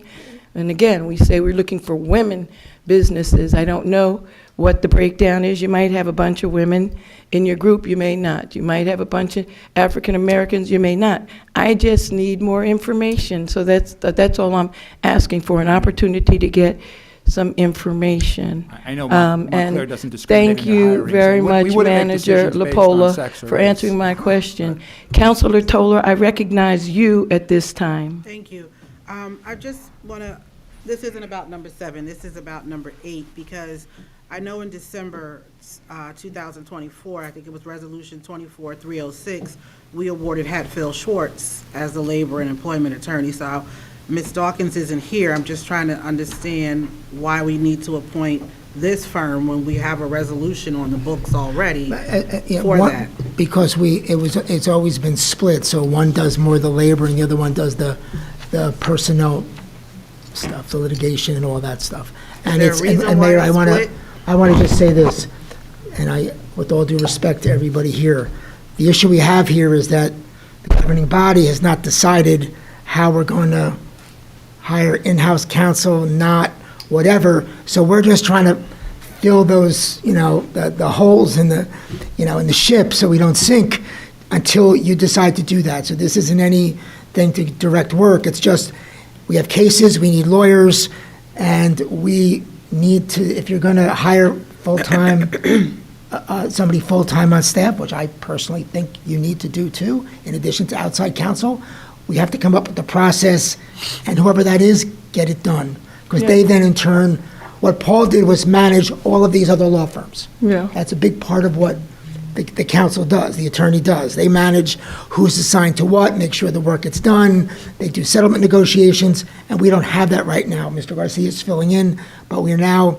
as we're in the middle of February, until we need our people to be assigned, these are active litigation matters. So either we can't, it's either they're assigned to do it or somebody has to be assigned to do it, but we're under that pressure point. So that's where we are. We're just trying to fill the void until we're already into February and not hiring these people. So as soon as you figure out who you want to hire, and that's your prerogative, then And we can I we can move appreciate forward. that, Manager. And then my other question would be, is there any need for us to do this for a year? Can we do it for 6 months and then, reevaluate it? Because we don't know where we're going to be with manager, with council, whatever. We don't know where we're going to be.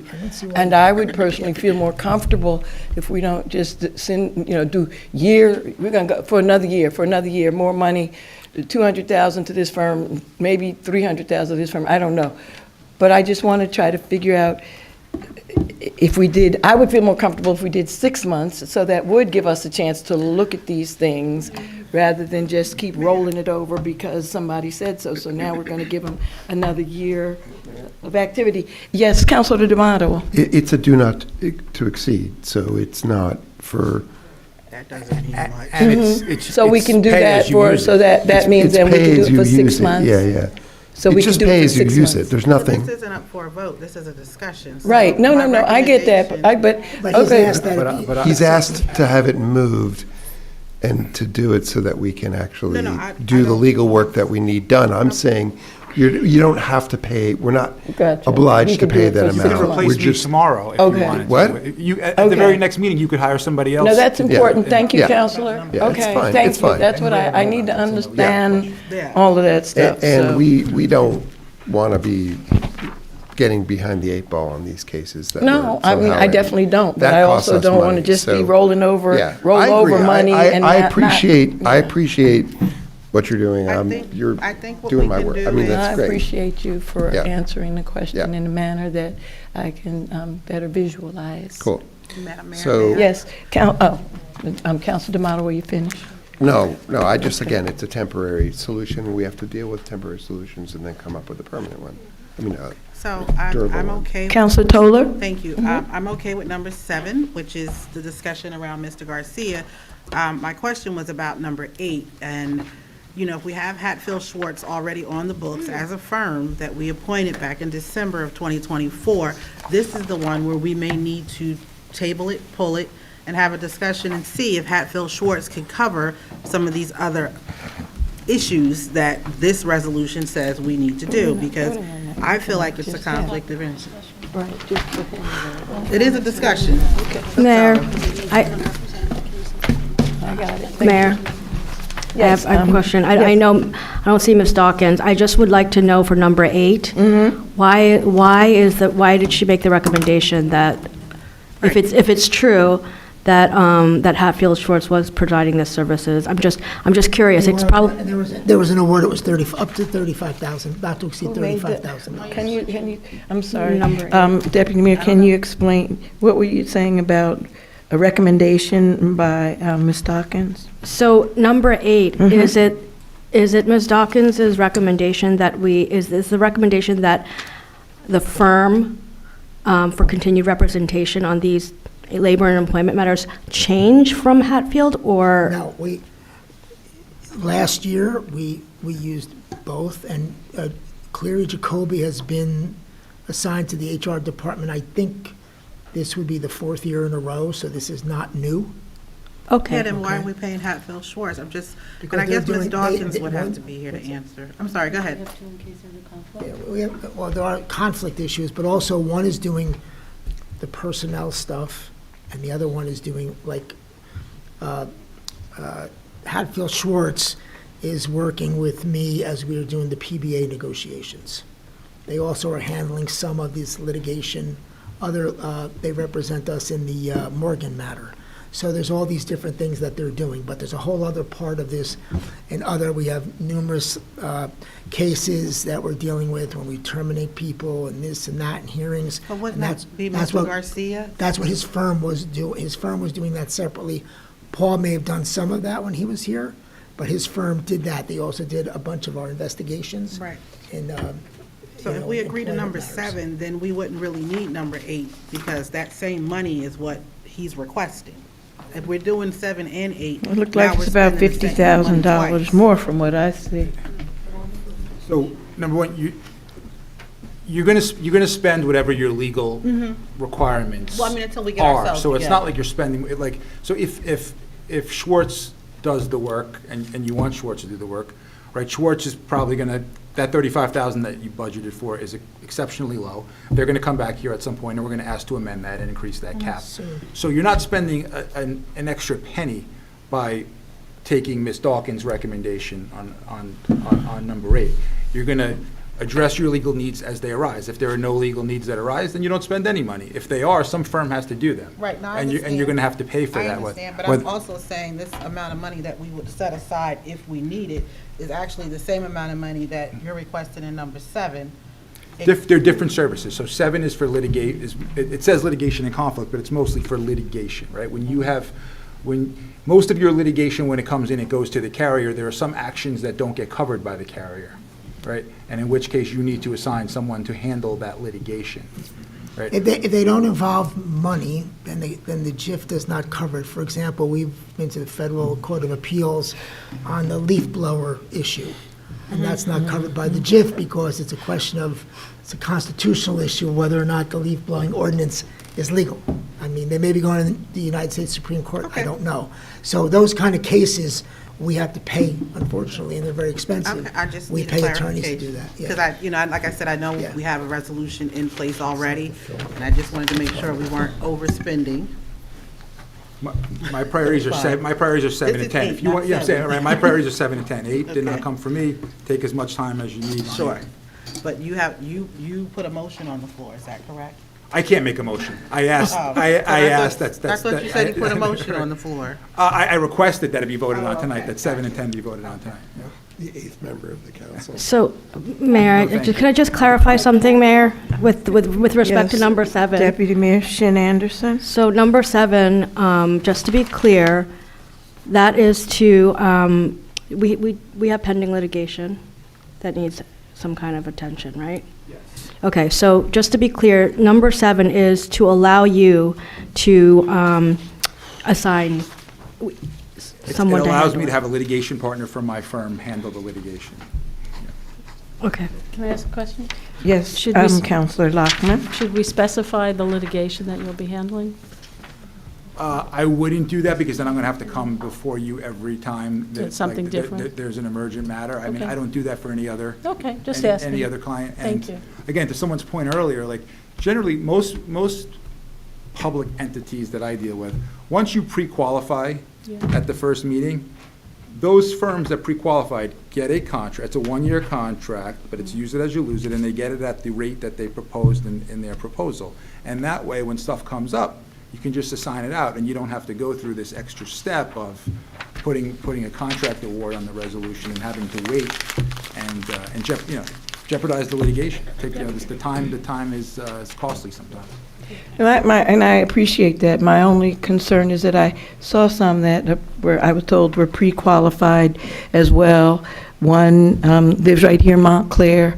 I'm a very firm believer on trying to hire home first, all else being qualified, all else being equal. And I have questions in why we're not going to some of those pre-qualified that might, serve some of the other things that we're looking for here, and just going to the same, going to the Cleary Giacobbe Alfieri. As I said earlier, I'm certainly, I have no objection if you want to choose another firm. I think I explained why I put our firm on the resolution. Yeah, no, I'm clear yeah, about what you said now, and on your 7 and 10. Manager, did you have anything else you wanted to add? Are we ready? Counselor Toller, did you have anything else? Anyone else have anything else? No, we ready to move on? So do we need to vote on? Well, we have to look at number 10 too, so. You want to talk about 10? You want to talk Yeah, about 10? we're going to now? move to, Want 7 and 10, right? we're going I- to move to number 10.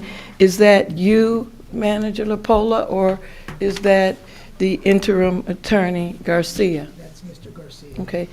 Interim Attorney Garcia, I recognize you. Thank you. You're welcome. As you all know, when we submitted our proposal to serve as interim, we submitted it at $175 per hour, which is a reduced municipal rate. Even for municipal rates, it's much lower than you're paying some of your other firms to do work in Montclair.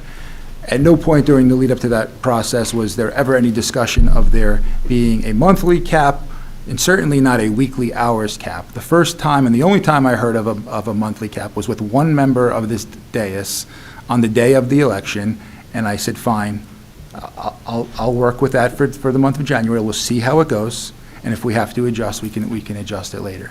The demand here greatly exceeds the $10,000 number. Despite it greatly exceeding, I think I'm asking for a very modest increase in the monthly rate to allow us to provide you the services that you need.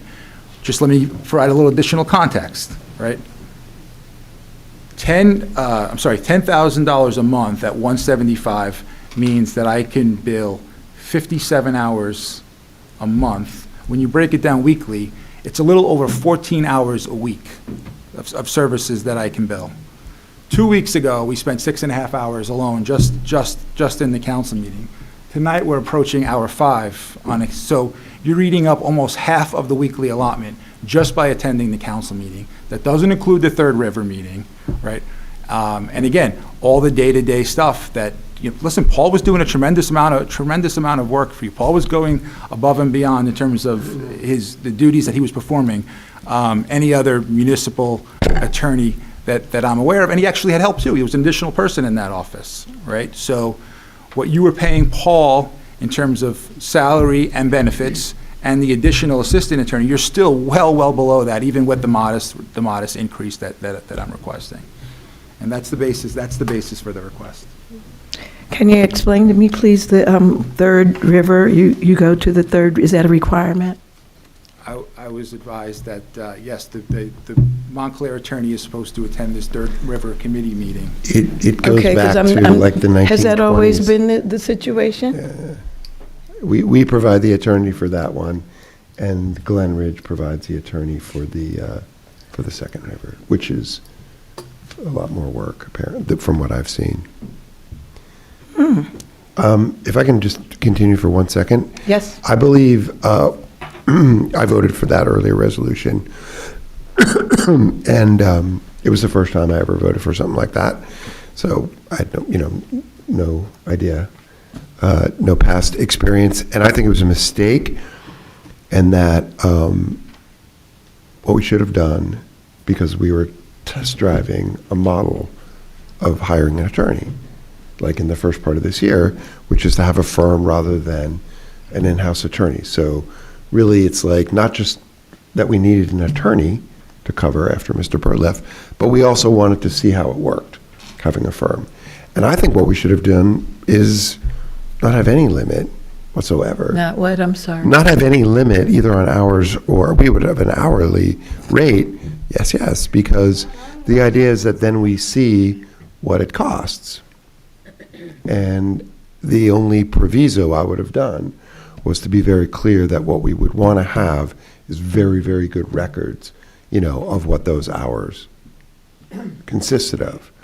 But we're fooling ourselves because we actually don't know what really the demand is, because the attorney, Mr. Garcia, is obviously he's working as hard as he can to try to squeeze more time into this limited amount that's there. So we don't actually now have a real idea. We don't have a good idea of what a permanent contract with a firm would look like. I'm just saying it's sort of a thought experiment, and I'm saying I didn't see it either. And so, but for the time being, if he's doing the work, if we have the hours and we know what it looks like, then it is what it is. And it is less than what our previous suite looked like, right? So I think it's a It is what perfect it is. example of why we should really consider retaining a full-time attorney to be here And we that's will on talk about staff that. and salary, because it's just really difficult to determine. And once somebody signs a contract and they said, yes, I'm excited to come in, I've got a lot of experience, I'm excellent, and I'd like to be your full-time attorney for this Township of Montclair for a period of X, then we know what we're getting, and we know that they're going to come in here with the energy and excited to represent us, and we don't have to have some of the questions that maybe some of us have now. Right, but just again, in Mr. Garcia's defense, legitimately, there was no way for him to know what the crush of business would be. He had a rough, we talked about us a little bit, but, the point is that it's an experiment. It's an experiment. It's fun. Yeah. Anyone else? Yes, Councilor Birmingham? Yeah, so before we started, so a year ago this time, there were 2 attorneys on staff being paid salaries and benefits. She resigned when we started, so as of January or February, she was still here. Yes. Yeah. Yes. Yes, so we had an attorney and an assistant attorney, and we have not yet hired our permanent replacement, but in my thought, so we now have 1 attorney doing that work, and we're paying him less than one of those attorneys.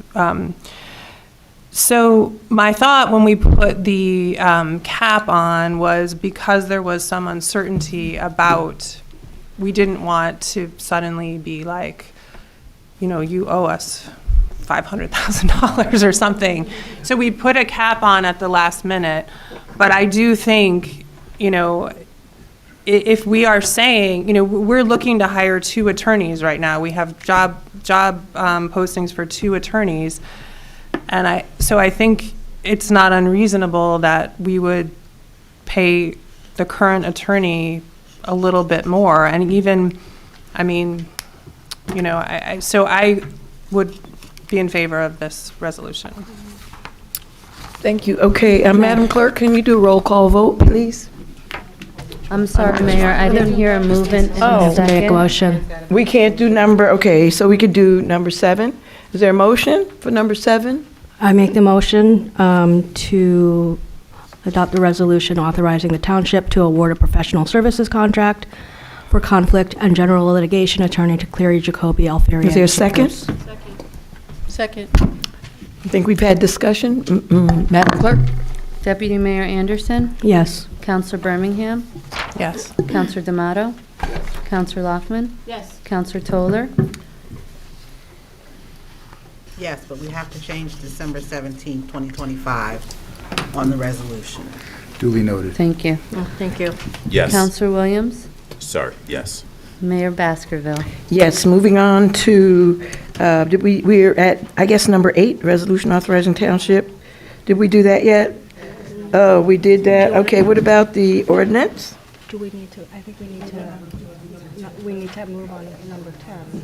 That was what I requested. We can do that here. Oh, we're going to vote on number 10 tonight. Okay. Movement, please, and second.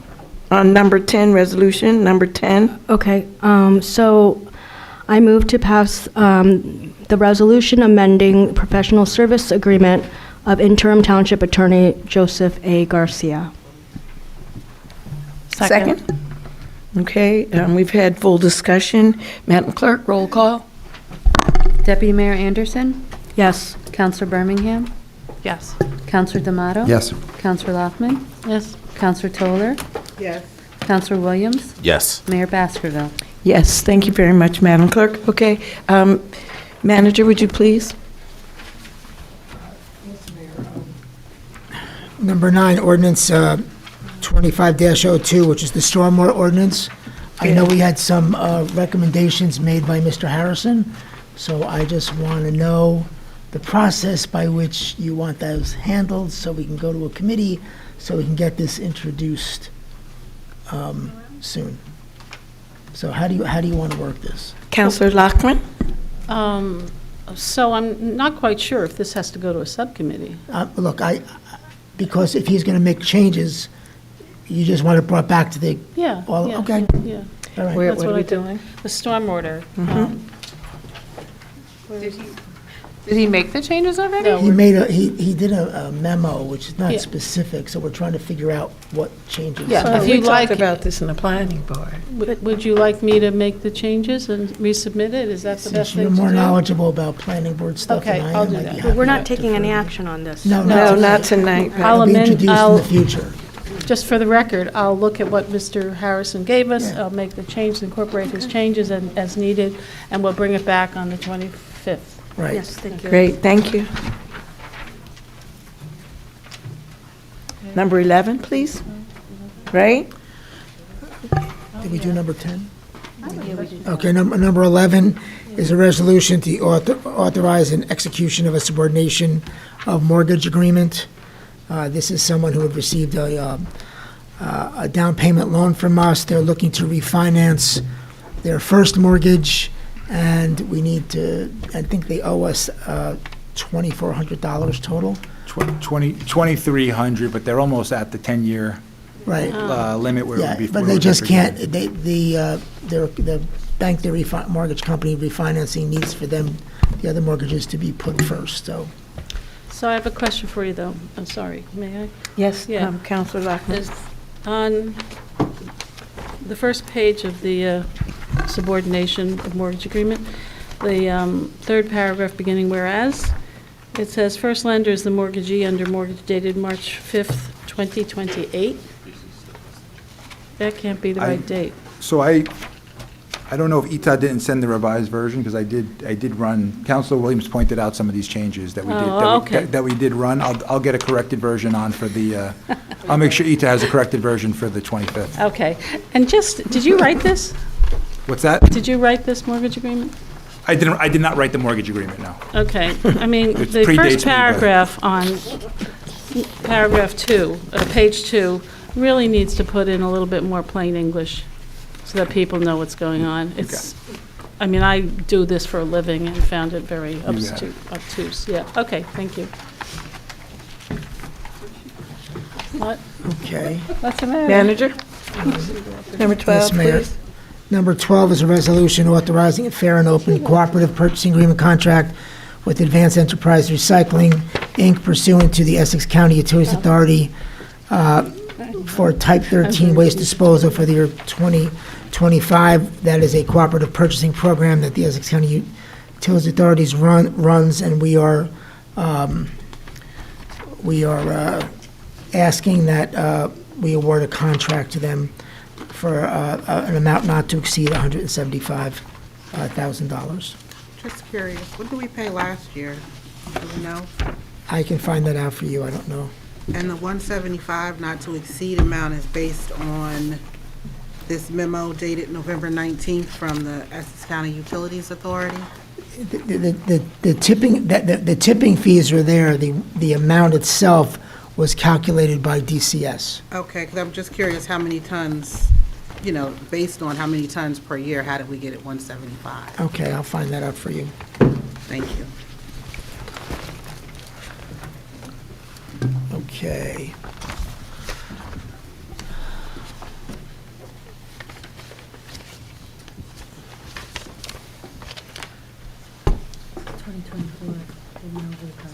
Okay. Which one? The third, I have one. Where are we? We're up to number 13, Okay, number Manager, and 13 number is also. 14. Yeah, My apologies. Number 13 is also yep. Cleary, more Cleary, and this is The I- same for- date. 2024. So this is just to increase the amount for 2024 to finish, to raise it from 60 to 65. I do also believe, council, that we will be having some resolutions coming up from some other law firms winding up last year's billing, so We have anticipate. some Yes. unpaid bills that I inherited that need to be dealt with. All right, because that was my question.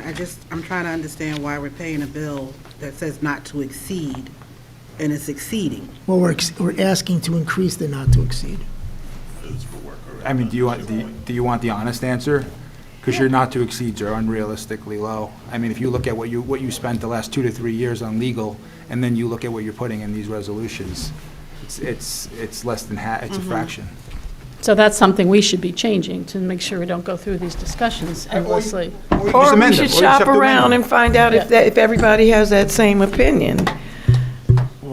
We do come back on the not increase not to exceeds on a regular basis on this stuff when Yeah. it, You and said- realistically, if your experience has been on a certain type of litigation or a certain assignment, we average $100,000 a year for the last 3 or 4 years. Why are we starting at $25,000 when you know it's going to cost you a certain amount of money?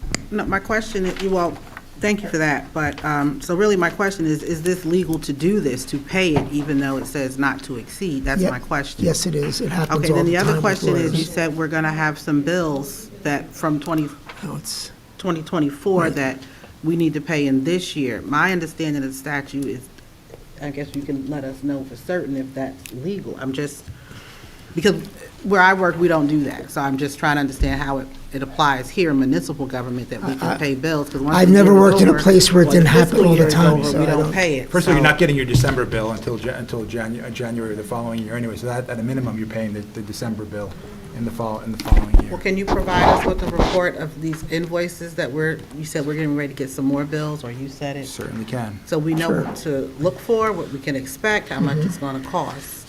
Right. Well, it's all charged to last year's budget, but it's, Yeah, that's the Yeah. part I don't understand. Last year's budget was just that. We're in a new budget yeah, year, but so how are we we're gonna getting money? bills from attorneys, construction projects, people do work until December 31st, you're not going to get the bill on December 31st. So we get them as they come in, and I Right, think for the even month of Mike December, I Primavera explained the same understand, but I'm thing, is just- that bills come in, we keep those, most of the accounts open well into this year because things get charged back, so. So you had some transition in December, so Yes, it's possible. Counsel D'Amato. Those bills didn't get to you. Counsel Mr. D'Amato. Attorney, can we just, in a few short words, talk about the legal issue of like exceeding a do not to exceed? So if a payment, if a contract, if a resolution is made that it's a do not to exceed, and then the line authority in the administration says, we need to do something more, or the bill came in and it was more, as long as you amend the resolution, that's the legal thing. It's like you can't, You have to amend the resolution, and on that amended resolution, you need to have a certification of funds available. to amend the resolution, but what I'm saying is that when you have a do not to exceed and you exceed it before you amend the resolution, what is the legal status of that? I mean, it happens Very all, good I mean, I can question. tell you with certainty that it happens all the time, contrary to the astute legal scholars in the audience. No, And, but saying that it happens all the time doesn't mean that it's not illegal, because illegal things happen all the time. I mean, Good point. I'm sure I've done. we could certainly today. provide you with legal guidance on that. Okay. And so this would be a time that I think it'd be good to get legal guidance from somebody else, you know, Additionally, a different attorney. no, I just wanted to say, there's a way to kind of cap this, if you will. Counselor Birmingham and Counselor Williams, we met with the purchasing agent. There is a process that we can put in place so that we don't exceed so much. You know, it really starts with the invoices that we get from vendors and contractors. Every I has to be dotted, every T has to be crossed, so that when it's time to pay that bill, we have a detailed invoice. This would really cut down on a lot of this, and I know that some people said they didn't want to have other people do a little more work, but they're employees. We need to figure out a way to make sure that we don't always exceed the amount of money, and there is a way that we can implement a process, and I'm happy to come to the Finance Committee and talk about it if you want me to talk about it. Well, one of you can be home. I'm just saying, it's just, there's a way to control this. So we have some time to look at this one, right, before we have to take any action. Manager LaPola? Number 14 is a resolution authorizing filling out the contract with Tree King Inc. pursuant to the Morris County Cooperative Pricing Council, contract number 18. Mike? Tree removal, trimming, and stump grinding services for the year 2025. This is an amount not to exceed $300,000. Counselor Williams? Yeah, just, it's not really about this. So we're going to hire this firm to take care of the township trees. I'm just wondering, have you ever seen in a municipality where you hire this firm, and then if any residents come and need tree services, instead of going out and getting their own, they get a discounted price for tree services based upon having a contract with the town? I'm just curious. I've not seen that, but that may very well happen. I don't know. That's, I mean, you know, when, this kind of goes back to what you were talking about before with the sidewalks and stuff like that, you know, any sort of way that, you know, because Montclair is a township of trees, and there's stuff that always needs to be attended to all the time. So if there was some sort of way that, Right. you know. I know informally things, my experience informally is once, I forget where I was living, I think in Westfield, they were paving my street, and they rang everybody's bell and had excess material and said, we'll do your driveway for this amount of money. And like 5 people said, sure. Of course, it was, they were going to lose money on it, so they gave everybody a break. But that's the only time I've ever seen that done. I don't know anything about the trees.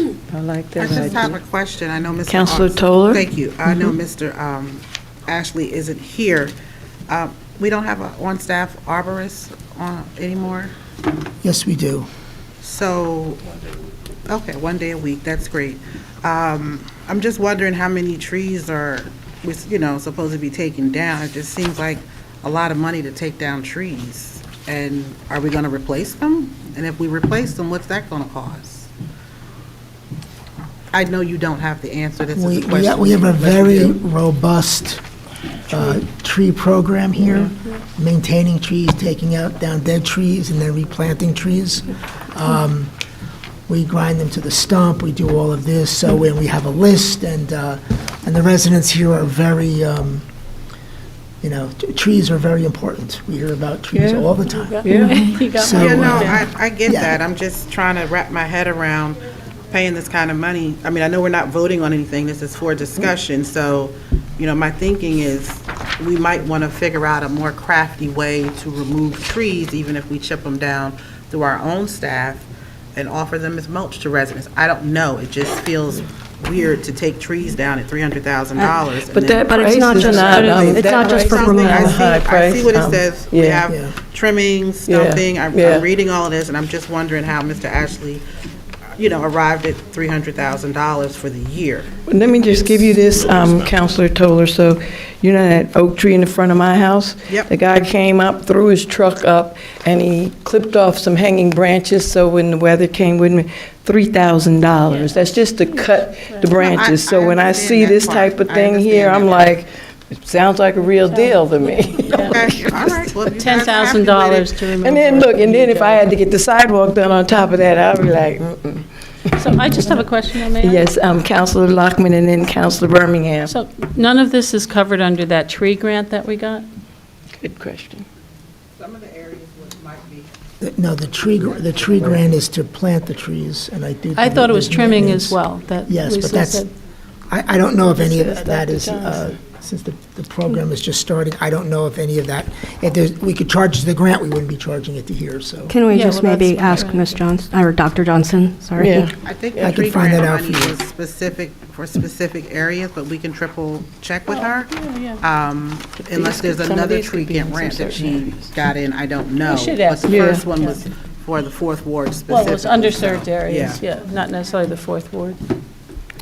Do you know if Montclair Trees bid here? And I ask that because the former Montclair firefighter has a tree business. I'd like to try to give them some business too. The way this works, Mayor, is they do it, it's a cooperative that we belong to. We belong to a whole bunch of cooperatives, and then they bid the price, and the law allows it so that numerous, we belong to these co-ops all over the state, so we can shop around and get the best deal. So because they do such volume, we get a competitive deal that way, and we don't have to go out and bid everything ourselves. But I don't know if we'd ever get a price better than what we get with the cooperatives. Because if you're doing that, you're going to get 15 or 20 municipalities to participate. You're going to get a good price per action. Counselor William? I think Counselor Birmingham has a. I'm sorry, I didn't see your Go ahead. hand. I apologize, Counselor Birmingham. No, I know there was discussion at the environmental committee meeting, the commission meeting, that the feeling was that tree maintenance had not been optimal in the last several years, and that we were sort of behind in maintaining our mature trees. So do you know, Mr. LaPolla, are these, like, the maintenance of these trees, is this directed by the arborist generally? Like, in terms of, does he have a list, or? We have a list of I know there's a list of trees that are periodically taken down for safety reasons because they're, but the arborist, and I think there's other things they do, and we have, if there's a storm and branches come down or all those kind of things, then DCS is just calling them out to do it. But I can get you more information. If Austin was sick, he got sick today, or else he would be here, and I'm sure he can answer your questions before next. Okay, thank you. Okay. Anyone else on this? If not, let's move on, please. Okay, number 15 is a resolution authorizing final closeout of a contract with Riverview Paving for South Park Street roadway culvert improvements. And it's the final payment. Again, I can ask Austin to give you more information. Yeah, because I have a question. Sure. The first whereas, where it has 48836.75, based on the backup documentation that he gave with us, this was reduced to 405.551.55 in August 2024. And then we got another bill based on his spreadsheet that says the new bill was submitted on 11/2024. I can't even read this. It looks like the reduction was $82,817. So instead of us owing $68,201, we now only owe $19,577.75. So I'm not sure if he I will get you that missed a step information, somewhere, Counselor. but Yeah. this resolution, if he's going to present it again, first of all, this is so tiny, you would have to Right? really pay attention Yeah, to it to no. see the August amount versus the November 2004 amount. Definitely, there was a reduction of $82,000, so we should not be paying 68, we should be paying 19,000.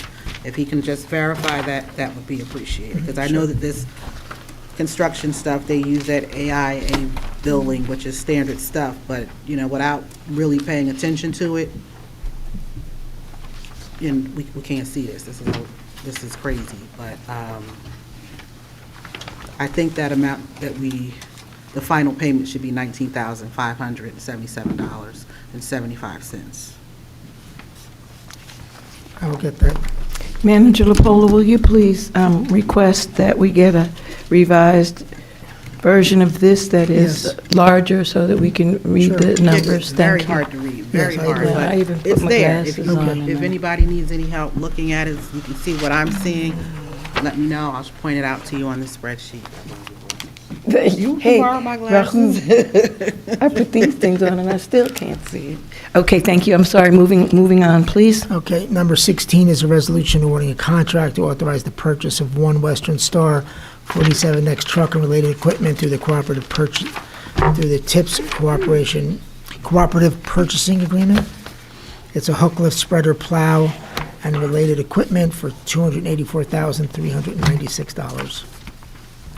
Y'all know I got a question. Counselor Toller. Thank you.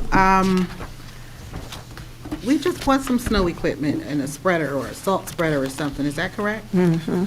So what would this vehicle do? Again, Mr. Austin isn't here, if he can just clarify that. Sure. Because what I'm reading, it says basically without this savings, it would cost, the $70,000 savings, it would cost us $354, some change. I'm trying to understand why we need to pay this kind of money for this type of vehicle. Because that's what they cost. No, I hear what you're saying, but we Yeah. just It's bought some replacing equipment a few it's months replacing ago. a piece of equipment that's over We have 30 the years old. DCS 99 So if you look at the memo, it's 2020 it's vehicle. over Is that the 30 one you're talking over about? 30 years old. Yeah, this is a, If you, in the memo, it explains the age of The most recent one that they list on here is a 2020 vehicle. And that could have been the one that I'm we just got. very confused.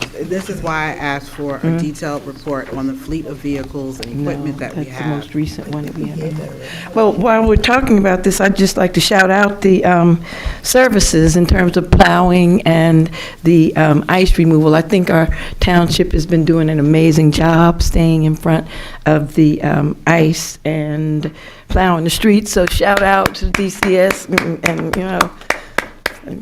I guess, I don't know if you all street looking like mine, but, no, I'm in the, in Canterbury Park, a dead end, and they know how to cut those curbs really good.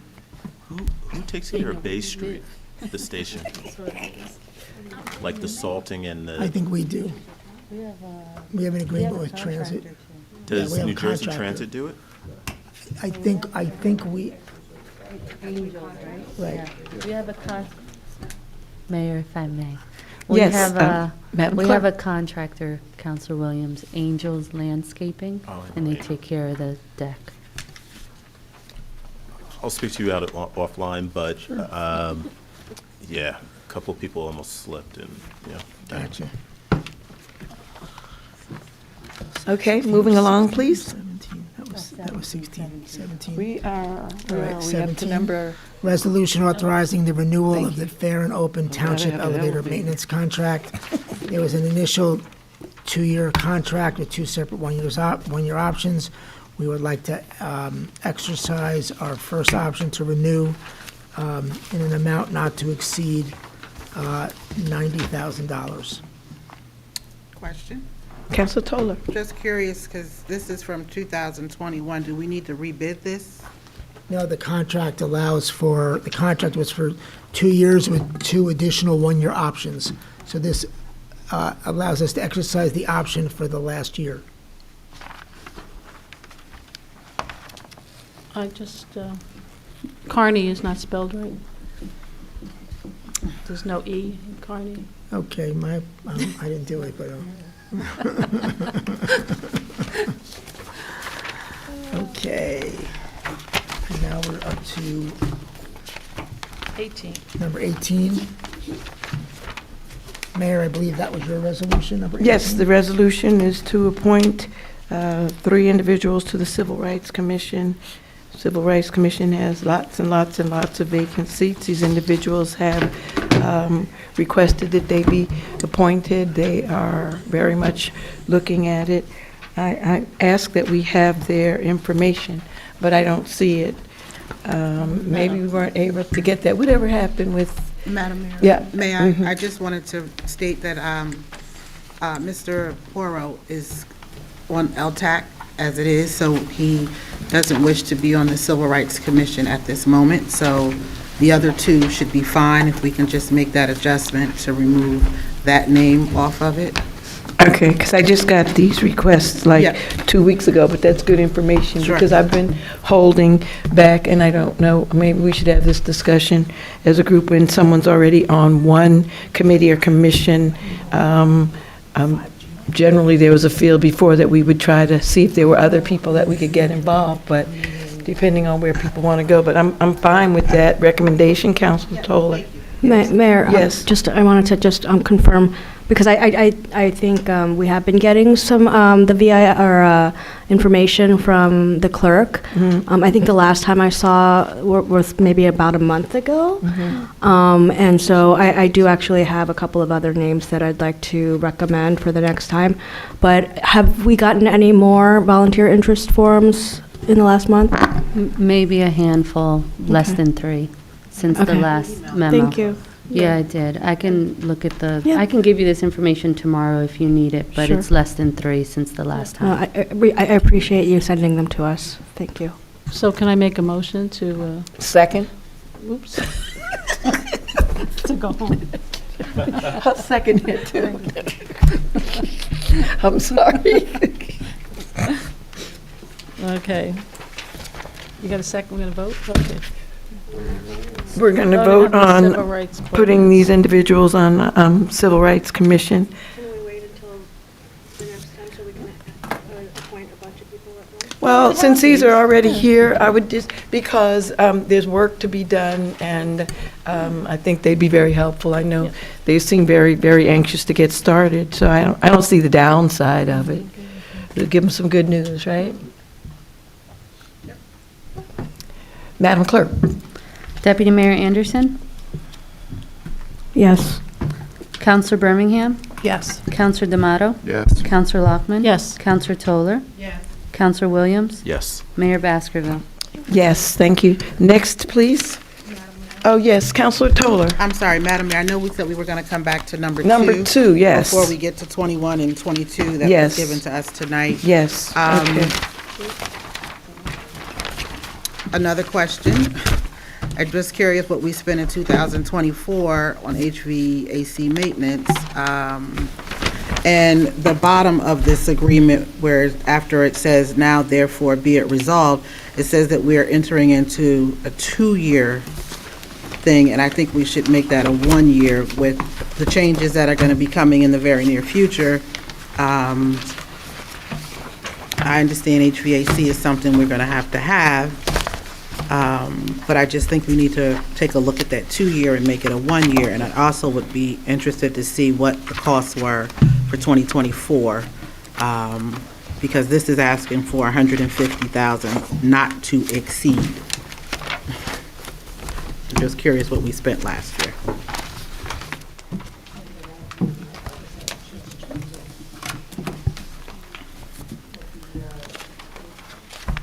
Yeah, with the bid says? Was it a 2-year bid? If it was, they priced it on 2 years. Okay, thank you. Me too. Yeah, years 1 and 2 and 3, so they bid it based on, We did Woodman, did we do number 20 yet? yes. Yes. We may have an issue on that, Counselor Toller, because I think the way it was bid, so it was a multi-year bid, and they priced it based on years 1 and 2, and then a different cost for year 3 on the option. So we'll have to find out if that would have to be rebid. I don't know. Okay, thank you for that. Okay.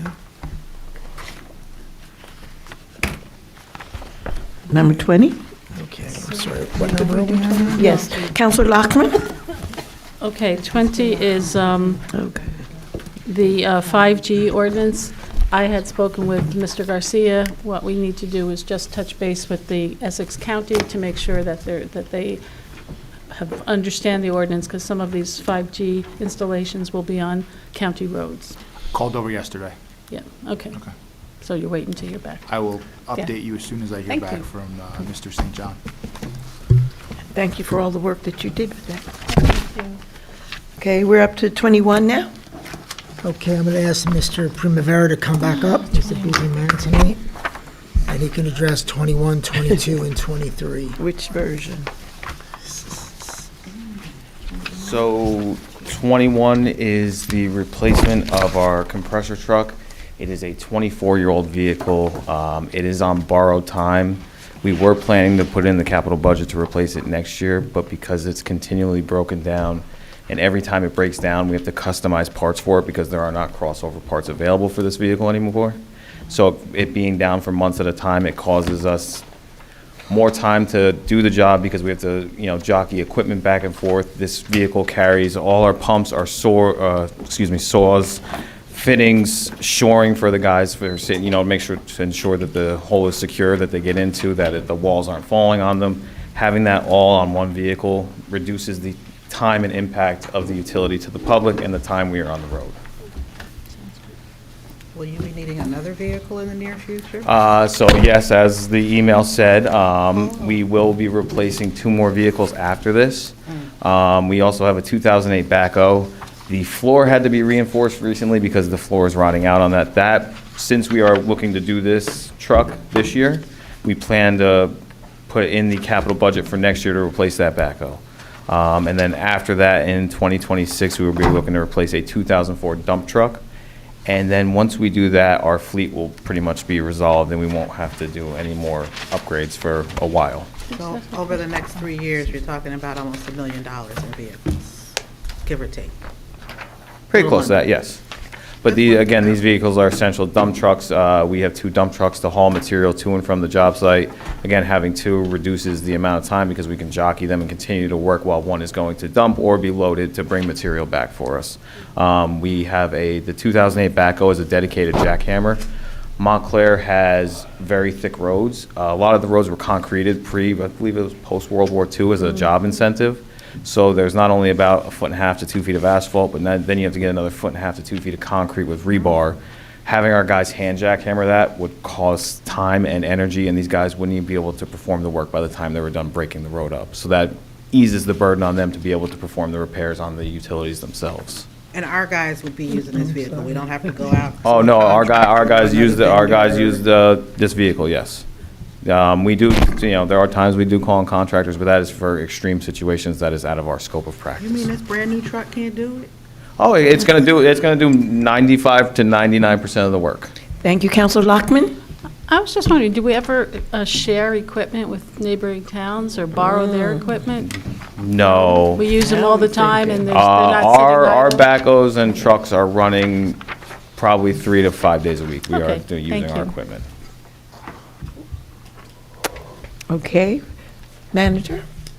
Would you like me to take it? Number 22 is also a resolution awarding the fair and open contract to PIM Corporation for the sanitary sewer rehabilitation project.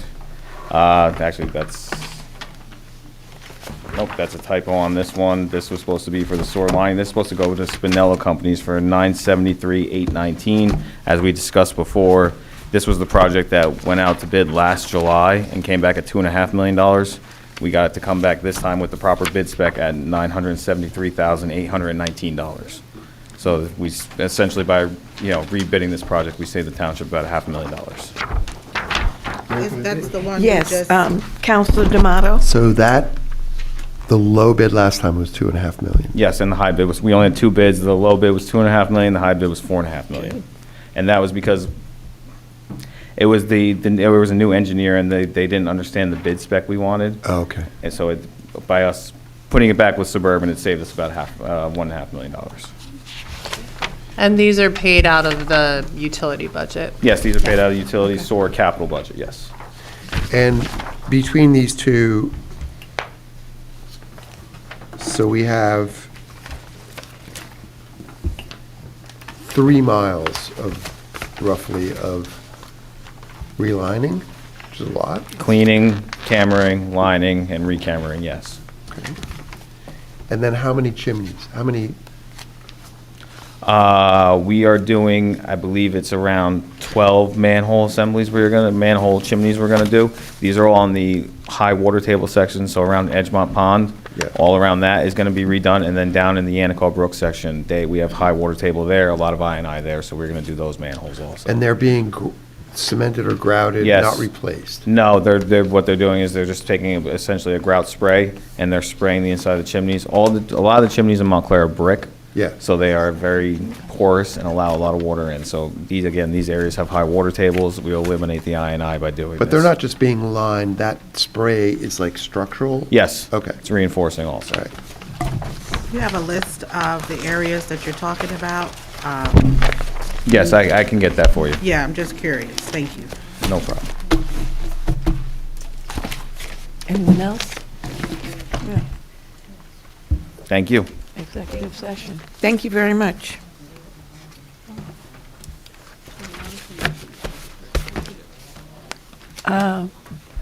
Okay, at this time, I'd like to make a motion that we adjourn to, I need to have some guidance. I don't have what we're going in executive session for, but it says executive session. Okay. I just need 5 minutes of your time regarding labor negotiations, and then I'll be done. Yes, executive session. Okay. Manager LaPola, I need specifically, please, what it is that we're going to go into the executive session for so labor that I can negotiations. appropriately announce. Labor negotiations, Mayor.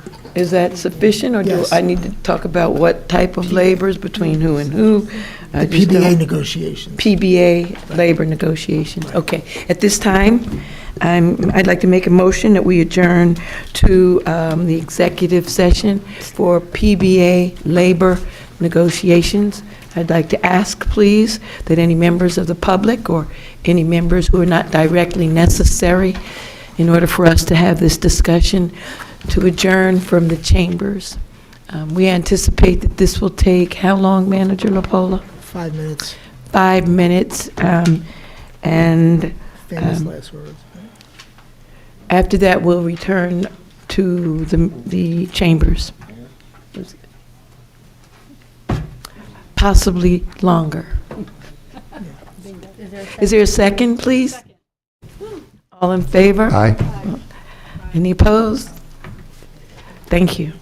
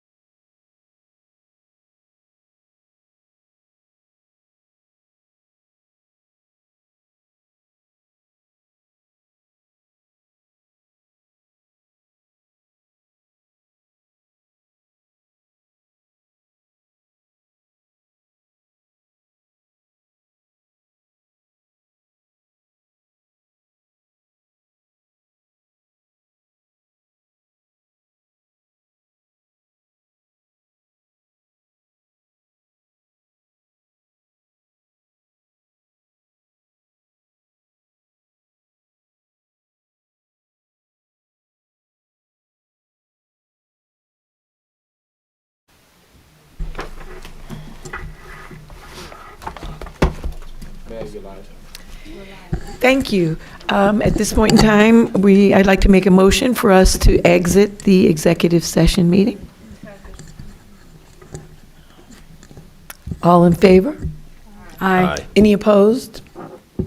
No. Okay, welcome back. Thank you for those of you who are still watching at home.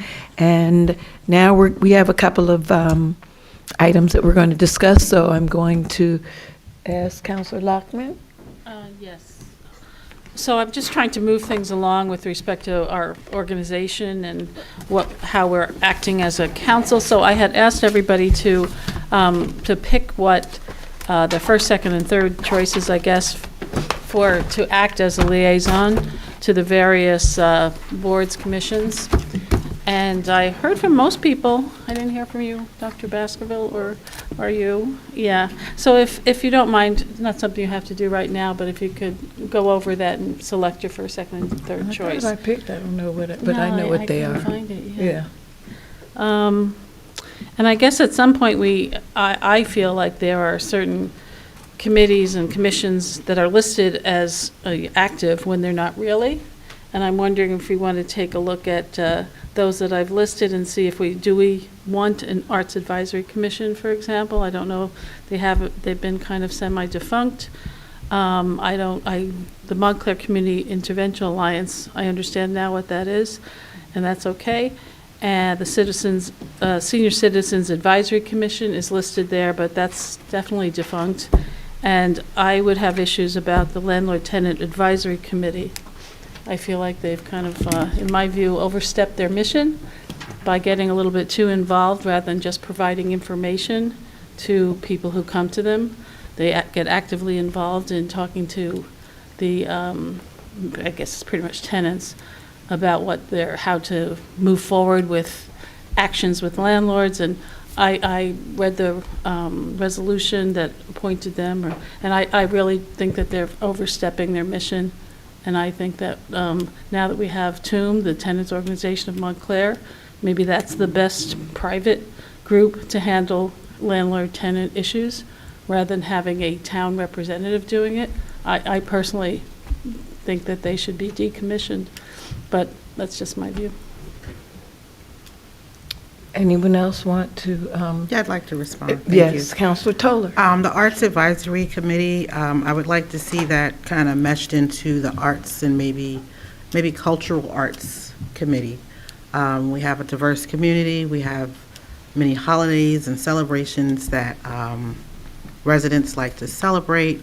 If we can find a way to make that more of a cultural arts advisory committee, that would be helpful. To redefine what they do. Absolutely. Yeah. That would be my thinking.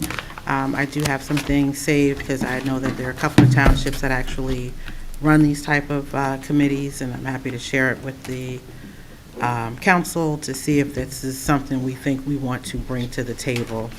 In regards to the Landlord Tenant Advisory Committee, while some people may not be 100% familiar with what they do, we do not need to decommission this committee. I serve as the liaison for this. This committee was started way back for a reason. If you are interested in attending a meeting, you're more than welcome to come to see how it operates. I'm not sure where you're getting your information from about. Basically, I've been copied on emails from Deirdre Okay. Malloy. Well, that's how the committee Yeah. operates, and they're not a commission, they are a committee. They do advise landlords and/or tenants on their rights, and they work from the New Jersey Handbook. So again, I'm going to invite you to the March 4th meeting so you can have a seat at the table to get a better understanding.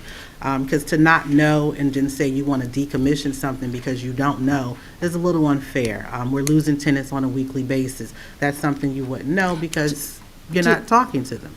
When I say losing tenants, they're getting cases on a weekly basis of landlords trying to do A, B, and C, X, Y, and Z, particularly in the fourth ward. Tenants don't know their rights. But So my this view is that committee- the town should. And TOOM is not a township advisory committee.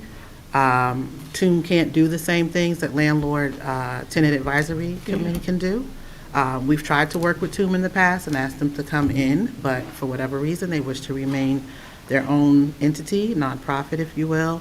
I don't even know if they're a nonprofit at this point, but they often have to send residents to landlord-tenant advisory committee. I think that as a council, we should read the ordinance that set up the landlord-tenant commission. For example, just to give you an example. Can I finish? Yeah, go ahead.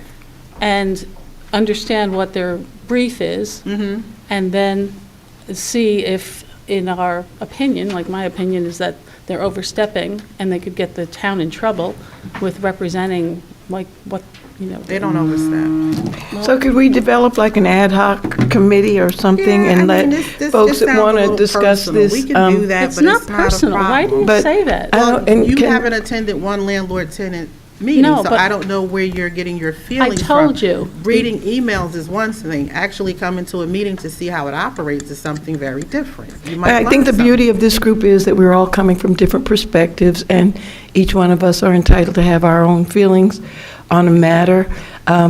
Counselor Lockman, expressed herself.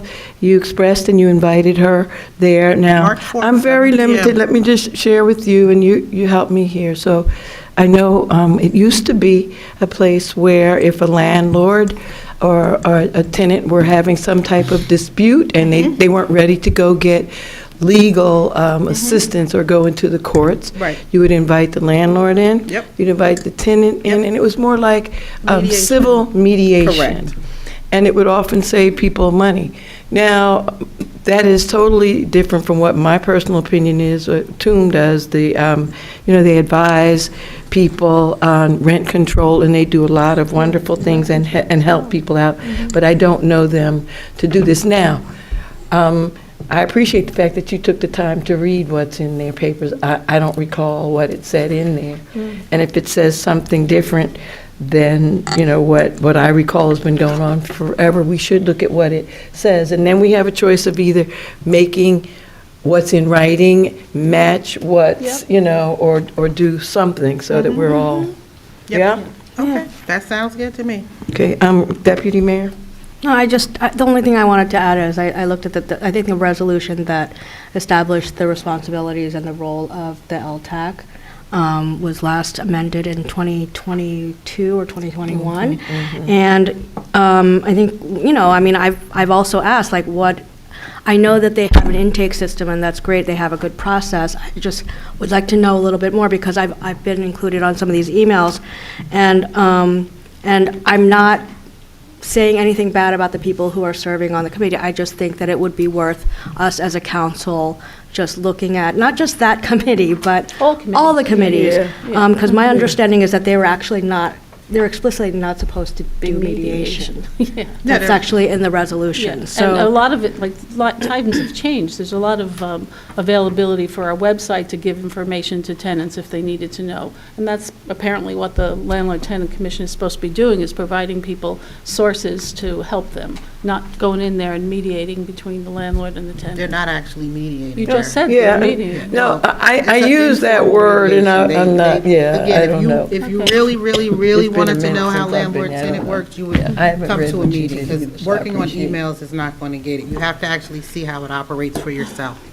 And also, I had asked for data about how Mm-hmm. many cases, what the outcome was, and that's never been forthcoming. So I don't know if they keep minutes or what they do. Oh, Strikes me. minutes are kept, Yeah. applications are kept, Yeah. there's a whole Google Drive, photos are kept. Yeah. And if it's something out of their realm of work, if you will, they get referred to down in Newark to deal with legal services and obtain an attorney. They don't offer any legal advice.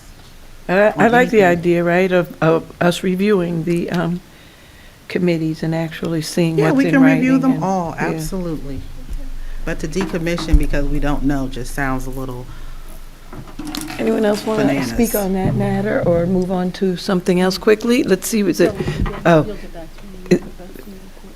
I will. I can almost do that for you before we leave.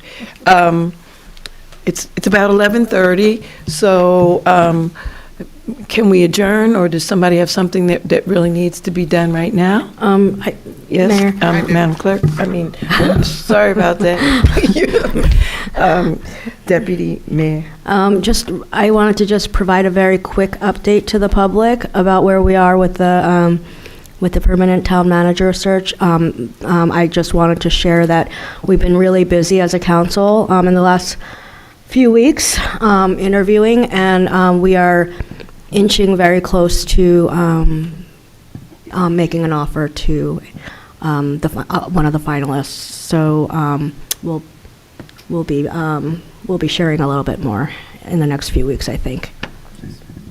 The other, just to move on with that, as I was discussing with the mayor, I think we need to determine how we're going to, our approach to reviewing candidates for the permanent township attorney position, and I think we really do need to decide on the process for that and how we're going to move that forward. It's, I think Mr. Garcia was appointed for 90 days, starting December 30th. So just wanted to remind everybody that this is something that we have to do. Well, what's your proposal? Are we going to decide tonight? Right, because we had one ad hoc committee of 3 people, and then everybody said, well, this is big, everybody has to do this together. So how does that everybody doing this together thing work? So I think, Mayor, you had suggested a subcommittee.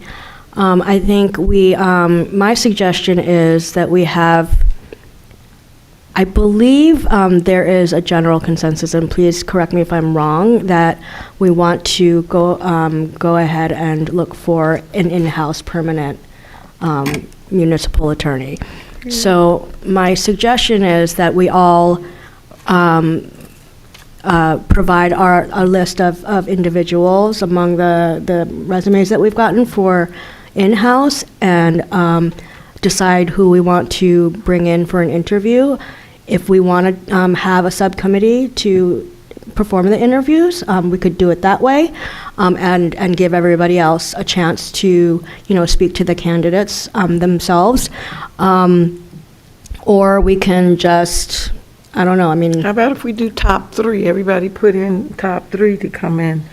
Do we have to have all of the people that applied to do that? No, that's not, I think sorry to be confusing. My recommendation is that we each provide a list of the people that we, it could be top 3, that we want to bring in for an interview, and start that way. So, Councilor Birmingham. Sorry, thanks.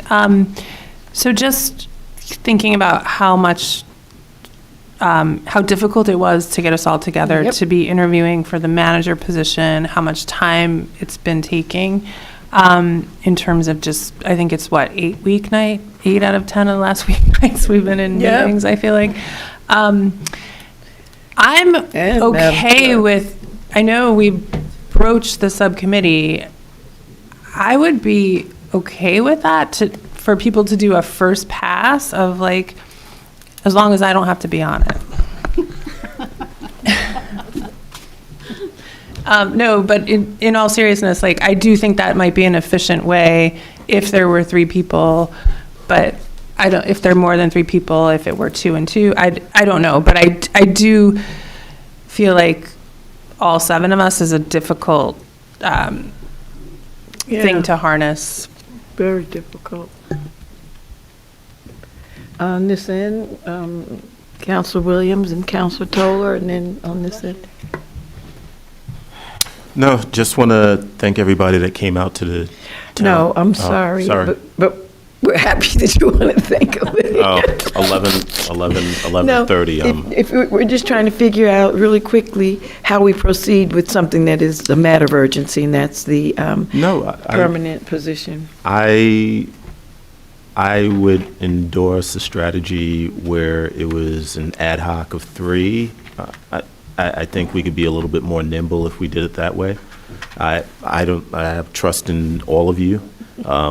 I ditto Birmingham, Council of Birmingham, anyone but me. But ultimately, if you only have 2 and you need a third, I'll raise my hand. It's not an issue. I don't know if you guys aren't recalling. I sent out something a couple of months ago, and I asked for volunteers, and the volunteers were Councilor Toller, Deputy Mayor Shin Anderson, and Baskerville. Sounds good. And that was a committee, and then it shifted because everybody said, well, it's this big, everybody has to hone in.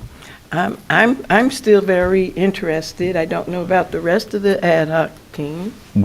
So the three, just so we're talking about the same thing, the three would whittle down the list to three, or we can just do what you suggested is, have a spreadsheet,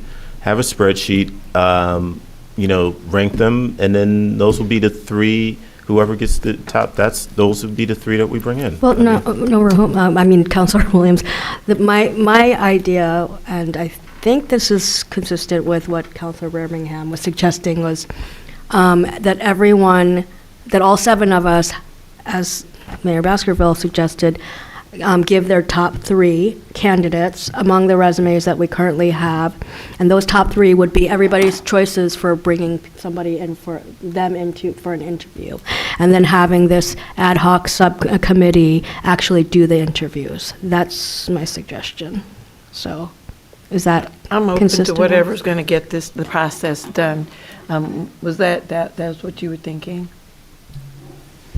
Yes, similar, something. I mean, yeah, where we're not trying to schedule 4 or 5 interviews. And then maybe, I don't know, if there's a candidate before they're actually hired or we're asked to vote on them, that we all actually do get to meet them. And if we whittle it down to 3 or 2 even, then maybe it'll be much easier to schedule something. Councilor D'Amato? Yeah, I don't see any need to whittle it down. It's a score sheet. I mean, I think everybody probably at the end, I said this a long time ago, I just thought the no drama way was that everybody just goes, here's my choice, and then you see where they match up. And then there's some process. I don't know what you mean, it's a score sheet. Help me understand, because there's no score sheet right now. Well, a score sheet would, well, okay. Just ranking them. So, but I mean, like, what we don't want is necessarily that, like, if somebody has a strong first preference, that they're not, that they're sort of, wow, we ruled them out. I don't think we want to do that. And the second thing is, well, there's 3 things. There's that. I just think everybody should just advocate for whatever they like. The second thing is, there's no consensus that we need to have an in-house person. I'm not sold on that yet, at all. So, I mean, if we had one and they were good, that would be cool too. I'm just saying I haven't ruled out the idea of using a firm.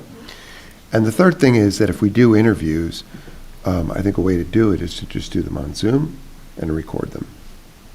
And then other people can watch the recording. So to see And so we're at the same point that we've been with this topic of how we're going to hire attorney for, about a month or longer now, and that's pretty much nowhere. And so maybe we need to have this discussion offline. I mean, we're going through saying the same things and then not. I think it's very important if we could at least decide if the majority of the individuals feel as though we're moving in the direction of a full-time in-house and then others as needed. And that's a good starting point. And then at least we know what list we're going to go to when we start doing whatever that process is. So can we try to do that? That would be an accomplishment. Okay. Who wants in-house, who wants Mhm. firm? Yeah. Come on. Councilor Birmingham? I just feel that there's advantages to both, but I do think, like, if you're going to have one attorney, you need to make sure, obviously, we need to make sure that they're very, very skilled. I think one of the advantages of a firm is that the lawyer has partners or has people that they can ask questions, can sidebar around, because law is very specialized these days. And so when they have, so for me, I don't necessarily fall one way or the other. I do agree that we want someone who would be here for much of the time. But I don't necessarily, I want the person who seems the most capable. And so I don't necessarily fall one way or another without, what's that? I'll abstain. Thank you, Rahum. And Councilor just Lockman? to clarify the reasons why a firm is good, I mean, they both have pluses and minuses, but the things about the firm that I like is that I do believe, I'm not throwing shade on anybody, or it's not about anything, it's just that if you're working for a firm, you're less likely to be drawn into the politics of the council. So an in-house attorney who's in the building more of the time does become, they say, the sort of eighth member of the council. And that's if you're somebody who's not always in the building or is less likely to be, with that person, I feel like I'm more likely to be treated equally as a customer. And the second thing is you can be more strict about wanting to have reporting of what that attorney is doing. Because for a firm, there's a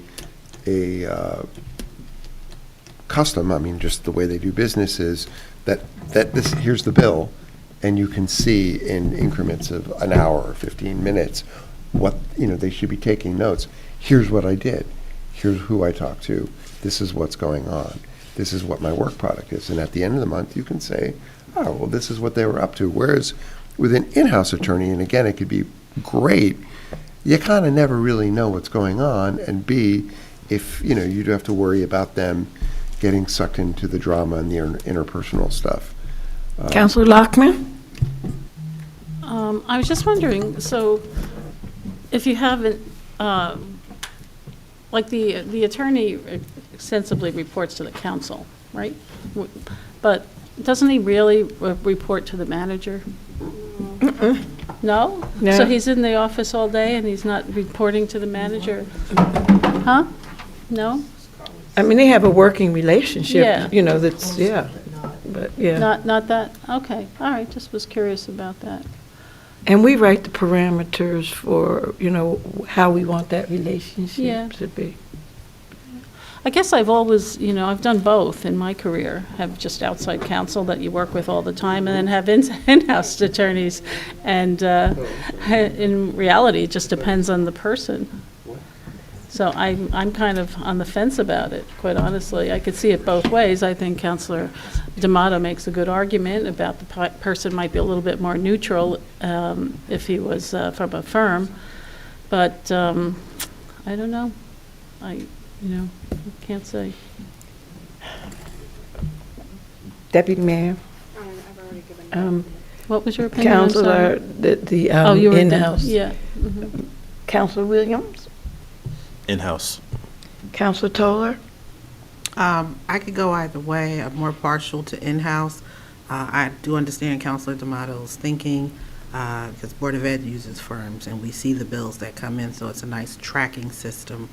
But I just think maybe with the amount of work someone would have to do, I don't know if we'd be saving any money by using a firm versus an in-house person. So when I say work we have to do, the many cases that we have here in the township.